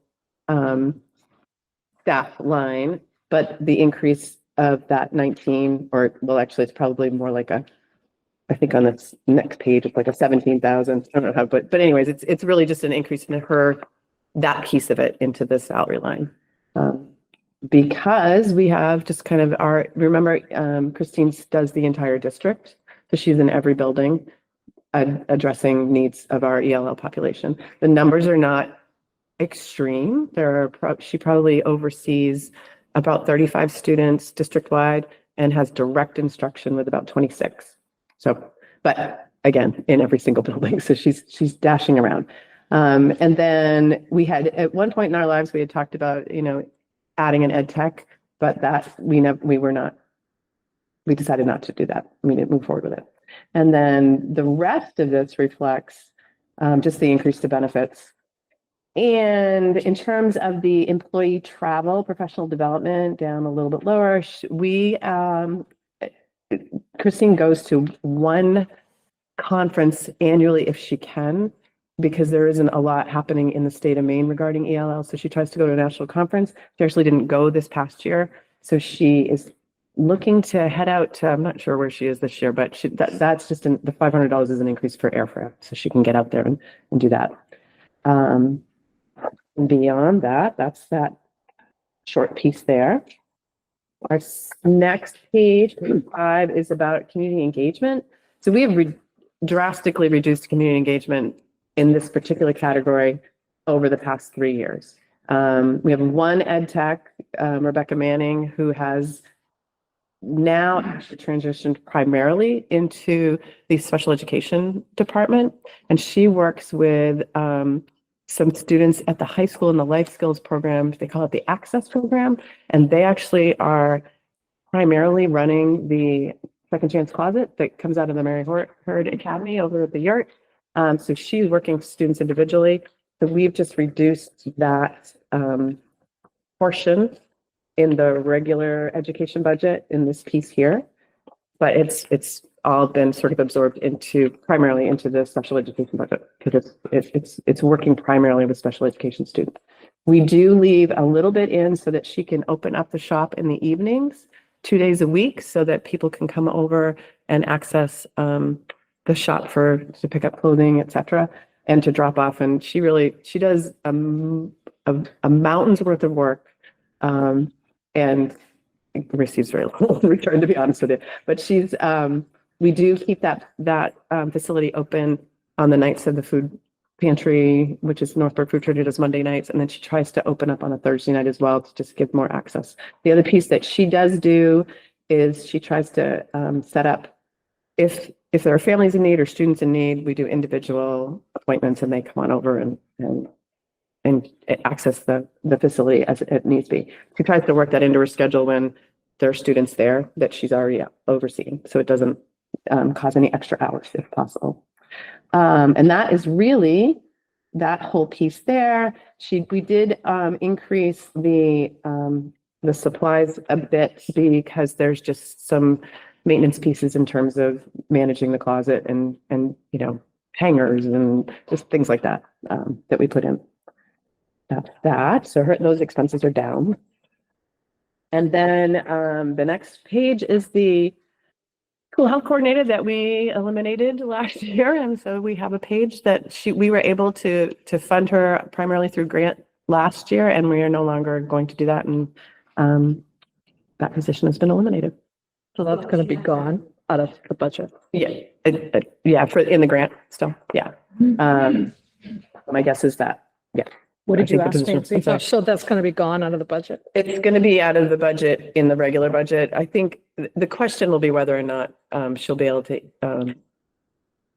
manage any work with us on a very small percentage from the Title V funds, Title II funds, Title V. Yeah. So honestly, she's got a resume out looking for other. Okay. Yeah. That's real. Yeah. These professional development expenses and the travel, I believe, are largely for our health and vision. Yes. I'm sorry. Yeah. There's those. So Erin oversaw the district wellness team. She also works on all the PE curriculum and getting people to various state actually funded or supported conferences to make sure that they have the opportunity to work together and work on their PD and health program. So this is professional development for PE health teachers, and that's not in the high school budget or the middle school budget? This would be a K-12 sort of overview. So it's not at this time in the other budgets that I know No, of. it's not in the other budgets. And then, again, with the minimal position, I think part of it is we still think that funds go over here, but maybe they need to transition to another category. So, We're on the same page. Yeah, so we'll know that. Thank you. Oh, and our last page is the 504 ADA homeless cost. And we have just increased the salary line by $2,000 to address tutoring costs. The support for the homeless liaison piece of it is coming out of a different line, but this is basically the tutoring costs because that's what we are seeing. The 504, there's two, is LearnWell in this one too? Denise, is LearnWell in here? Yeah. So there's the total purchase contracted services, the 6,700. Those are services that are provided at facilities where students are placed due to hospitalizations, which we are seeing an increase across the board. And And then the rest of it is for straight tutoring for our students who are on 504 plans, if as needed.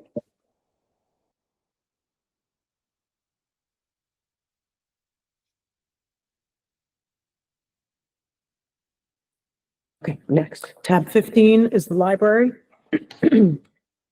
Sharon's here. She's gonna question me.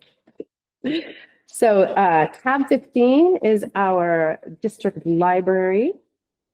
Go to page 2. We have budgeted sort of a midline. Sharon's retired. So with Sharon's retirement, we are budgeting somebody probably at a less seasoned role where we went with that. And we've also reduced partial the library ed techs.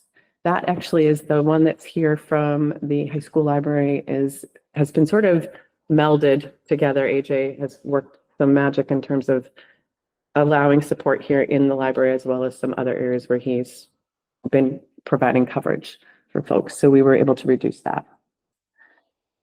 So how many librarians does this cover? This is is the high school librarian or the district librarian. And then the librarians in the town. So those are library ed techs. So Deb Kezar in North Berwick. Okay. Sue Grabowski at Noble Middle School. Yeah. Rachel Benner in Huzzy School. Knowlton is Tanya Noyes, and then Lebanon is, I'm struggling. Oh, I can't Jessica. remember her Yeah. name now that I think Yeah, about it. Jessica. So those are those pieces there. So what is the reduction in the ed techs? That is actually up here at the high school where we reduced that. An ed tech or the, It's a partial ed tech, like 50% approximately. Yeah, I'm looking at AJ because he's like, yeah, I kind of moved him here and I did this, but we're working to. Be able to keep a certain individual in the library because it is really important. Our Mhm. librarian position. So right now Sharon oversees the district. Yeah. So she is in all of the other buildings at different points. So it's very important that we maintain a person. Yeah. There are just sometimes some more creative ways. To provide the coverage. Yeah. We did reduce the books and supply, well, the books piece. We went from $10 a student to $7.50 a student for our approximate piece. And well, that's how you figure it. That's yeah, it's by kid. It's by kid, yep. And that is kind of the bulk of it there. Any questions about that?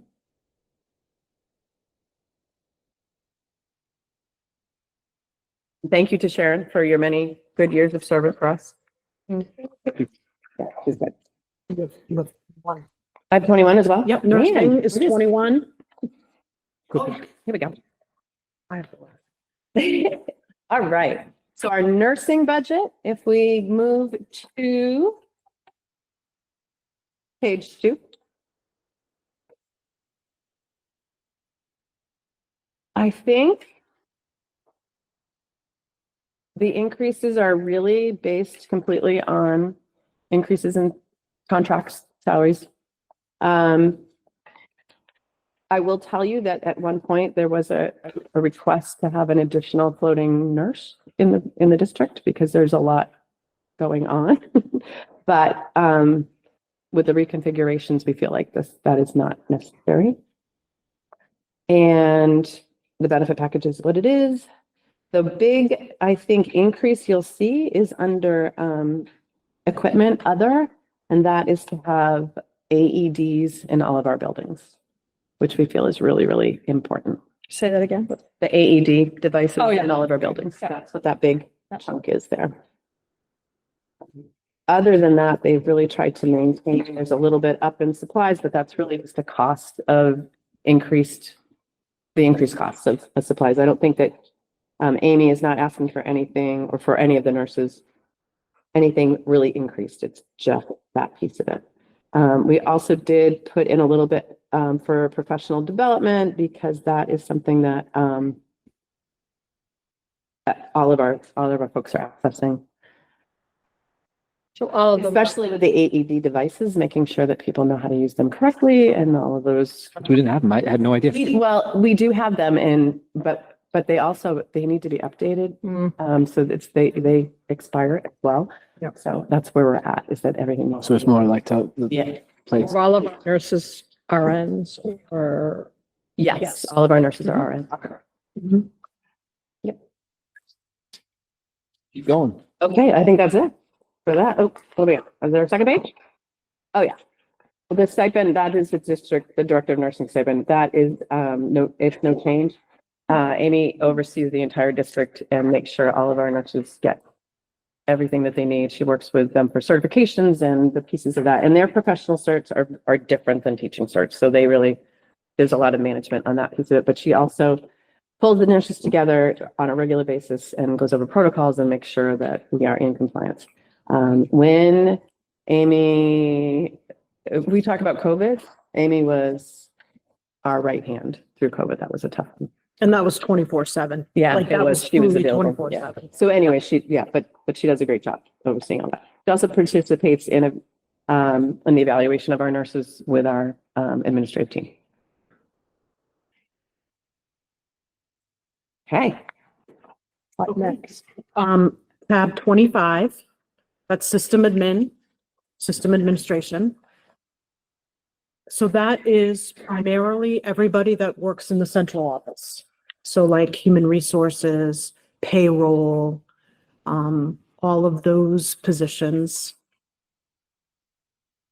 And us. The district admin team, yep. So we'll just start going through this. You will see, so we do have increases due to the salaries. Also, we did put in under the clerical and business staff, we did put a little money in there for retirement. We have that typically under all the other contracts, like the teacher's contract and some of the support staff contract. And it has not been in the central office contract, but we do, as we're looking at our staff in this department, we do have some of our, We're old. And there are people that are They're gonna- not any younger either. so we did put this contingency, we have a placeholder in case we do have some retirements coming up. We don't know, but that just, it aligns us with what we're doing with the other contracts. So that's that piece. We did look at the school board stipends and you have not had any, dips in your stipend for years. So we are proposing, to double that huge stipend that you get. So anyway, so that's that. And, I don't know. Is it possible just to forego, like, am I allowed to deny the stipend? you know what, some of our directors have done in the past, they've donated to the schools. Like they've donated to the school library or to like, the backpack program or something. Do you have to, can- so the stipend to then donate it, or can you just go? You have, To write a check. Each you person on have the to, board. if you are going to accept the donation and give it back to the district, you have to accept it.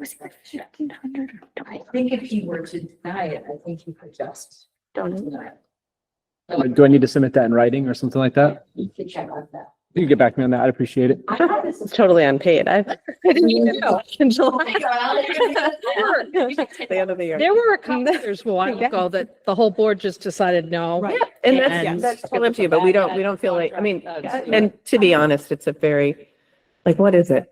Yeah, I mean, I appreciate the gesture, but honestly, Isn't I mean, it? that's, Yeah. I knew this was voluntary from the beginning and No, it didn't used to be. Actually, it used to be a whole lot more. Was it 1,500? York can get it. The idea was for young parents, and I think we do have a problem getting people to join this board because it's a lot of time away from your family. Mhm. And depending on how that turns out, the idea was it was at least enough to buy a pizza. So like my husband gets home late, if I'm here, he can at least just order a pizza. It's not like it's a windfall of money that we're taking from the district, but this is more hours. I'm on 4 boards and I don't have any other board that expects this many hours at the times that they are. So I'd hate to make parents feel like, oh, I can't join because I'd be expected to forego that and I can't. Yeah.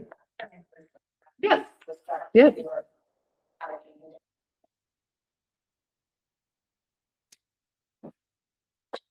Thank you. Thank you. You will see under the communications/website that that has been increased to $20,000. We have that ongoing issue that we have with our web pages. And it's going to take a great deal of time to kind of work that through to make it much more accessible. And we've, as you know, we chip away at it year after year. So we looked and had Bridget talk to some different companies that oversee, nonprofits or schools' web pages, and that was cost prohibitive to us. We have somebody in-house, Brett Saucier, who has facilitated some of our increasing, web page pieces. So we have put in a stipend, earmarked a stipend as in addition to his job. So because he has a full-time job. So this is really to help us build that up once and for all. Once it's up and everything's updated and easily accessible, we would just put a nominal stipend in there for yearly upkeep of that. So this is the big push would be right now to get everything, and we see this going in, if we move ahead with this, he's very excited about working on that, but it would obviously start in July and work through until he can get that done. So that's that piece. And then we have our communications director right in there as well. Let me see. Just trying to look. And then we have other, which Denise has explained what those pieces are. And there is a slight increase for the conferences, but that's mostly, it's on the second page. It says board memberships and conferences. That's mostly due to memberships. We do have that fall conference, and we do have a couple other conferences throughout the year. But mostly it's just everything has gone up. And I will just mention the donations because I think that could be a curious thing. Each year we donate $500. The teachers have a scholarship for students, and for teacher appreciation, we donate $500 to that scholarship to recognize students. Advertising expenses gone up. Oh, yes, it has. Indeed, we've used Indeed, which has helped us tremendously, especially around transportation and some of those very hard, like a biology and those pieces, but it's very expensive. Oh my God, they've gone. Very expensive. Oh, So really? that's where we're finding it. Unbelievable. Really? Yeah, it is. So we are still trying to investigate other like LinkedIn, different things like that. But right now, what we're going to do next year is it's increased, but we're going to really narrow the scope of who uses it, like which departments are going to need to use that.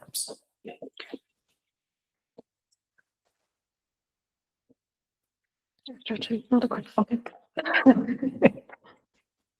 An interesting note about the audit fees. They are still less than when I started here almost 19 years ago. Wow. They're doing something. What is less? Auditing audits. Yeah. That's Thank you. good to make that. 19 years ago. So it wasn't AI No. 19 years ago. Oh my goodness, John liked it. Yeah. We do have a couple other tabs. I don't know if we want to go through them. We can hold because it's like fund balance. Can we go through Excel while we're here? Yeah. Oh, yeah. Didn't Shannon do Excel? No. No. Okay. Well, it says your name. I know, but she was gonna do it just because she's taken, let me just go through, sorry. Tab eight. Tab eight. Thank you.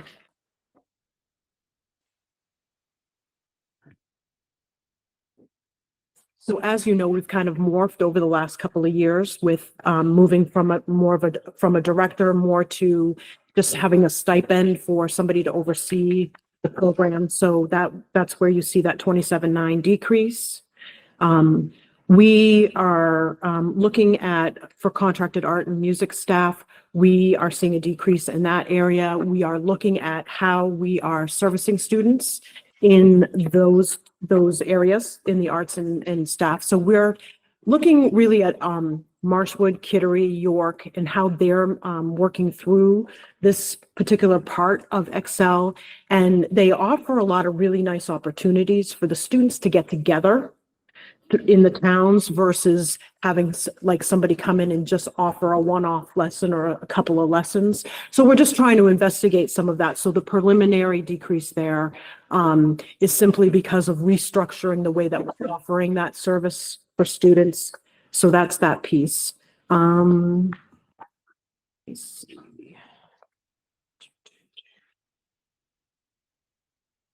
And the COGATs, as Bridget said, the COGATs was in the budget here for Excel, but we moved it over to technology because it's pretty much on computer. And then the total supplies and books, let's see. Just trying to look at that. The COGATs are the big piece. Yep. And sometimes the supplies go up and, this is where you deal with the zero-based budgeting as far as supplies go, because some years it's higher. A couple years ago, they were looking at updating some texts and they were splitting that with the high school for classes. So.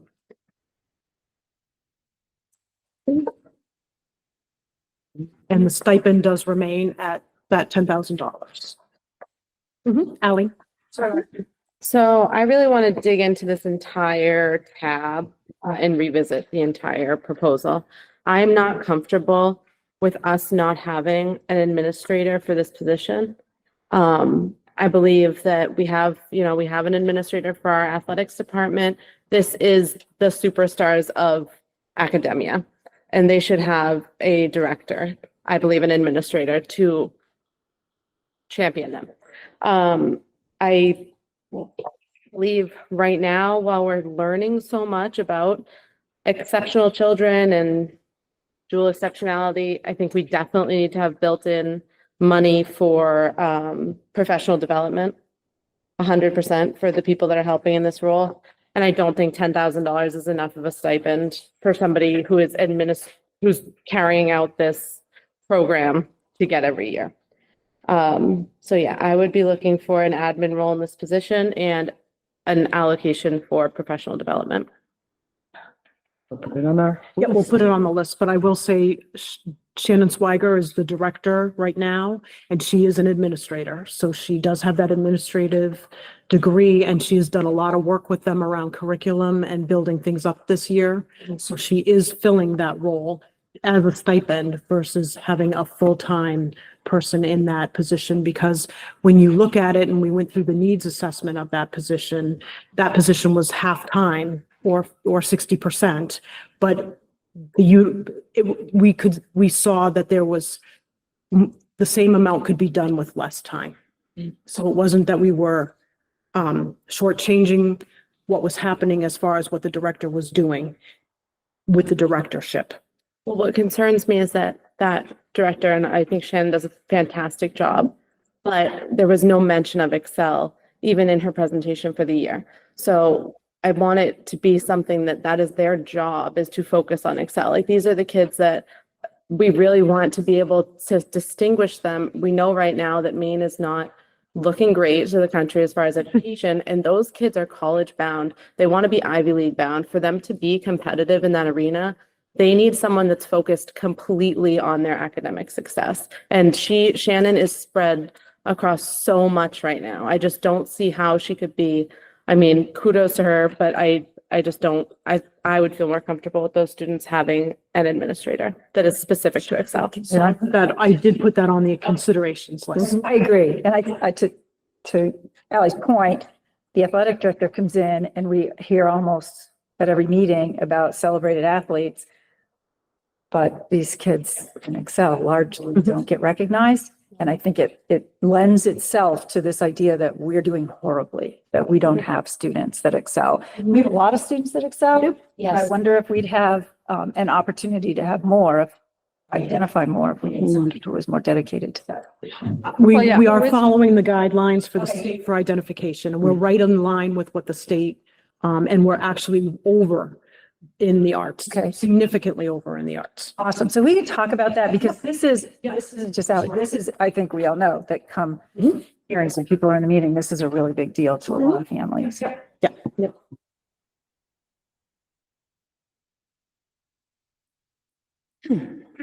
I don't know. No, fine. You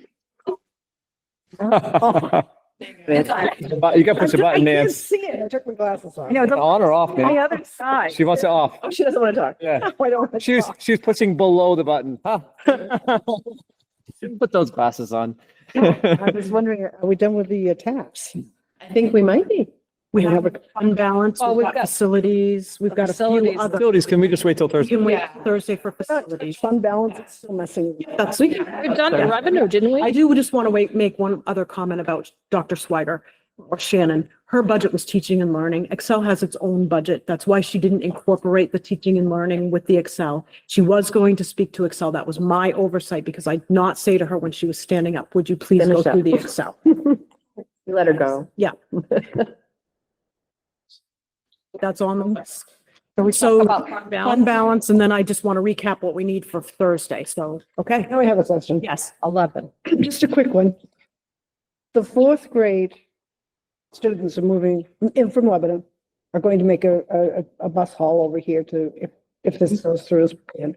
Have you guys talked about busing for those kids? Yes. Yes. Can you share that with us Thursday night or Yeah. never? We're working with Leanne about like. Right, I mean, She's details of running that. the- Yeah. she's- well, I think Yes. it's all in process, but I think it needs to be noted that as those kids are coming, when you come down through Prospect Hill, you're coming from Canada. Well, at least from New Hampshire. Well, out your way too, coming from France. Not quite that far. Not, but it's a long haul for those kids. I want to know what we have in place or what we're thinking about.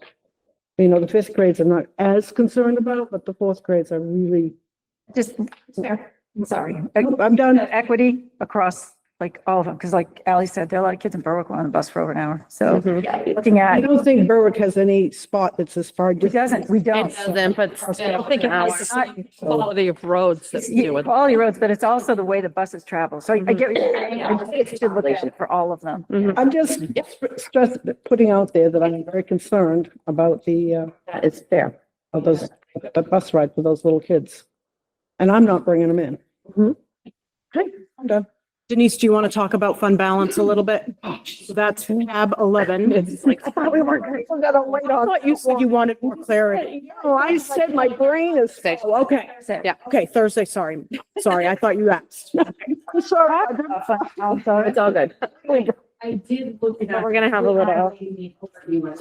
So we can go over that. Gotta love AI. Okay.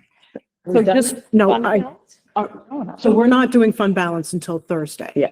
Okay. If we never. We are going to talk about facilities on Thursday. Yeah. What I'm going to hand out very quickly, Nancy had asked for the visual of where the school, the reconfiguration. So that's that. What we did do, that thing, yes. That way. So what we did do, we didn't have MHA on there on Thursday night because we weren't essentially having any shifts there, but we did put that MHA on the document, so you have that. And I know it's late, but I just want to review some of these items to make sure that we have them as our to-do list. So we have set up a budget email. Which we did already. Yes, which we did.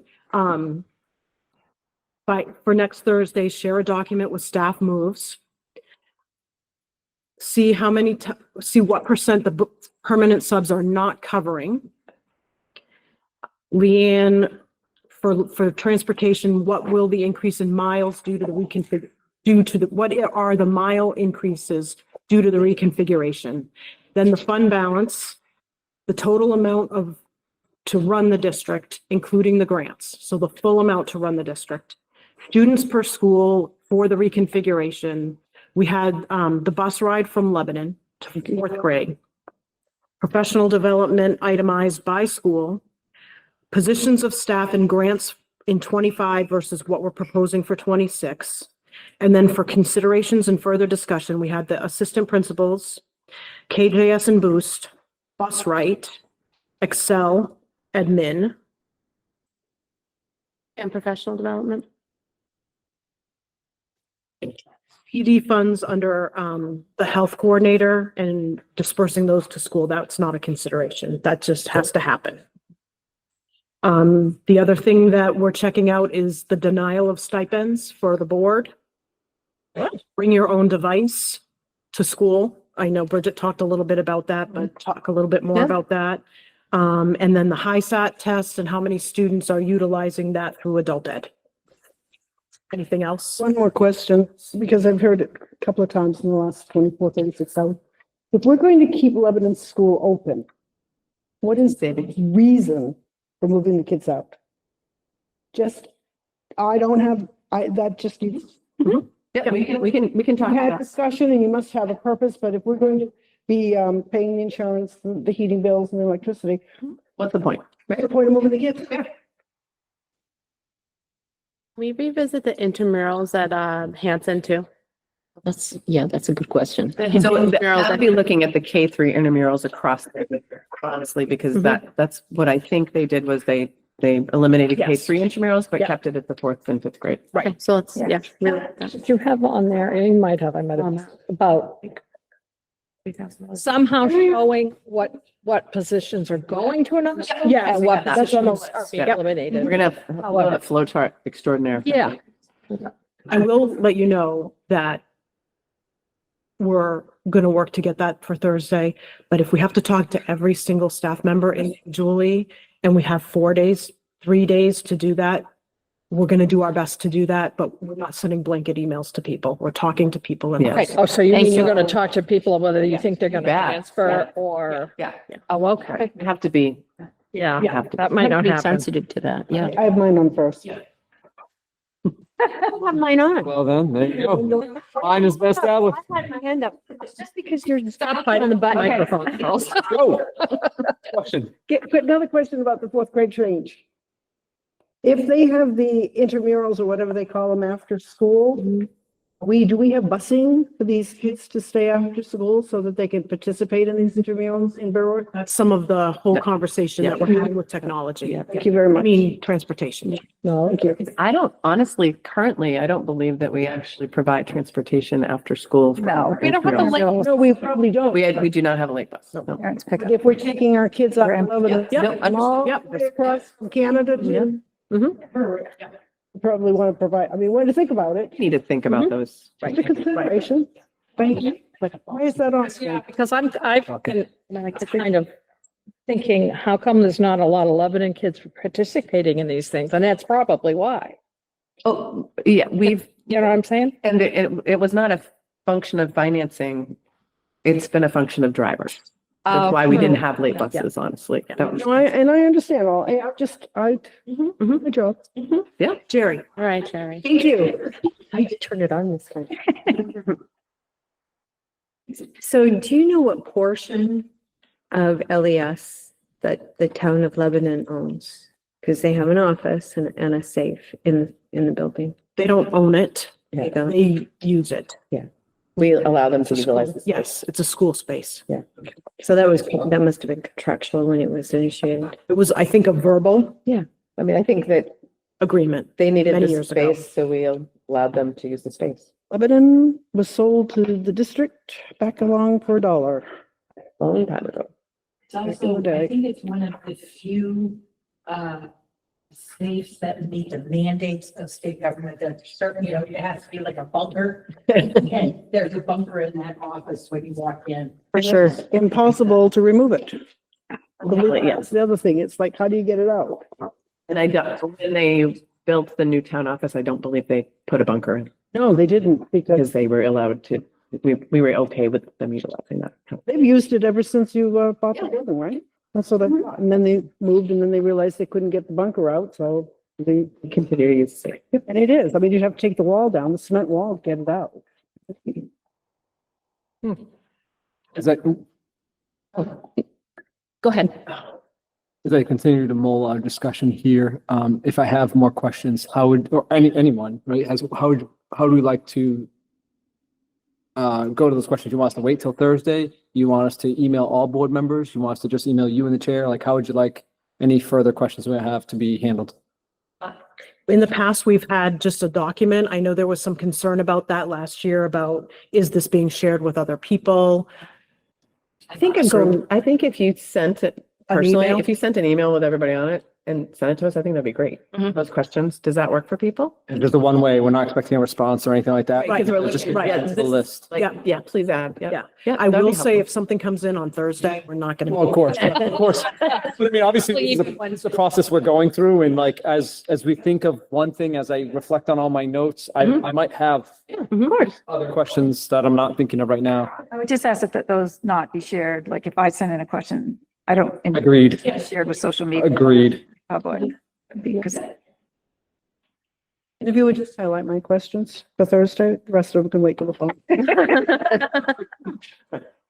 I know. And I know you're probably going to be getting a lot of emails. You probably already have started.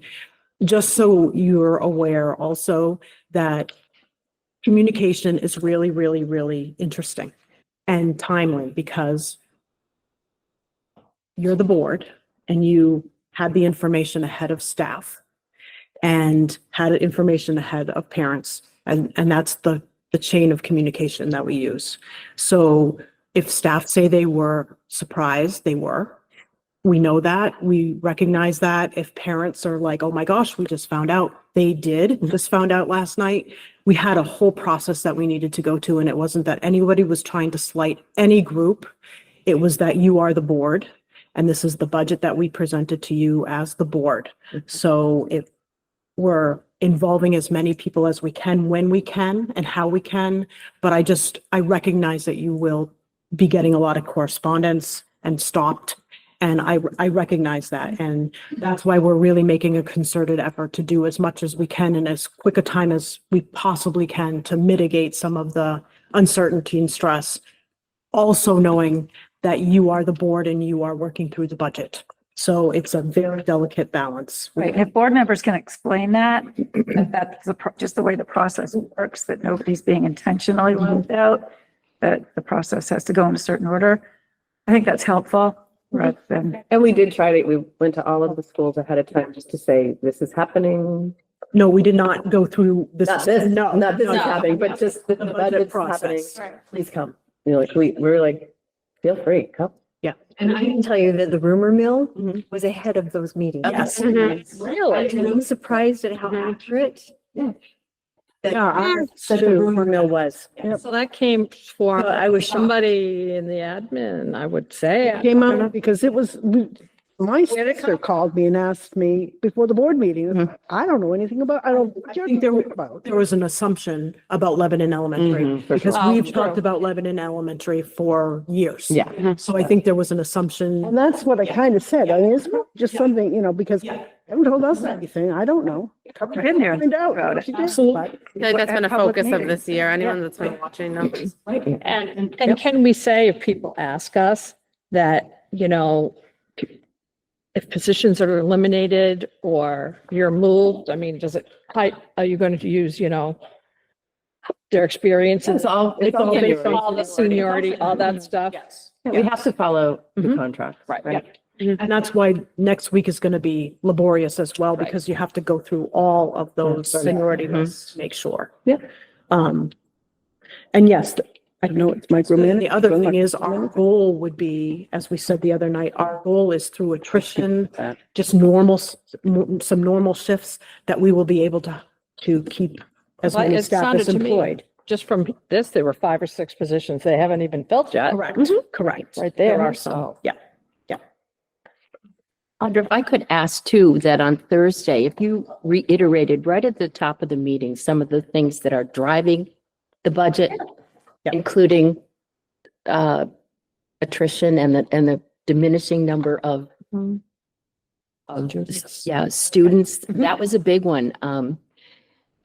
You can't keep raising the budget and therefore the per student investment, Is higher and higher. yeah, it gets higher and higher. They don't, it doesn't compute mathematically. And we're at a place where like declining enrollment has been happening, but it's been at a space where it doesn't necessarily allow for major shifts, but we're actually at that place where it's allowing us to look at the buildings and their capacities and saying, okay, we have to think differently.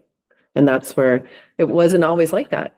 4 years ago, we've had little boom, boom, boom, but it's all of a sudden it's at a place where you can actually make those changes. Well, and You can we're see lucky that there's room at the high school for the seventh grade. That's the driving, in fact, I'm concerned. If that didn't work, none of the rest of that will work. There's a whole, You know? yeah, there's a whole. Yeah, I appreciate that sort of bold look at it. And I know it's going to be a little shocking to the community, but once they hear, like Kate said, what the driving forces are, costs of everything are going up. So short of changing how we're using our facilities, it's going to be hard to avoid what you're talking about. And they could go up conceivably a lot more this year. And I think at the high school, as we get less and less students and you've got this big I know, it's building, if you don't utilize it, you're gonna Yes. dictate for that too. Yes. I mean, it makes sense Yeah. to utilize that space. Absolutely. You're gonna put a $10 million roof on this place. Yeah. Better use the building. No, how are we ever gonna afford that? That's a Kevin question. Yes, I'll give it that to is. Kevin. After the day he said, I would not appreciate it. Right. Car washes and bakes here. There's a lot of How bacon. many cookies would we have to sell? Now is the problem. Thank you for hanging in, and Thursday night, we will start at 7. We'll probably schedule it 90 minutes. We do This is a have, workshop. we do It's a have workshop. the Readmit? We have no code of conduct meeting at 5:30, if you can make it. We do. You do. Well, you don't. That's, but you're not. Oh, sorry. Okay. Okay. Committee. Yes, so we're gonna, Just admit, like, back. Is the readmit hearing coming back? Right now. we're good to go. And like I said, next week is a workshop, not a regular meeting, so you're not going to see our regular business. Last Thursday was the regular meeting, so we're offsetting the regular meetings with the workshop. That's to your job, for goodness sake. Thank you. Yep, the Workshop, does that mean questions? What do we decide about that at the workshop next Next workshop is, typically it's just, we're working Yeah, together. We're going to